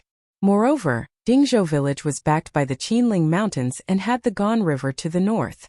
Whether it was fishing or hunting, Li Wangyu felt that the villagers should not suffer from famine. It's nothing. I don't feel anxious when I have food in my hands. But this is too much. Not much, not much. I think it's too little. Li Wangyu smiled. Old villager, in a while, the villagers who are invited to help will each bring back a dough of food as a reward. We are all villagers. What reward do we want for helping to transport some food? You little child, don't learn bad things from the people in the city. The old villager was unhappy when he heard this. He did not call Li Wangyu and Xiaolang and directly lectured them. After being lectured by the old villager, Li Wangyu was stunned. Chapter 66. The surrounding farmers who were helping to transport grain heard this and nodded in agreement with the old village chief. That's right, we need to be paid for helping a little child transport some grain. If this gets out, does our Dingzhou village still have any face? Yes, Uniquely took such good care of us in the past, not to mention that your family now has you, Xiaolang, and your family's women and children. If we do something for you and ask for a reward, if this gets out, our Dingzhou village will be scolded to death. Haha, everyone work harder. Help Li Jia Xiaolang quickly transport the grain home. The words of the Dingzhou village villagers made Li Wangyu sweat. He really had not expected these Guangzhou men to be so loyal. If he gave them a reward, it would make him seem stingy. Fine, if they did not want to give, then so be it. In any case, the grain was being stored for the villagers. When the locust plague came in a month, these would be life-saving grain. However, Li Wangyu knew the Guangzhou men. Even if they were about to starve to death, they would not reach out to beg. If he gave them grain, then it would hurt the pride of these Guangzhou men. In disaster years, when rich families or the main family gave out grain, these Guangzhou men would stiffen their necks and say it was a loan. When the harvest was good, they would return it. If they dared to say it was a gift, they would throw down the grain and rather starve to death. Also, they would do as they said. After the disaster years, they would carry the grain and return it with interest. When Li Wangyu thought of this, he felt a headache. When the time came, if he wanted to give grain to these Guangzhou men, he would have to spend a lot of effort. If that's the case, then why don't I treat the entire village to a meal tomorrow? This way no one will refuse, right? Just treat it as my Li family moving to Dingzhou village as a housewarming banquet? Li Wangyu thought and decided to treat the entire village to a good meal. Everyone would have a good time. In the future, he would have to rely on the help of the villagers for many of his properties. Treating the entire village to a meal was a way to express his gratitude, and also to get closer to everyone. Haha, Xiaolang, are you joking? There are more than 500 people in the village, how can you treat them? I'm not kidding. Tomorrow, I'll treat everyone to pig slaughtered rice. Li Wangyu recalled the pig slaughtered rice that he would cook every year in his hometown. It was not a big deal for 500 to 600 people to eat together. What is pig slaughter rice? The old villager was puzzled. Li Wangyu smiles and doesn't explain. Old Muramasa, can I trouble you to buy me 2 pigs tomorrow? Bihe. Are you really going to treat the entire village to a meal? 2 pigs? That's a lot of money. Don't worry about it. It's settled then. Tomorrow at noon, I'll treat the whole village to pig slaughter rice. Old village chief, I'll have to trouble you to help inform them. Seeing that Li Wangyu was so certain, the old villager nodded and agreed. After talking about the meal, Li Wangyu was in a very good mood. He stood on the embankment and looked around at the scenery of the gone river, but he noticed that there was a large piece of abandoned land by the riverbank.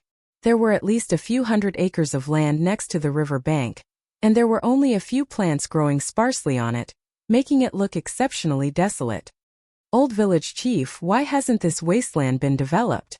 The old villager looked at the land behind him and sighed. It's all saline alkali soil. Nothing can grow here. Who would want to develop it? Saline alkali soil? Li Wangyu carefully looked at the land. The color of the soil was mostly white, yellow and other light colors. There were a few weeping willows growing on the large piece of land. If he was not wrong, this wasteland should be alkaline soil. Weeping willows were also called strange willows. They could not survive in acidic soil. They could only survive in alkaline soil. Li Wangyu squatted down and grabbed a handful of soil. He felt that it was prickly when he held it in his hand. He also took some water from the river and poured it on the wasteland. He observed carefully and found that the water penetrated the soil slowly, and there were white bubbles and foam on the surface of the water. Li Wangyu stood up and clapped his hands. He was sure that this wasteland was alkaline soil.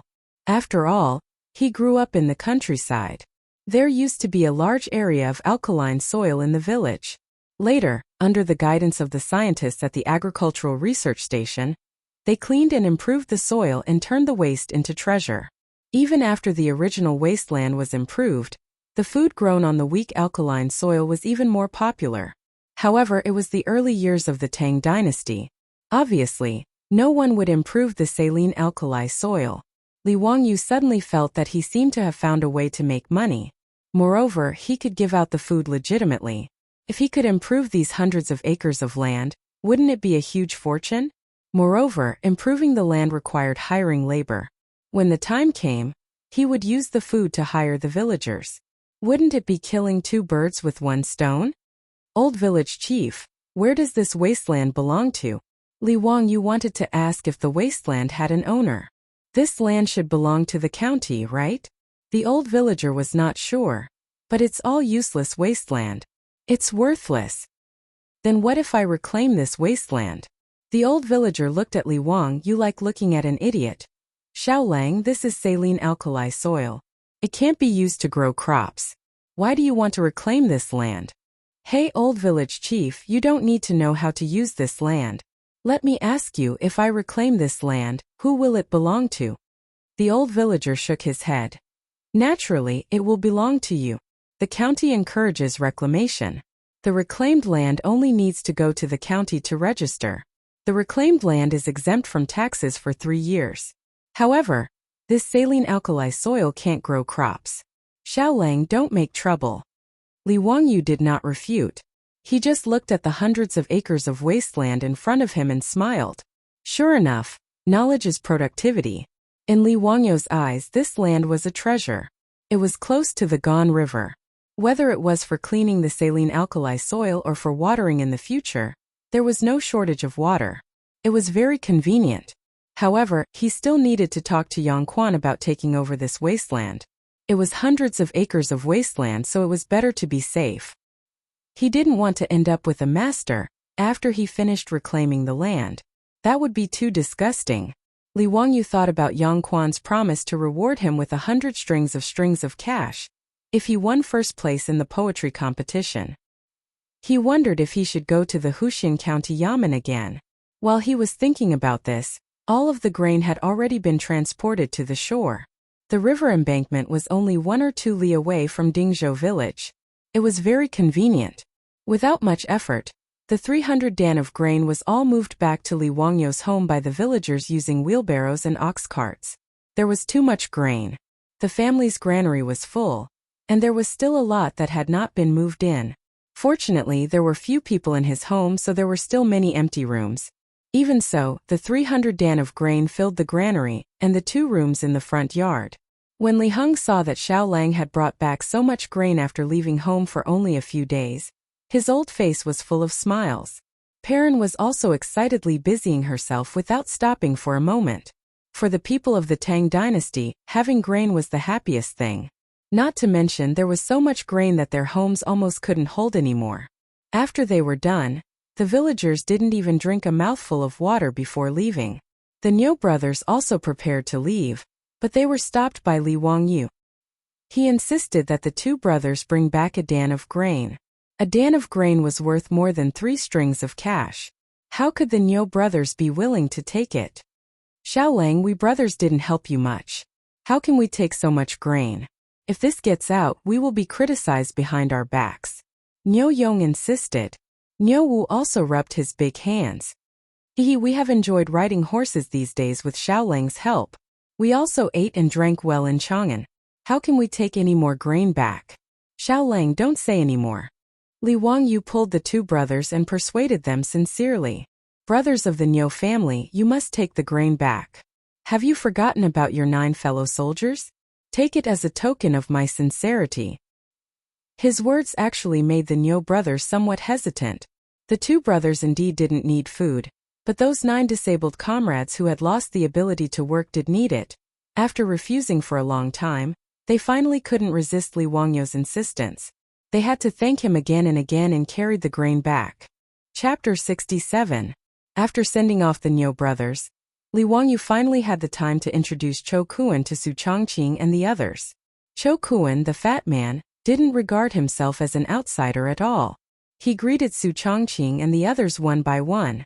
The fat man also saw that the relationship between Li Wangyu and Su Chongqing was not ordinary, but he was very puzzled. In his opinion, Su Chongqing was too old. She was 24 or 25 years old. In the Tang dynasty, she was at the level of an aunt, but Li Wangyu was only 16 years old. Why did they seem to have feelings for each other? What's more, in the eyes of the fat man, although Su Chongqing was very beautiful, she was too thin. She didn't have a round and smooth body at all. He really couldn't figure out why Li Wangyu liked such a woman. He didn't know that women in later generations were crazy to lose weight. Many people admired Su Chongqing's devilish body. The lyrics of the divine song Calories in later generations sang, "Burn my calories by donuts, pearl milk tea instant noodles, hot pot rice, big plate chicken, take it away, don't be polite." These were the thoughts of women. Fortunately, although the fat man Chou Kuan was simple and straightforward, he was not a fool. He would not stupidly say these thoughts out loud. Otherwise, he was afraid that he would inevitably be beaten up. After instructing Li Heng to arrange a room for Chou Kuan, Li Wangyu sent the little girl Perrin away. Finally, he had a chance to whisper to Su Chongqing. He confessed to Su Chongqing about his trip to Chang, and this time, the only thing he neglected to mention was the erotic painting. He only said that he helped Chou Kuan's family to draw a sketch of Goddess Luo's painting, and solved his family's crisis in exchange for the food. Su Chongqing knew that he must have a little secret, but he was very smart and didn't expose it. He just smiled and watched the little man in front of him talk about all kinds of things in Chang'an. By the way, Chongqing, our bathroom renovation plan can be carried out. Li Wangyu took out the 10 taels of gold from the package, as if he was presenting a treasure. These 10 taels of gold can be exchanged for 60 strings of copper coins. It's more than enough to build a bathroom and toilet. I forgot to ask the village chief just now. I don't know where I can find a kiln to make porcelain. Li Wangyu excitedly talked about his plan, which made Su Chongqing feel inexplicably moved. This little man was really working hard for their family in the Tang dynasty. In the days that Li Wangyu was not at home, she looked forward to his return every day. Far away from the familiar society and her family, Su Chongqing finally realized that in the Tang dynasty, Li Wangyu was the only one she could rely on. Although she was surrounded by people from the Tang dynasty, Su Chongqing was filled with a sense of loneliness, as if she and Li Wangyu were stranded on a deserted island.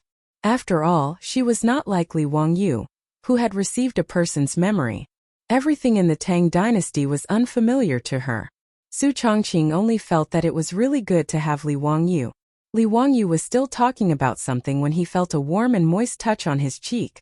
Su Chongqing suddenly leaned over and gave him a gentle kiss on the cheek. A certain someone was stunned as if he was struck by lightning. Although Li Wangyu was not a pure little virgin, it was the first time a girl took the initiative to kiss him. Moreover, it was a goddess. Just when Li Wangyu was about to turn into a wolf, Su Chongqing ran away with a smile. Don't think too much. This is big sister's reward for you getting the food. I'll cook for you. Today we'll eat noodles, braised meat noodles. Hey, demon. You dare to run away after doing something bad. Eat this old Li's stick. Li Wangyu giggled. The dinner of the Li family was an eye-opener for Cho Kuan and also a surprise for Li Wangyu. At the beginning of the Tang dynasty, sitting with one's feet down was not popular. However, sitting on the ground was really not ergonomic. Su Chongqing was not used to it. Therefore, in the few days that Li Wangyu was not home, Su Chongqing actually asked the village's carpenter to help make some furniture for the family. These furniture were very simple. There were no exquisite carvings or complicated decorations. They were not even painted and maintained their natural wood color. A large long dining table with high stools on both sides of the table made Li Wangyu very excited, but also made Cho Kuan confused. How should one sit on such a high table and stools? Cho Kuan wondered if he should take off his shoes and kneel on the stools to eat. Li Jia Xiaolong's furniture was very strange. Li Wangyu's eyes lit up. Without saying anything, he ran to the head of the table and sat down. Comfortable. Chongqing, did you ask someone to make this? Su Chongqing's beautiful eyes were smiling. He nodded and sat down next to Li Wangyu. In the past few days when you were not home, I wanted to do something. I just learned that there were carpenters in the village, so I drew some drawings and asked them to make a lot of furniture.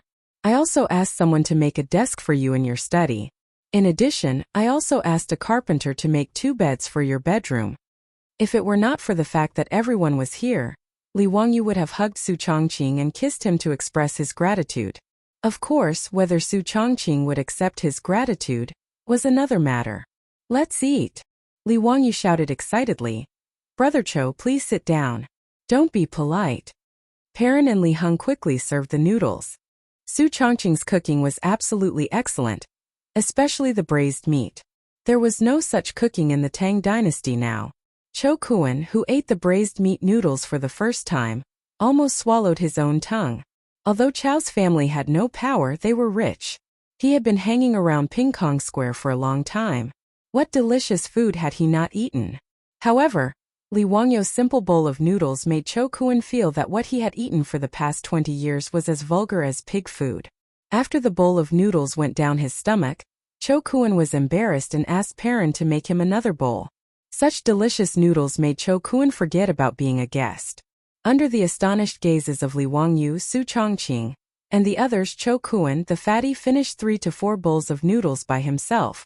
Only then did he feel satisfied and put down his bowl and chopsticks while stroking his stomach. The bowl of noodles was a big bowl from Guangzhou. The size was similar to the soup bowl of later generations, but the fatty ate 3 or 4 bowls in one breath. Li Wangyu finally understood how Cho Kuan's round body shape came about. This guy was simply the top foodie in the Tang dynasty. His appetite was comparable to that of their family of 4. Li Wangyu's face darkened. Could it be that Cho Yuanliang felt heartache for giving him so much food and specially asked Cho Kuan to come to his house to eat until he became poor? Cho Kuan looked at everyone embarrassedly. Xiaolang, the food in your house is really delicious. I couldn't help but order it. Li Wangyu rolled his eyes. Brother Cho, if I didn't know your situation, I would think that you were a refugee. If you do this, I will charge you for your food. Cho Kuan was not angry. He took out a gold ingot from his arms and put it on the table. That's good. Xiaolang, my food. Such a nouveau riche behavior confused Li Wangyu. What the hell was this situation? You damn fatty, do you really think I am a restaurant owner? Forget it, I won't lower myself to your level. Li Wangyu put away the 5 taels of gold ingot without the slightest anger. Well, the things that fall in my Li family belong to my Li family. Chapter 68. On the morning of the second day, Li Wangyu led his family to prepare pig rice. The old villager was leading a young girl from the village with 2 fat pigs. They were here to sell the pigs to Li Wangyu. The girl was obviously malnourished. Her hair was dry and yellow, and she was pitifully thin. But the 2 pigs that she rushed over were very fat. It was obvious that they were well fed and taken care of. Xiaolang, this is Zhao family's little Mississippi. These 2 pigs were raised by her. If you think they're suitable, you can buy her pigs. The old villager pulled Li Wangyu to the side and whispered. Little Miss Zhao's father was also a government soldier in his early years. He was unlucky and didn't come back alive. She and her widowed mother depend on each other for survival. Ai Xiaolang, if it's convenient, you can take care of them. Buying her 2 pigs can also increase her family's income. When Li Wangyu heard this, he felt sad.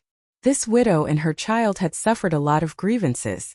And if little Miss Zhao's father was also a government soldier of the previous dynasty, then he had been dead for at least 10 years. If that was the case, little Miss Zhao should be in her teens. But he thought that little Miss Zhao was less than 10 years old. She was really too thin. It was obvious that she was malnourished. It could be seen how hard the mother and daughter had lived. He didn't care about avoiding suspicion. He reached out and touched the little girl's hair. His voice was unusually gentle. Little miss, I'll buy your pigs. Do you want copper coins or food? Little Miss Zhao gave Li Wangyu a curtsy in a very restrained manner. Answering Lang Jun, if it's convenient, is half copper coins and half food possible? Yes, of course. Li Wangyu nodded and called Li Hung out to weigh the 2 pigs. The 2 pigs were around 200 catties. Little Miss Zhao looked at the tall scale and smiled until her face was red. She went to cut pigweed and carefully fed these 2 pigs every day in order to sell them for a good price to supplement the family. Her family only had the 2 of them. They couldn't do heavy labor. Although everyone in the village took care of them and the Niu brothers often brought them food, little Miss Zhao didn't want to rely on others to survive. Li Wangyu laughed and said, "For 100 catties, that's really fat. 40 copper coins per catty. That's a total of 16,000 copper coins. Little Miss Zhao, I'll give you 8 copper coins and 2 dan of grain. What do you think?" Who knew that little Miss Zhao would shake her head? Lang Jun, your calculation is wrong. This was a pig made of wool, so the price could not be calculated according to the price of slaughtered pork in the county town. The price of a pig is less than 20 copper coins at most. I can't accept so many. Her words made Li Wangyu stunned. He did deliberately calculate the price according to the price of meat in the county town, but he didn't expect that the little girl wouldn't accept it at all. Miss Zhao, isn't it good to earn more money? Li Wangyu asked. Little Miss Zhao's head shook like a rattledrum. My mother always taught me to be an honest person and not take money that I shouldn't take. What's more, you're willing to buy my pig. I'm very grateful to you. Li Wangyu could only be in awe of her. Although she was poor, she was able to stick to her original heart and was neither greedy nor humble. It was really rare. Was the quality of the people of the Tang dynasty so high? Li Wangyu could only comply with little Miss Zhao. Then let's calculate it at 20 copper coins. I'll give you 4 copper coins and 1 dan of grain and 5 dan of grain. Little Miss Zhao still wanted to say something. She felt that the grain was too much, and the pig couldn't be sold for 20 copper coins.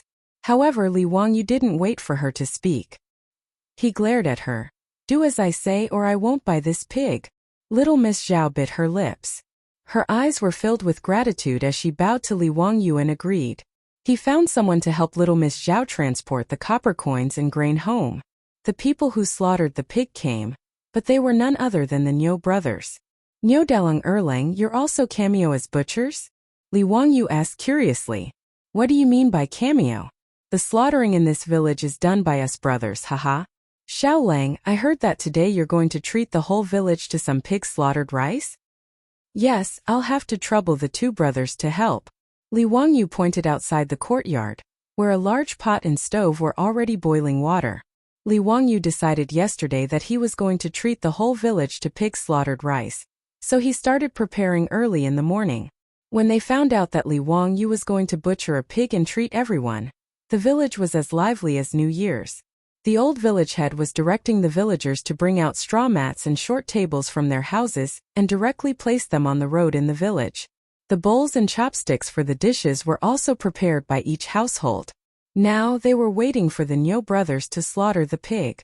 The naughty children in the village came early to watch the fun. The fat pig was dragged to the slaughtering platform and screamed miserably, but it made the adults and children smile. It was rare for these villagers to eat meat all year round. 4 or 5 strong men held the pig down. Niu Wu held a short knife and directly cut the pig's blood. Immediately, a woman came over with a big basin and collected the pig's blood. This was specially ordered by Li Wangyu to use the pig's blood to make blood tofu. After the 2 fat pigs stopped breathing, Li Wangyu directed the villagers to carry the pigs to the side and use boiling water to remove the pig's hair and clean it. After dissecting the pig's stomach, Li Wangyu began to direct the villagers to divide the work. Some cleaned the intestines, some cleaned the pig's head, and some cleaned up the pig's feet. It was very lively. Niu Yong and Niu Wu cleaned up the 2 fat pigs in no time, dividing the pork and ribs into 2 portions. Xiao Lang, how do we cook the pork? Should we let the villagers cook? Niu Wu wiped his sweat and asked. Please don't. I will personally cook the pig's slaughtered rice today. Li Wangyu quickly stopped him. These Tang dynasty women probably only know how to cook meat. It would really be a waste of these 2 fat pigs. Su Chongqing originally wanted her to cook, but she was driven far away by Li Wangyu. Haha, Chongqing, you don't know how to cook the pig's slaughtered rice today. Just watch me. Can you really do it? Su Chongqing was a little unsure. Just watch. When I was in the village for Chinese New Year, my family would cook pig slaughtered rice every year. Li Wangyu rolled up his sleeves and walked to the big stove. His actions gave everyone a fright. Regardless of whether it was Li Heng, Pei Lan or Chou Kuan, they all did not expect that Li Wangyu was actually prepared to personally cook. Xiao Lang. A gentleman should stay away from the kitchen. Chou Kuan did not expect Li Wangyu to cook for a group of farmers. He was a little shocked. Li Wangyu glanced at him and spat. Bah, that sentence clearly says that a gentleman is a beast. Seeing it alive, he can't bear to see it dead. Hearing it, he can't bear to eat it. Therefore, a gentleman should stay away from the kitchen. You eat meat every meal, and you have the nerve to say that a gentleman should stay away from the kitchen? If you have the ability, don't eat it later. Chou Kuan smiled embarrassedly and hid to the side. He wanted to see what Li Wangyu could cook, and whether it was as delicious as the braised meat noodles last night. Li Wangyu began to command a group of people to help him. Some of them started the fire, some of them did the chores, and he operated several big stoves at the same time. Pig intestines and blood curd, braised pork, dompa pig knuckle, stir-fried pork, twice-cooked pork, garlic paste, braised pork ribs, stir-fried liver and kidney. Li Wangyu used all his skills, and he was so busy that his forehead was covered with sweat. Delicacies that had never been seen before by the people of the Tang dynasty were constantly served and filled the seats in the village. The aroma of the pork stimulated the adults and children in the village and made them drool. They all looked at Li Wangyu, who was busy at the stove, and waited for the banquet to start. When Li Wangyu finished the last dish and ordered the women to bring it to the table, the pig slaughtered rice could finally be served.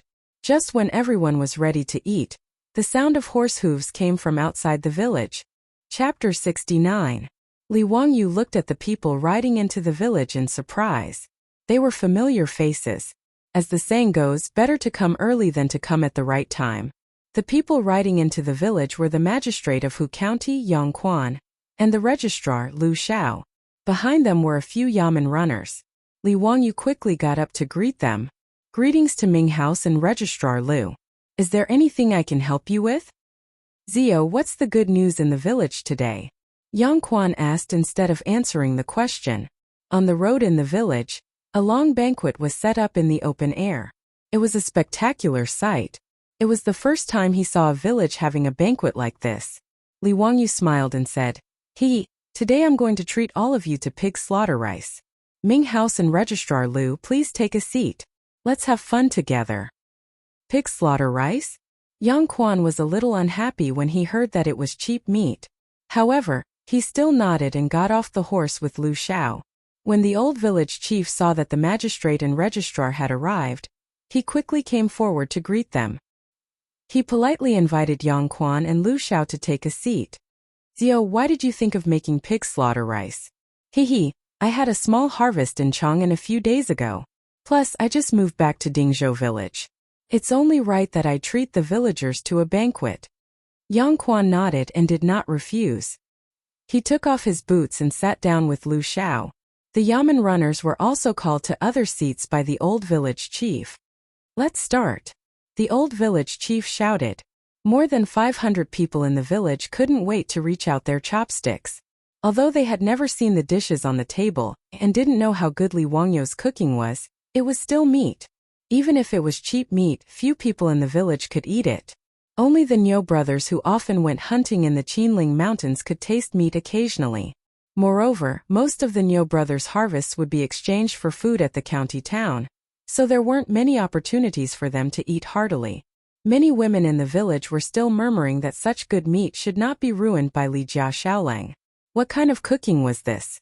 Shouldn't meat be cooked in a big pot and then eaten with sauce? But when the first bite of meat was put into his mouth, the unspoken criticism in his heart disappeared. The originally noisy banquet suddenly became silent except for the sound of chewing. Meat. Fragrant. The color was rosy, the fragrance of the meat overflowed, and it was soft and tender. One bite was filled with bliss. These villagers, who rarely had the chance to eat meat, couldn't help but cry at this moment. As for the children, their cheeks were stuffed to the brim, and a few of them almost choked because they ate too quickly. Chat? Who would have the time to do that? Whether it was the adults, the children, or the toothless old man, there was only meat in their eyes at this moment. Everyone in the village, including the old village chief, looked like a reincarnated hungry ghost. Yang Quan and Lu Xiao looked at each other and silently shook their heads. In their opinion, it was because these villagers were too poor that they rarely ate meat throughout the year, so they were so unbearable. Yang Quan even blamed himself. These were the people under his rule, but they lived in poverty. It was a shame to talk about it. After Pai Lupi ascended the throne, he purged a large number of old officials from the Sui dynasty. At the same time, he rectified the governance of the officials and severely punished corruption. Yang Quan's master was Yu Shernan, and he took away 70 to 80% of the old man's righteousness. However, no matter how much Yang Quan loved the people and was close to them, he was not the god of wealth, and he did not have the ability to make the people of the Tang dynasty rich. Zheng Guan was prosperous, but the people were still poor. Reaching out his chopsticks and picking up a piece of Dongpa pig knuckle, Yang Quan actually felt a little nauseous. The nobles of the Tang dynasty almost never ate cheap meat like pork, let alone such greasy fatty meat. However, out of the mentality of sharing happiness with the people, and out of respect for the young man Li Wangyu, Yang Quan forced himself to put the meat into his mouth. In the next moment, Yang Quan's eyes widened in disbelief. The aroma of the meat instantly occupied his entire mouth. The fatty meat was not greasy, the lean meat was a little chewy, and the fatty meat between them melted instantly, bringing with it a hint of sweetness. The pig skin of the pig knuckle melted in his mouth, and there was a bit of the gelatinous texture of the meat skin. Fatty but not greasy, sticky but not mushy, it was really the best. This is really pork? Yang Quan still could not believe that what he just ate was cheap meat.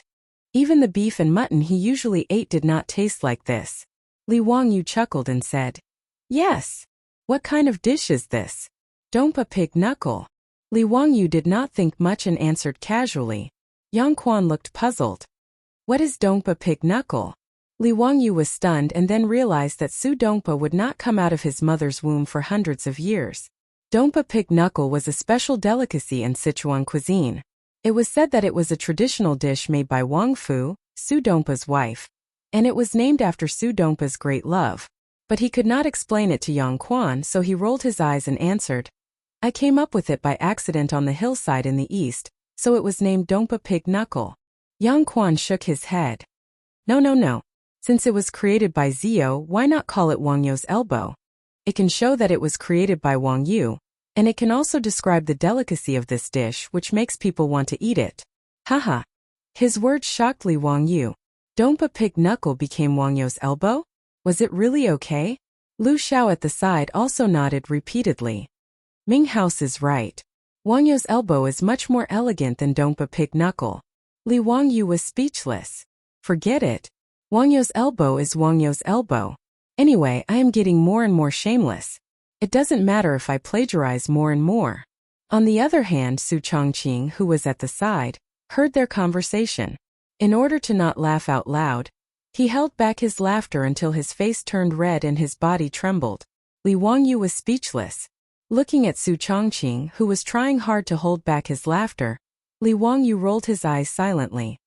A shame. After Yang Quan removed Dompa Pig Knuckle from history, he no longer talked nonsense. His chopsticks began to fly around the table. Almost every dish made him full of praise. Lu Xiao wasn't any better than Yang Zua. In fact, he was even worse. After swallowing the pork, he didn't even bother to talk to Yang Zua. Instead, he only cared about himself as he ate heartily. In fact, strictly speaking, Li Wangyu's cooking skills were average. Compared with Su Chongqing's cooking skills, his cooking skills were far worse. However, the big pot dishes like pig slaughter dishes did not necessarily require too fine craftsmanship. Su Chongqing was not good at it, let alone cooking with such a big pot. But even so, in the Tang dynasty, where cooking was not popular and pork was just a cheap meat, which was usually eaten after being boiled in plain water, Li Wangyu's cooking skills could be said to be amazing. Cho Kuan, the fat man, ate so much that he almost swallowed his own tongue. He did not care about the field anymore and snatched the meat with a table of farmers happily. After a long time, he finally patted his belly with satisfaction and put down his bowl and chopsticks. Xiao Lang, your pig slaughter rice is so delicious. I finally understand what it means to not know the taste of meat in March. Ah, how can I eat the food in those restaurants in Chang, and in the future? As soon as he finished speaking, Yang Quan glared at him angrily. Ignorant and incompetent. When I heard Xiao and Qi, I didn't know the taste of meat in March. Is that what you mean?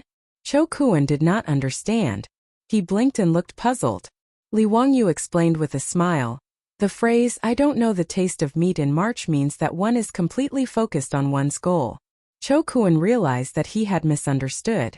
He was thick-skinned. He just smiled and did not feel ashamed. When the farmers were 70% full, they finally slowed down and began to toast each other with their home-brewed rice wine. In front of Li Wangyu's table, there were countless villagers holding wine bowls and lining up to toast them. Seeing this, Li Wangyu's face darkened. Chapter 70. What grudges do these villagers have against me? If I drink these hundreds of bowls of rice wine, it's estimated that it won't be a matter of getting drunk but alcohol poisoning. Even if the alcohol content of the rice wine is low, it can't handle this amount. The Tang dynasty shouldn't have carried out the first aid business of gastric lavage, right? Everyone, let's first toast to Yang Mingfu and Registrar Lu. Li Wangyu shamelessly diverted the trouble directly to Yang Quan and Lu Xiao. His words made Yang Quan and Lu Xiao's faces darken.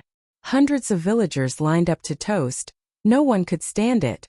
Fortunately, the old villager had good eyesight. Seeing the embarrassment of the three, he quickly stepped forward to stop the enthusiastic villagers. He stepped forward to represent more than 100 villagers of Dingzhou village to toast Li Wangyu, Yang Quan, and Lu Xiao 3 bowls of rice wine. Only then did the villagers calm down. The 500 or so villagers of Dingzhou village were grinning from ear to ear after eating a meal of pig-slaughtered rice. The Niu brothers were well informed in the village, but they were still convinced by Li Wangyu's pig rice.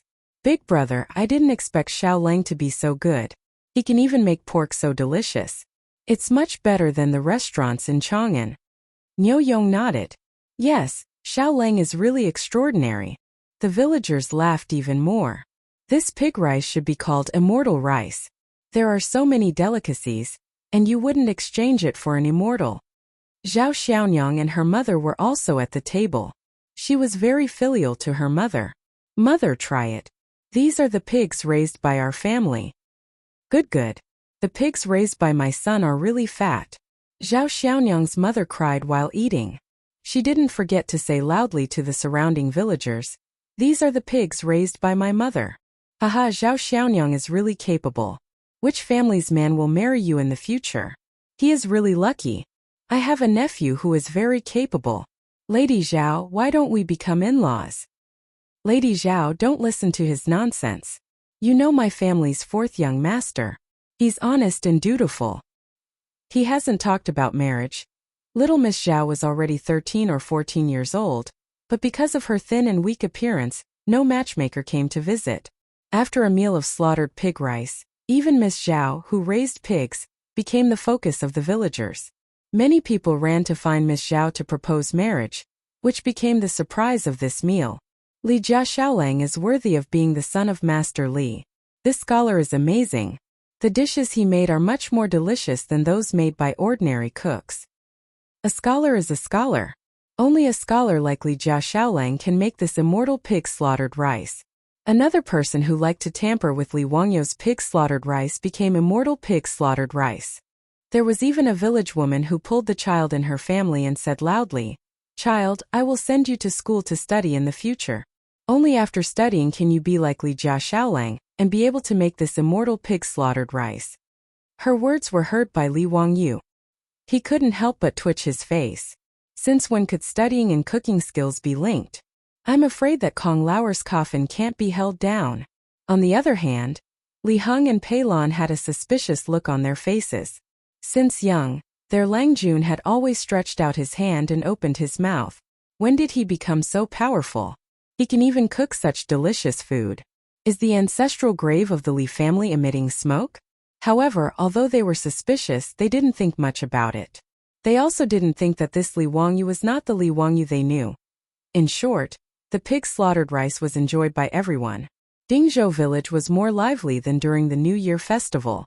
As the villagers spread the news to the surrounding villages and towns, it caused a big sensation. Whether the villagers of Dingzhou village went to the market or visited relatives, they were asked about the pig slaughtered rice, which was unprecedented in the Tang dynasty. In the village, whether it was the men from Guangzhou or the women, as long as they talked about this meal, even the taciturn people would become talkative and introduce in detail what they ate in the pig slaughtered rice. Everyone would describe the delicacies in detail, thinking that even the emperor might not have eaten such delicacies. After causing a burst of exclamation from others, they would leave satisfied with their faces full of pride. After eating and drinking to their heart's content, Li Wangyu invited Yang Quan and Lu Xiao back to his house. Fatty Cho Kuan shamelessly accompanied them. Although he was the son of a merchant, the Cho family's business in Chang, and was so big that even Yang Quan and the others knew about it. Therefore, they didn't discriminate against his identity as a merchant. Ming House, may I ask why you are visiting us today? Li Wangyu's question made Yang Quan and Lu Xiao embarrassed to speak for a long time. Li Wangyu asked for a long time before he finally understood the purpose of Yang Quan and Lu Xiao's visit. He couldn't help but silently roll his eyes. It turned out that what he did in Chang, and over the past few days had already spread. Even Yang Quan and Lu Xiao, who were in the county yamen of Hu County, had heard about it. The poems that Li Wangyu wrote at the Zhujiangpool Poetry Festival were praised by them. Yang Quan was even more proud that he forced Li Wangyu to participate in the poetry festival. This time he was in the limelight in Hu County. However, the two of them didn't expect that not only was Li Wangyu's literary talent outstanding, but he was also proficient in arithmetic. The arrangement of the chessboard and the rice was amazing. As for the question about the thieves, Yang Quan and Lu Xiao pondered for 2 days but still couldn't figure out how to solve it. How did the 4 thieves tell who was telling the truth and who was lying?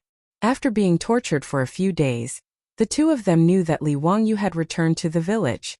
They directly rushed to Dingzhou village, intending to personally ask the thieves what was going on.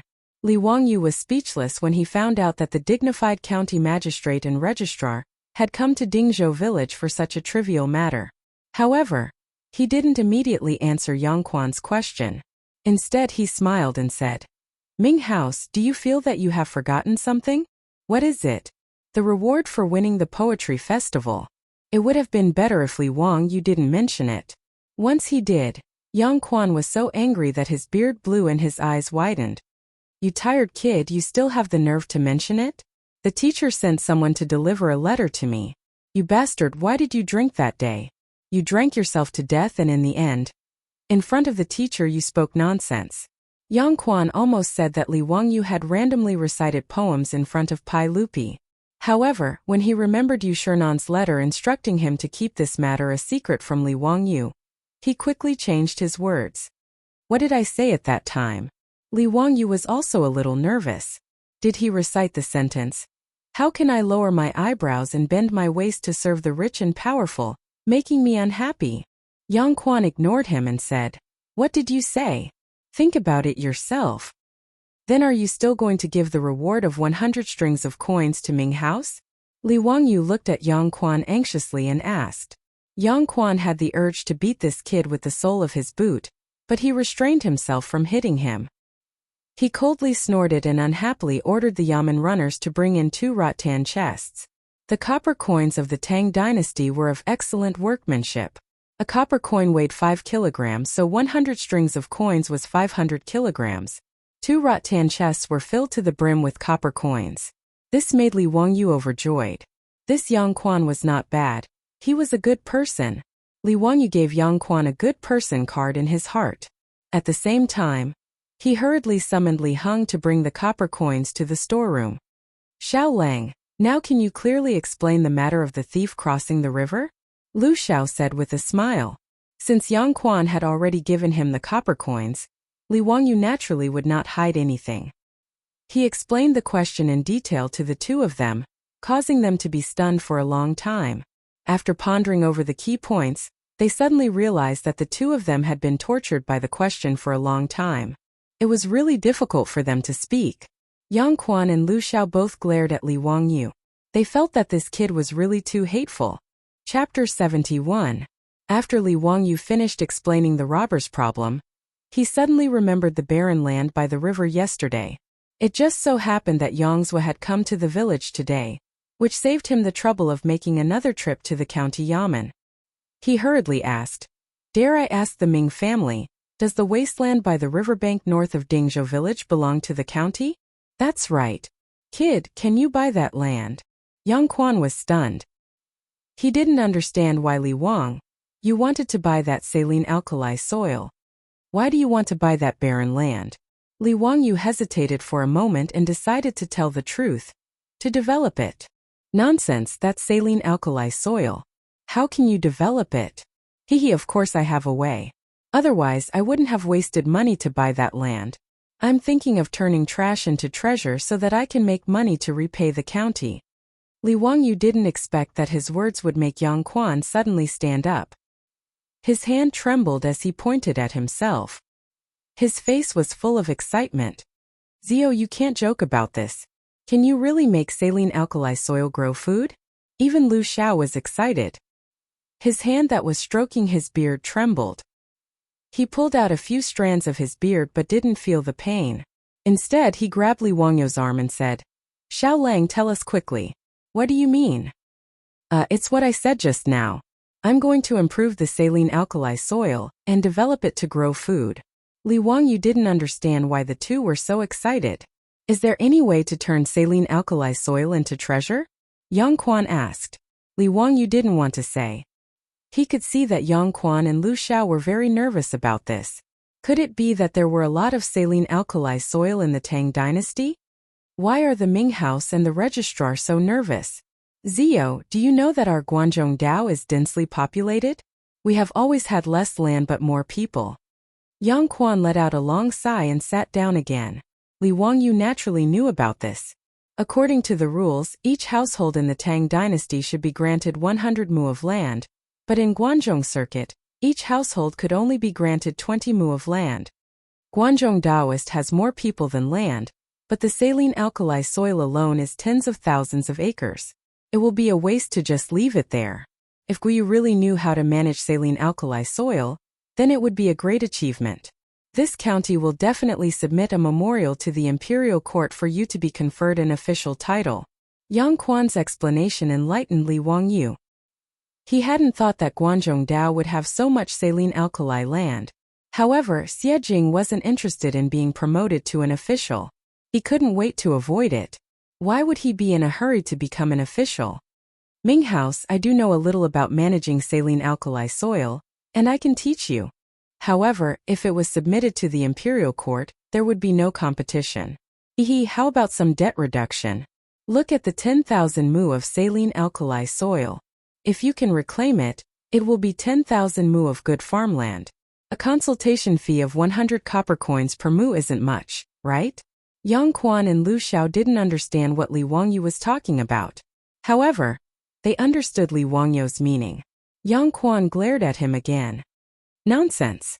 How can this county privately give you a reduction in public funds? If your method is feasible, this county will naturally report it to the imperial court and fight for you to be rewarded. His words made Li Wangyu curl his lips. Wanting to steal his secret without paying, wasn't that too disrespectful of intellectual property rights? Before Li Wangyu could speak, he heard Yang Quan say, however, this county can make the decision to put the 300 mu of uncultivated land in Dingzhou village under your name. This is a big matter that will benefit the country and the people. Zio, you must not act recklessly. Fine Yang Quan's big hat was on Li Wangyu's head. Moreover, getting the 300 mu of land for free wasn't considered a loss. He was about to nod his head in agreement, but swallowed the words that were about to come out of his mouth. It was best to ask his beautiful superior's opinion on this matter. He didn't want to be muddle-headed and make a loss. He couldn't waste a top student from the University of Pennsylvania, who majored in business administration. Li Wangyu used the excuse of going to the toilet and ran out to find Su Chongqing. He told Su Chongqing about his conversation with Yang Quan and the others. Then he eagerly waited for Su Chongqing's opinion. Sure enough, after his beautiful superior heard his words, she immediately whispered a few words into his ear. Li Wangyu fiercely slapped his thigh. He almost made a loss again. Su Chongqing told him to ask the county for cattle. In the Tang dynasty, cattle were quite precious. The price of a strong cattle was very high. It was about 20 strings of coins. In order to protect cattle, the Tang dynasty didn't allow cattle to be killed. Even the accidental death of a cattle had to be reported to the government. In the huge Dingzhou village, there were less than 10 cattle. One cattle could only cultivate 2 to 3 mu of land a day. After cultivating for 2 days, they needed to rest for a day to recover their strength. Dingzhou village's 2,000 mu of land depended on manpower to cultivate. This was one of the reasons why Dingzhou village was so barren. Su Chongqing felt that the method of managing the saline alkali soil could be handed over to the imperial court. However, just giving them the 300 mu of uncultivated land in Dingzhou village wasn't enough. At least 10 more cattle were needed. Otherwise, even if Li Wangyu could manage the land, he wouldn't be able to find enough manpower to cultivate it. With regards to Su Chongqing's words, Li Wangyu deeply agreed. After returning to the central room, Li Wangyu chuckled and proposed his conditions to Yang Quan. In addition, he also added 2 horses to Su Chongqing's conditions. He was tired of the days when he had to walk outside. Although he had the money to buy it now, it was better to save as much as possible. He still owed a huge debt. Ming House, you see, my family only has 4 people. There's not a single able-bodied worker. Even if I manage to manage the saline alkali soil, there's no one to cultivate it, right? Moreover, without cattle, there's no way to manage the saline alkali soil. Li Wangyu's reasons left Yang Quan speechless. Indeed, he and Lu Xiao were very clear about the Li family's current situation. However, the condition of 10 cattle and 2 horses made Yang Quan slightly hesitant. Zio, are you sure your method will work? At the very least, the land in Dingzhou village will work. I can't guarantee the saline alkali soil in other places. As you know, Ming House, not every piece of land is the same. Li Wangyu didn't say anything definite. The saline alkali soil was divided into 2 types: alkaline soil and acidic soil. His method was suitable for managing the saline alkali soil. As for acidic soil, it wasn't impossible, but he couldn't guarantee the results. Yang Quan and Lu Xiao looked at each other and nodded silently. Yang Quan directly agreed to Li Wangyu's request. Then this old man will agree to your request. However, if you can't grow anything, the county yamen will take back the cattle and horses. Zio, do you agree? Li Wangyu naturally agreed to this condition. If the saline alkali soil really failed, he would be too embarrassed to take back the cattle. The 2 sides agreed on the conditions. The county yamen would send officials to record how Li Wangyu improved the soil. Li Wangyu had to guarantee that he would teach his method to these officials without reservation. When the barren land grew crops, Yang Quan would naturally report this matter to the imperial court and ask for credit for Li Wangyu. Li Wangyu didn't care about this at all. He didn't aspire to be an official. After the guests and the host enjoyed themselves, Li Wangyu respectfully sent Yang Quan and Lu Xiao out the door. Yang Quan suddenly thought of something and asked Li Wangyu, Zio, I heard you bought a lot of food. Why? Chapter 72. Yang Quan's question made Li Wangyu hesitate for a moment. In the end, he decided to warn Yang Quan about the locust plague. If the government could step in to eliminate the locust plague would not be that scary. The earlier the locust plague was eliminated, the fewer people who would starve to death in the Tang dynasty. Ming House, when you came to Dingzhou village from the county office today, did you see anything out of the ordinary on the way? Out of the ordinary? What do you mean? Yang Quan did not understand Li Wangyu's question. In the fields, didn't Ming House feel that there are a lot of locust larvae in the fields this year? Li Wangyu's words made Yang Quan and Lu Zhao's expressions turn serious. Ziyu, are you worried that there will be a locust plague this year? Are you the one who prepared the food? Li Wangyu shook his head silently. Ming House, I'm not worried. I'm sure that there will be a locust plague in Guangzhou this year. And the scale will not be small. I prepared the food for the villagers of Dingzhou village. Sai, it may not be enough. Ziyu, be careful with your words. Don't speak nonsense about a locust plague. Lu Xiao heard and quickly stopped Li Wangyu. Registrar Lu, I'm not speaking nonsense. Just look at the locust larvae flying all over the fields. Many farmers are already burning incense in the fields to worship that bullshit locust god. Don't Ming House and Registrar Lu know about this? Li Wangyu's voice grew louder as he spoke. Ming House, if we don't do anything, I'm afraid there will be no harvest this year, and then? He could not continue. He did not dare to imagine the terrifying scene of a locust plague in Guangzhou in March. The crops that had just been planted in the fields would be eaten up. Guangzhou was a region that only planted crops once a year. If all the crops in the spring were eaten up by the locusts, it would be a disaster. Although there was a record in the Aid for Governance Comprehensive Mirror. In the first year, Guangzhou was famished and there was only one rice dipper and straight silk. In the second year, there were locusts all over the world. In the third year, there was a flood.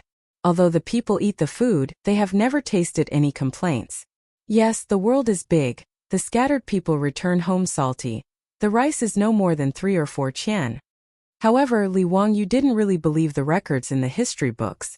It was now the second year of Zhengguan, and the price of grain was 360 copper coins per bushel. After natural disasters like the plague of locusts and floods, the price of grain in the autumn of the third year of Zhengguan actually fell to 3 or 4 copper coins per bushel. This was simply a fantasy. Could it be that Pai Lupi borrowed the rice from the sky? But no matter what, the March locust plague was a real threat. Li Wangyu could save Zhou village, but he could not save the world. He might not be able to save him, but the government could. That was why he took the risk of misleading the public, and directly told Yang Quan about the plague of locusts. Yang Quan stared seriously at Li Wangyu for a few seconds before sighing. How could I not understand what Ziyu is saying? When the larvae of the locusts first appeared, I had already sent a letter to the court, but... He shook his head. But how could it be so simple to kill the locusts? Li Wangyu did not understand. He asked, since the Ming House knows what is so difficult about it. This is a matter of life and death. If there is no way to kill the locusts, I have a few ideas. Yang Quan shook his head again. It is not difficult to kill the locusts. The Book of Songs has a saying, punish the thief, punish the flame. It can be seen that using fire at night can attract the locusts to the fire, just like moths. But this is not a problem of the method, it is that you cannot do it. Why not? Li Wangyu was confused. Since the ancient people knew how to kill the locusts, why would they allow the locusts to overrun the land?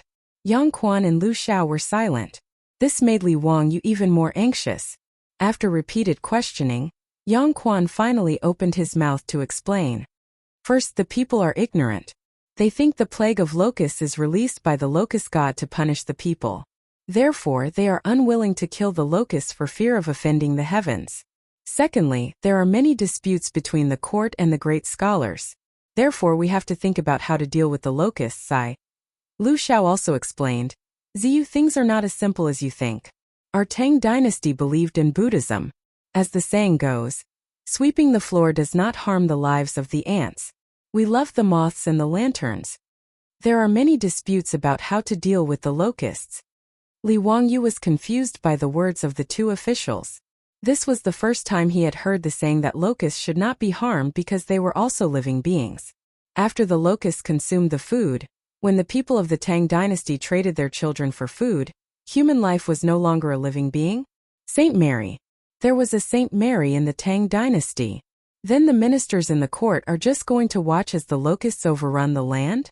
Are they going to rely on the prayers of the farmers to survive the plague? Are there no measures to prevent this? Lu Xiao sighed deeply. Dealing with the locusts is against the heavens. The only way is to cultivate virtue. Li Wangyu understood immediately. At that moment, he could only say that he had bought a watch last year to express his thoughts. Cultivating virtue meant that everyone had to strengthen their moral character and practice their inner strength. When everyone had completed their cultivation, the plague of locusts would naturally subside. Which idiot came up with this idea? Dealing with the locusts? Is that even possible? Dealing with the locusts is against the heavens. Why didn't the officials and scholars who came up with this idea go to heaven themselves? If they wanted to go to heaven, Li Wangyu could donate some firewood. He could guarantee that they would be burned to ashes and sent to the heavens as a wisp of smoke. Li Wangyu really wanted Pai Lupi to hurry up and eat the locusts so that the entire Tang dynasty could begin to deal with the locusts. However, this was obviously unrealistic. He was just a commoner. How could he possibly meet the emperor? Was this Pai Lupi someone that Li Wangyu could meet whenever he wanted? Besides, so what if he met him? Was he supposed to send a bunch of fried locusts to Pai Lupi and tell him that it was delicious and that His Majesty should try it? Would he be dragged out and beheaded by Pai Lupi? Li Wangyu's thoughts ran wild. He didn't know that he had already met Pai Lupi more than once. However, this guy still didn't know and had even insulted Pai Lupi a few times. By the time Pai Lupi ate the locust plague would have already spread. Eliminating the locusts would only be doing their best and leaving the rest to fate. They wouldn't be able to take much food from the locusts. After understanding all this, Li Wangyu had nothing else to say.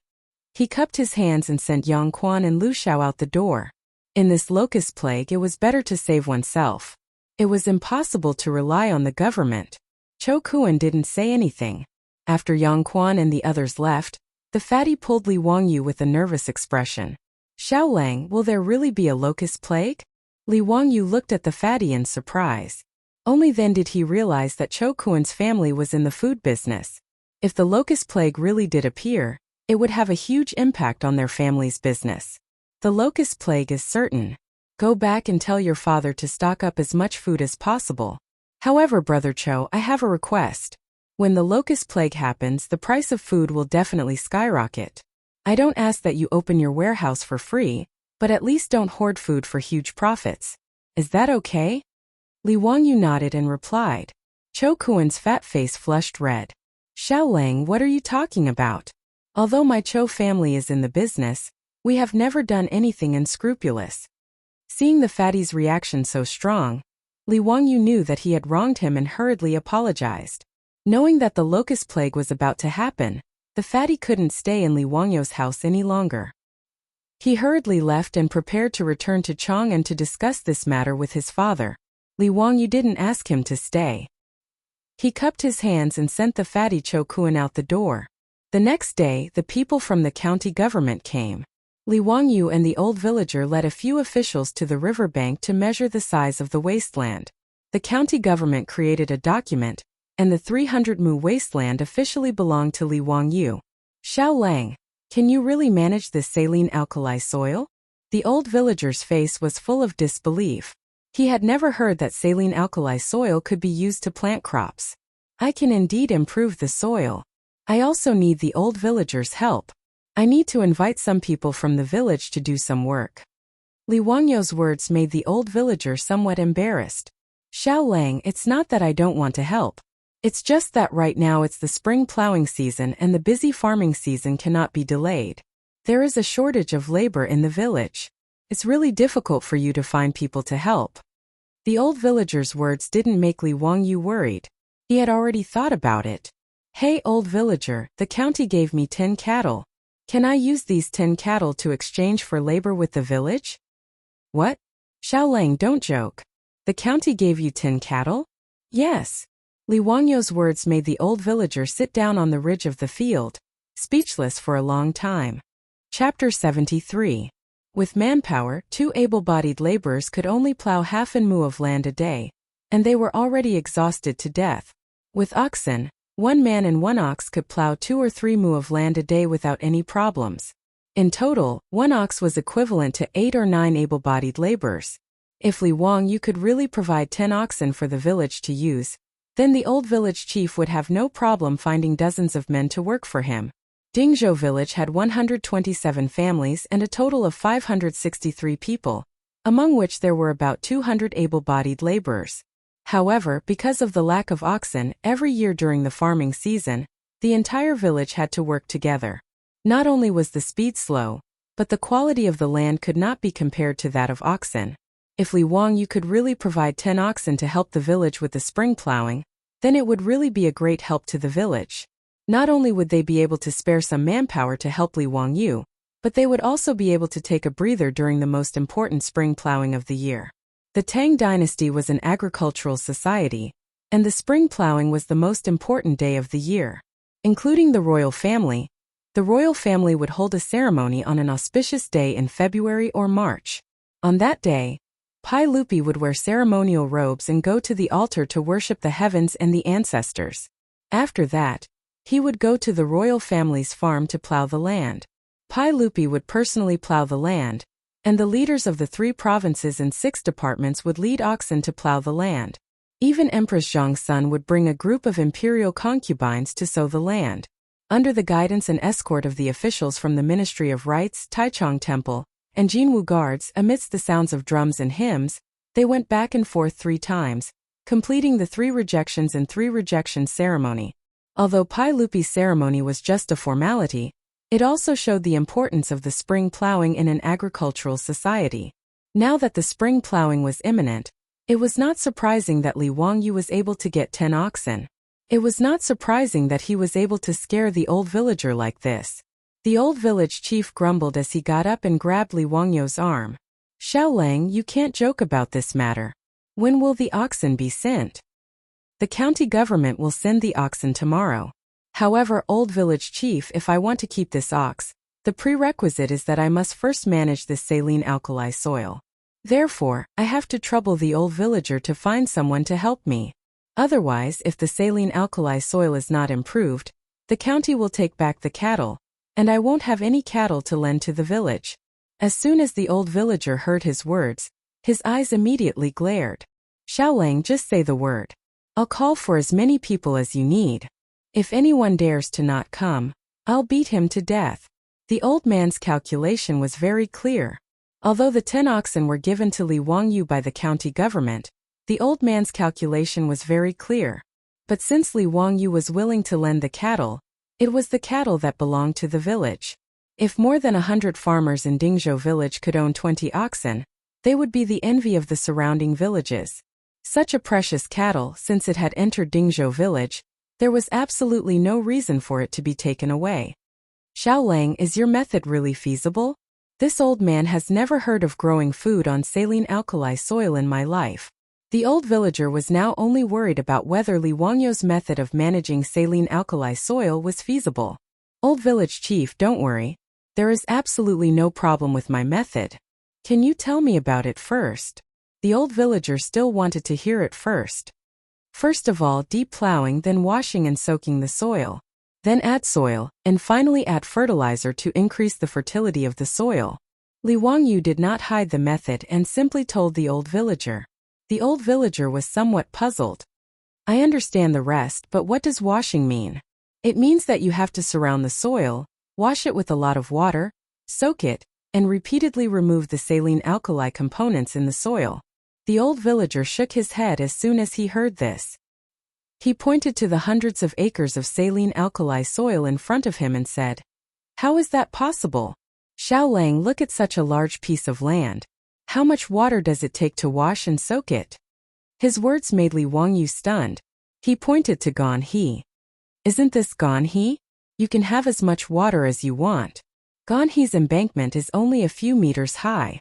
It's not easy to use a rollover cart to carry water. There are more than 2,000 acres of land in the village that need to be watered. You have to wash it several times. It requires too much manpower.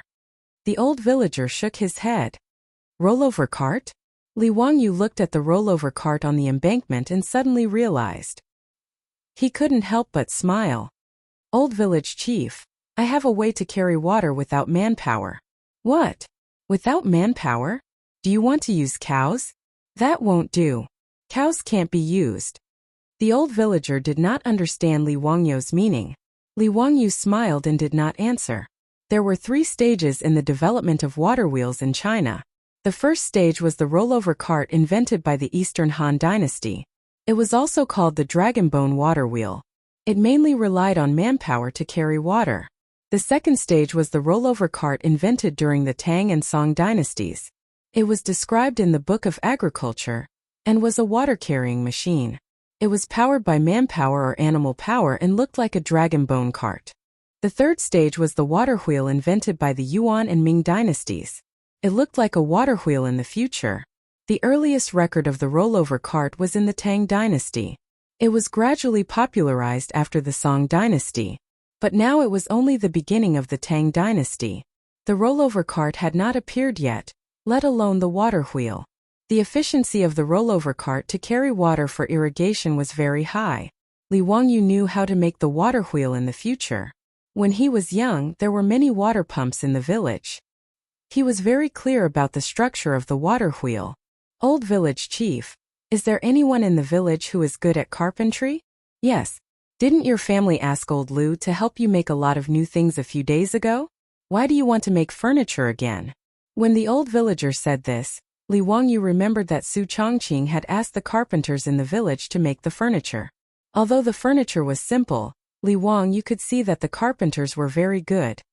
I need to ask Carpenter Lu to help me make a few water wheels. Then I can carry water automatically.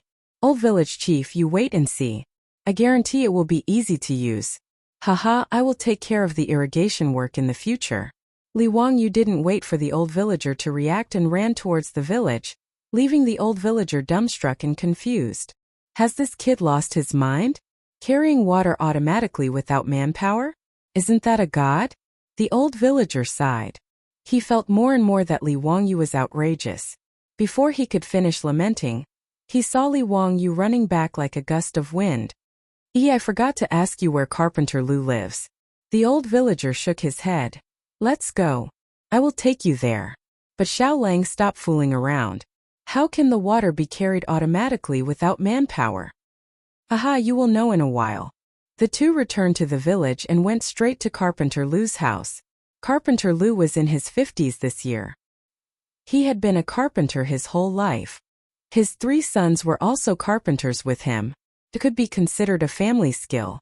Carpenter Lu was not a craftsman registered by the government. He was a private craftsman. In the Tang dynasty, the status of craftsmen was very low. In the historical records, they were even called official slaves. Moreover, their job was lifelong. Their status was similar to that of merchants. However, private craftsmen like Carpenter Lu also needed to farm. His status was similar to that of a farmer. Because of his craftsmanship, he was also respected in the village. His life was also better than that of ordinary villagers. Old Lu, come out quickly. I have something to ask of you. The old villager shouted at the top of his lungs when they reached Carpenter Lu's house. Chapter 74. The door of the farmhouse was opened with a squeak, and an old man in plain clothes with a white beard walked out. Muramesa, what are you doing? What's the matter? Obviously, the two had a good relationship. Carpenter Lu looked at the old Muramesa and laughed. Li Jia Xiaolang is looking for you. He wants to build something that doesn't require manpower to carry water. The old Muramesa still didn't believe Li Wangyu. Carpenter Lu naturally knew Li Wangyu. After an unprecedented pig slaughter meal, other than the babies in Dingzhou village who were still in swaddling clothes, the others might not know the old Muramesa, but they definitely knew Li Wangyu. When he saw that it was Li Wangyu who wanted to build something, Carpenter Lu's smile became wider. Li Jia Xiaolang, what do you want to build? Li Wangyu was still very polite. Carpenter Lu, I want to build a few water wheels. Do you know how to make them? What's a water wheel? Old me can build carriages and ox carts, but I've never heard of a water wheel. Carpenter Lu was puzzled. Li Wangyu asked Carpenter Lu for a pen and paper and began to draw the structure of a water wheel. The water wheel looked like an ancient wheel. Li Wangyu estimated that the height of the Gan River's embankment was about 3 meters, so he designed a small water wheel with a diameter of 6 meters. The larger the diameter of the water wheel, the heavier it would be. In order to make it lighter, the water bucket of the water wheel was replaced with a bamboo tube. Li Wangyu finished the drawing and handed it to Carpenter Lu. Take a look and see if you can build this water wheel. It doesn't need to be delicate, just sturdy and durable. Carpenter Lu took the drawing and looked at it carefully for a long time. He was puzzled and asked, Xiaolang, what do you want to build such a big wooden wheel for? To carry water for irrigation. How do you use it? Li Wangyu smiled and explained to him and the old Muramesa. After the water wheel is built, it will be installed on the side of the Gan River.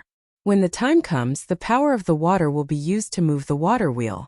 When the water wheel turns at a certain angle, the bamboo tube that was originally submerged in the water will be lifted out of the water. Because the bamboo tubes were tied diagonally to the water wheel, they were filled with river water. When the water wheel reached a higher point, the opening of the bamboo tube would face downward, and the water would naturally flow down from the higher point. You only need to use the water trough below to collect water, and you will be able to extract an endless stream of water. His explanation stunned Carpenter Lu and the old village chief. After a long time, the old village chief looked at Li Wangyu excitedly. Xiaolang, this is an amazing thing. It doesn't need any manpower to draw water. It's really a divine item. Carpenter Lu was even more excited. He grabbed the blueprint tightly and said, Xiaolang, I will build the water wheel for you for free. I only ask that you allow my Lu family to build this water wheel in the future. Li Wangyu laughed. Of course, I'll leave it to you, Carpenter Lu. As long as something like a water wheel was built, anyone with a discerning eye would know what was going on at a glance. There was no value in keeping it a secret. Since Carpenter Lu was willing to help him build the water wheel for free in exchange for the blueprint, Li Wangyu was naturally happy. Oh yes, Carpenter Lu, the bearings of the water wheel are best made of steel. Do you have any ideas? Yes. I will go to the blacksmith shop in the county today to build according to the blueprint. How many water wheels does Xiaolang need to build? 5 water wheels are enough. How many days will Carpenter Lu be able to build them? 10 days. Old me, 10 days is enough for me to build 5 water wheels. But the installation will require a lot of manpower. Carpenter Lu estimated the weight of the water wheel. It was not something his old arms and legs could carry. The old village chief laughed. Old Lu, you just need to focus on building the water wheel. 10 days later, I will gather all the strong men in the village to help with the installation. Don't worry. Then there is no problem. Li Wangyu explained some details of building the water wheel to Carpenter Lu. After making sure that Carpenter Lu understood everything, he left. But after taking 2 steps, Li Wangyu turned back and said, Carpenter Lu, I heard that your son is also a carpenter. Can I ask one of them to help me build something? Carpenter Lu smiled and said, Xiaolang asked them to build something because he thinks highly of them. I will ask Dalong to help me build the water wheel. You can take Erlang and San Lang with you. Thank you so much, Carpenter Lu. Then I will ask Lu Erlang and San Lang to come to my house tomorrow. I will tell them what they need to do. Li Wangyu remembered that he had promised Su Chongqing to renovate the bathroom. Now that he had money, he did not want to make things difficult for himself. The most important thing was to renovate the bathroom as soon as possible. Li Wangyu could tolerate other places in the Tang dynasty, but the sanitary conditions were too poor. Even he was not used to it, let alone Su Chongqing. With food in hand, there was no need to panic. Li Wangyu planned to expand the Tang dynasty's modern bathroom plan. Old village chief, can you help me find some people first? I want to renovate the house a little. Are there masons in the village? Yes, there are a few in the village who help people build houses. Your father asked them to renovate the house. Why Xiaolang wants to rebuild the house again? Li Wangyu smiled and shook his head. No, just a simple renovation. By the way, is there a kiln nearby? I also want to burn a batch of porcelain. The old village chief was getting more and more confused about what Li Wangyu wanted to do. However, in his opinion, Li Wangyu was a genius. Just by looking at the water wheel, he knew that. How could an ordinary person think of something like this? The old man felt that even if Li Wangyu was not a literary star, he was not far from it. So even if he did not understand, he still patiently told him where to burn porcelain. There was a kiln in Huxian. Although it was not a high-quality product, the craftsmanship was still passable. Li Wangyu thanked the old village chief and hummed a song as he went home in a good mood. "Why are you so happy?" Su Chongqing saw Li Wangyu's smiling face and asked with a smile. "Hehe, I asked someone to start renovating the house tomorrow. The modern bathroom is about to shine." Li Wangyu showed off to Su Chongqing. "Really?" Su Chongqing was surprised and happy at the same time. Li Wangyu patted his chest and said, "Leave it to me. In less than a week, you will be able to enjoy modern bathroom facilities. Let's go and help me measure the size. I will go to the county to order ceramic tiles later." The little girl Pei Lan did not know what her Lang Jun and elder sister Chongqing were going to do. She only saw the two of them mysteriously running to the west wing and the rear courtyard with measuring tools. They fiddled around for a long time and also wrote and calculated on a piece of paper. This made her feel very strange, but she did not dare to ask. She could only hide her suspicions in her stomach. Ever since her Lang Jun fell seriously ill, Perrin felt that he had become a different person. However, Perrin only felt that her Lang Jun was getting smarter and smarter. He also treated her better. The little girl did not think too much about other things. She only hoped that her life would continue like this forever. That would be the happiest. After Li Wangyu and Su Chongqing finished discussing things in whispers, Li Wangyu rode out to the county. This horse was given to Li Wangyu by the county official in the morning when he came to measure the land. It caused quite a stir in the village. The old housekeeper Li Heng could not stop smiling. In the eyes of the people of the Tang dynasty, owning a horse was the same as owning a car in the future. It was worth celebrating. Dingzhou village was only 20 miles away from the county town of Huxian. It only took half an hour to ride a horse. Li Wangyu asked around and found the entrance of a porcelain kiln in the suburbs of the county. Chapter 75. Dear customer, what do you want to buy? As soon as Li Wangyu got off the horse, the shopkeeper of the kiln greeted him warmly. Customers who can ride a horse are big customers, worthy of the shopkeeper's personal reception. Shopkeeper, can you order porcelain in your kiln? Of course, what kind of porcelain do you want? Although our kiln is not big, the craftsmanship of our old masters is very good. Whether it is porcelain bowls, porcelain bottles, porcelain basins, all kinds of shapes, as long as you need, we can order them. Li Wangyu smiled, took out the drawings he drew and handed them over. I need to make a batch of ceramic tiles. Can you see if you can do it?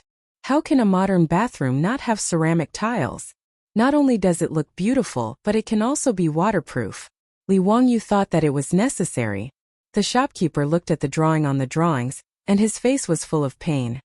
Dear customer, what is the use of this thing called ceramic tile? Old me has been making porcelain for so many years, but I have never seen this thing. I have my own use, can you make it? Of course I can. This thing is too simple, it is just a piece of porcelain plate, there is no difficulty. Dear customer, are you sure you want to burn this thing? The shopkeeper still did not believe that someone would want to burn such a thing. Li Wangyu nodded. That's right, the quantity I need is written on it. How long do you think it will take you to burn it? The shopkeeper pondered for a moment. This thing is very simple, 3 days is enough. But you need to pay the deposit first, after all, if you don't want this thing after it is burned, it is not convenient to deal with it. Okay, no problem. In addition, I also need to burn a batch of ceramic pipes. Shopkeeper, can you see if you can burn it? Li Wangyu took out another drawing.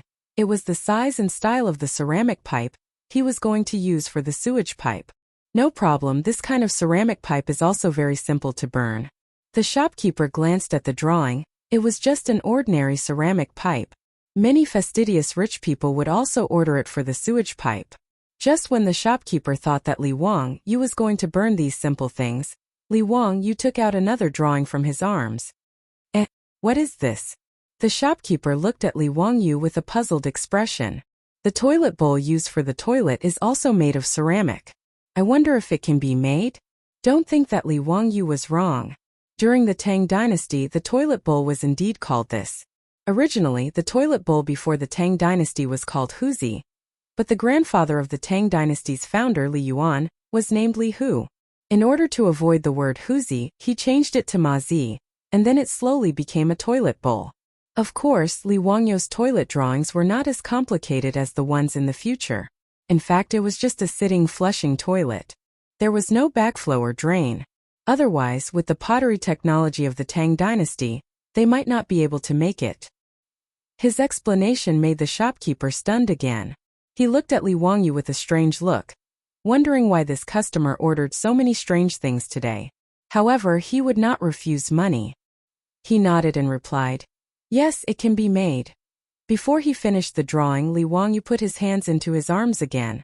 The shopkeeper was going crazy. Couldn't he take out all the things he wanted to make at once? The shopkeeper was no longer in a hurry.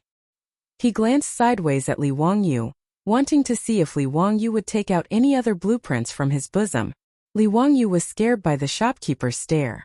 He smiled awkwardly and said, "Hee, no more. I just want to make these things." "Sir, it's 5 strings of copper coins. The deposit is 2 strings of copper coins."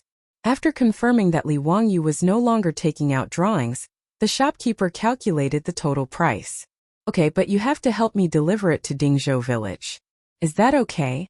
The shopkeeper saw that it was not far away, so he agreed. Li Wangyu took out the copper coins from the pouch and handed them to the shopkeeper. They agreed to receive the goods in 3 days.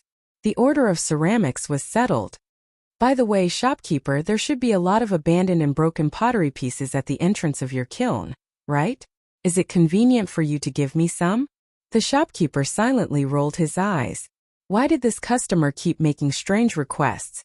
However, there were a lot of broken pottery pieces piled up in an open space at the entrance of the kiln. These were just garbage that could not be disposed of. The shopkeeper naturally would not be stingy. He took Li Wangyu to the place where the waste was piled up and let him take whatever he wanted. After thanking the shopkeeper, Li Wangyu found an ox cart and loaded it full of broken pottery pieces. After paying the fare, he asked the coachman to help him deliver it to the Li family in Dingzhou village. After that, Li Wangyu went to other places in the county to order a lot of things. After confirming that everything was ready, he rode back to Dingzhou village. When he got home, the ox cart had already delivered the broken pottery pieces. Li Heng looked at him helplessly and said, "Lang Jun, why did you let people bring back so many broken pottery pieces?" Su Chongqing was also very curious. "Wang, why did you bring the broken pottery pieces back?" "Hehe, it's a secret. You will know in 2 days." Li Wangyu pretended to be mysterious and smiled without answering. Su Chongqing could not understand Li Wangyu's next move. He actually ordered Li Heng to move all the broken pottery pieces to the big stone mill in the village. After breaking them into pieces, he used the stone mill to grind them into powder. In order to grind the pottery pieces, he even let Li Heng take the horse and use the horse to drag the stone mill. This made Li Heng's heart ache. It was not because of the stone mill, but because of the horse.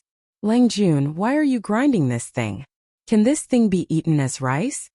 Li Wangyu did not answer.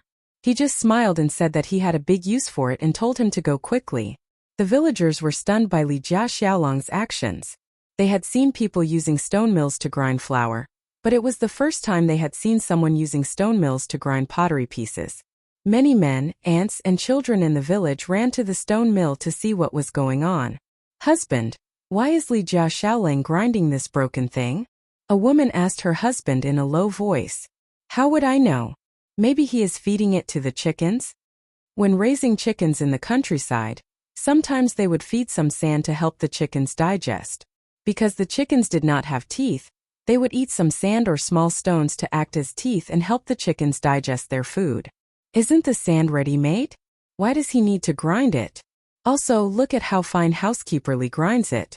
It is almost like flour. How can it be fed to the chickens? Why are you asking so much? The Li family's little Lang is a literary star who has descended to the mortal world. He knows more than us farmers. Just watch. There was even a villager who slapped his son's head with his palms that were as big as palm leaf fans. "San Lang, I'll send you to school in the future. You can also learn the skills of the Li family's little boy." Many villagers took the initiative to come forward and help. They drove the horses to sweep the dust, and all the broken pottery pieces were ground into powder.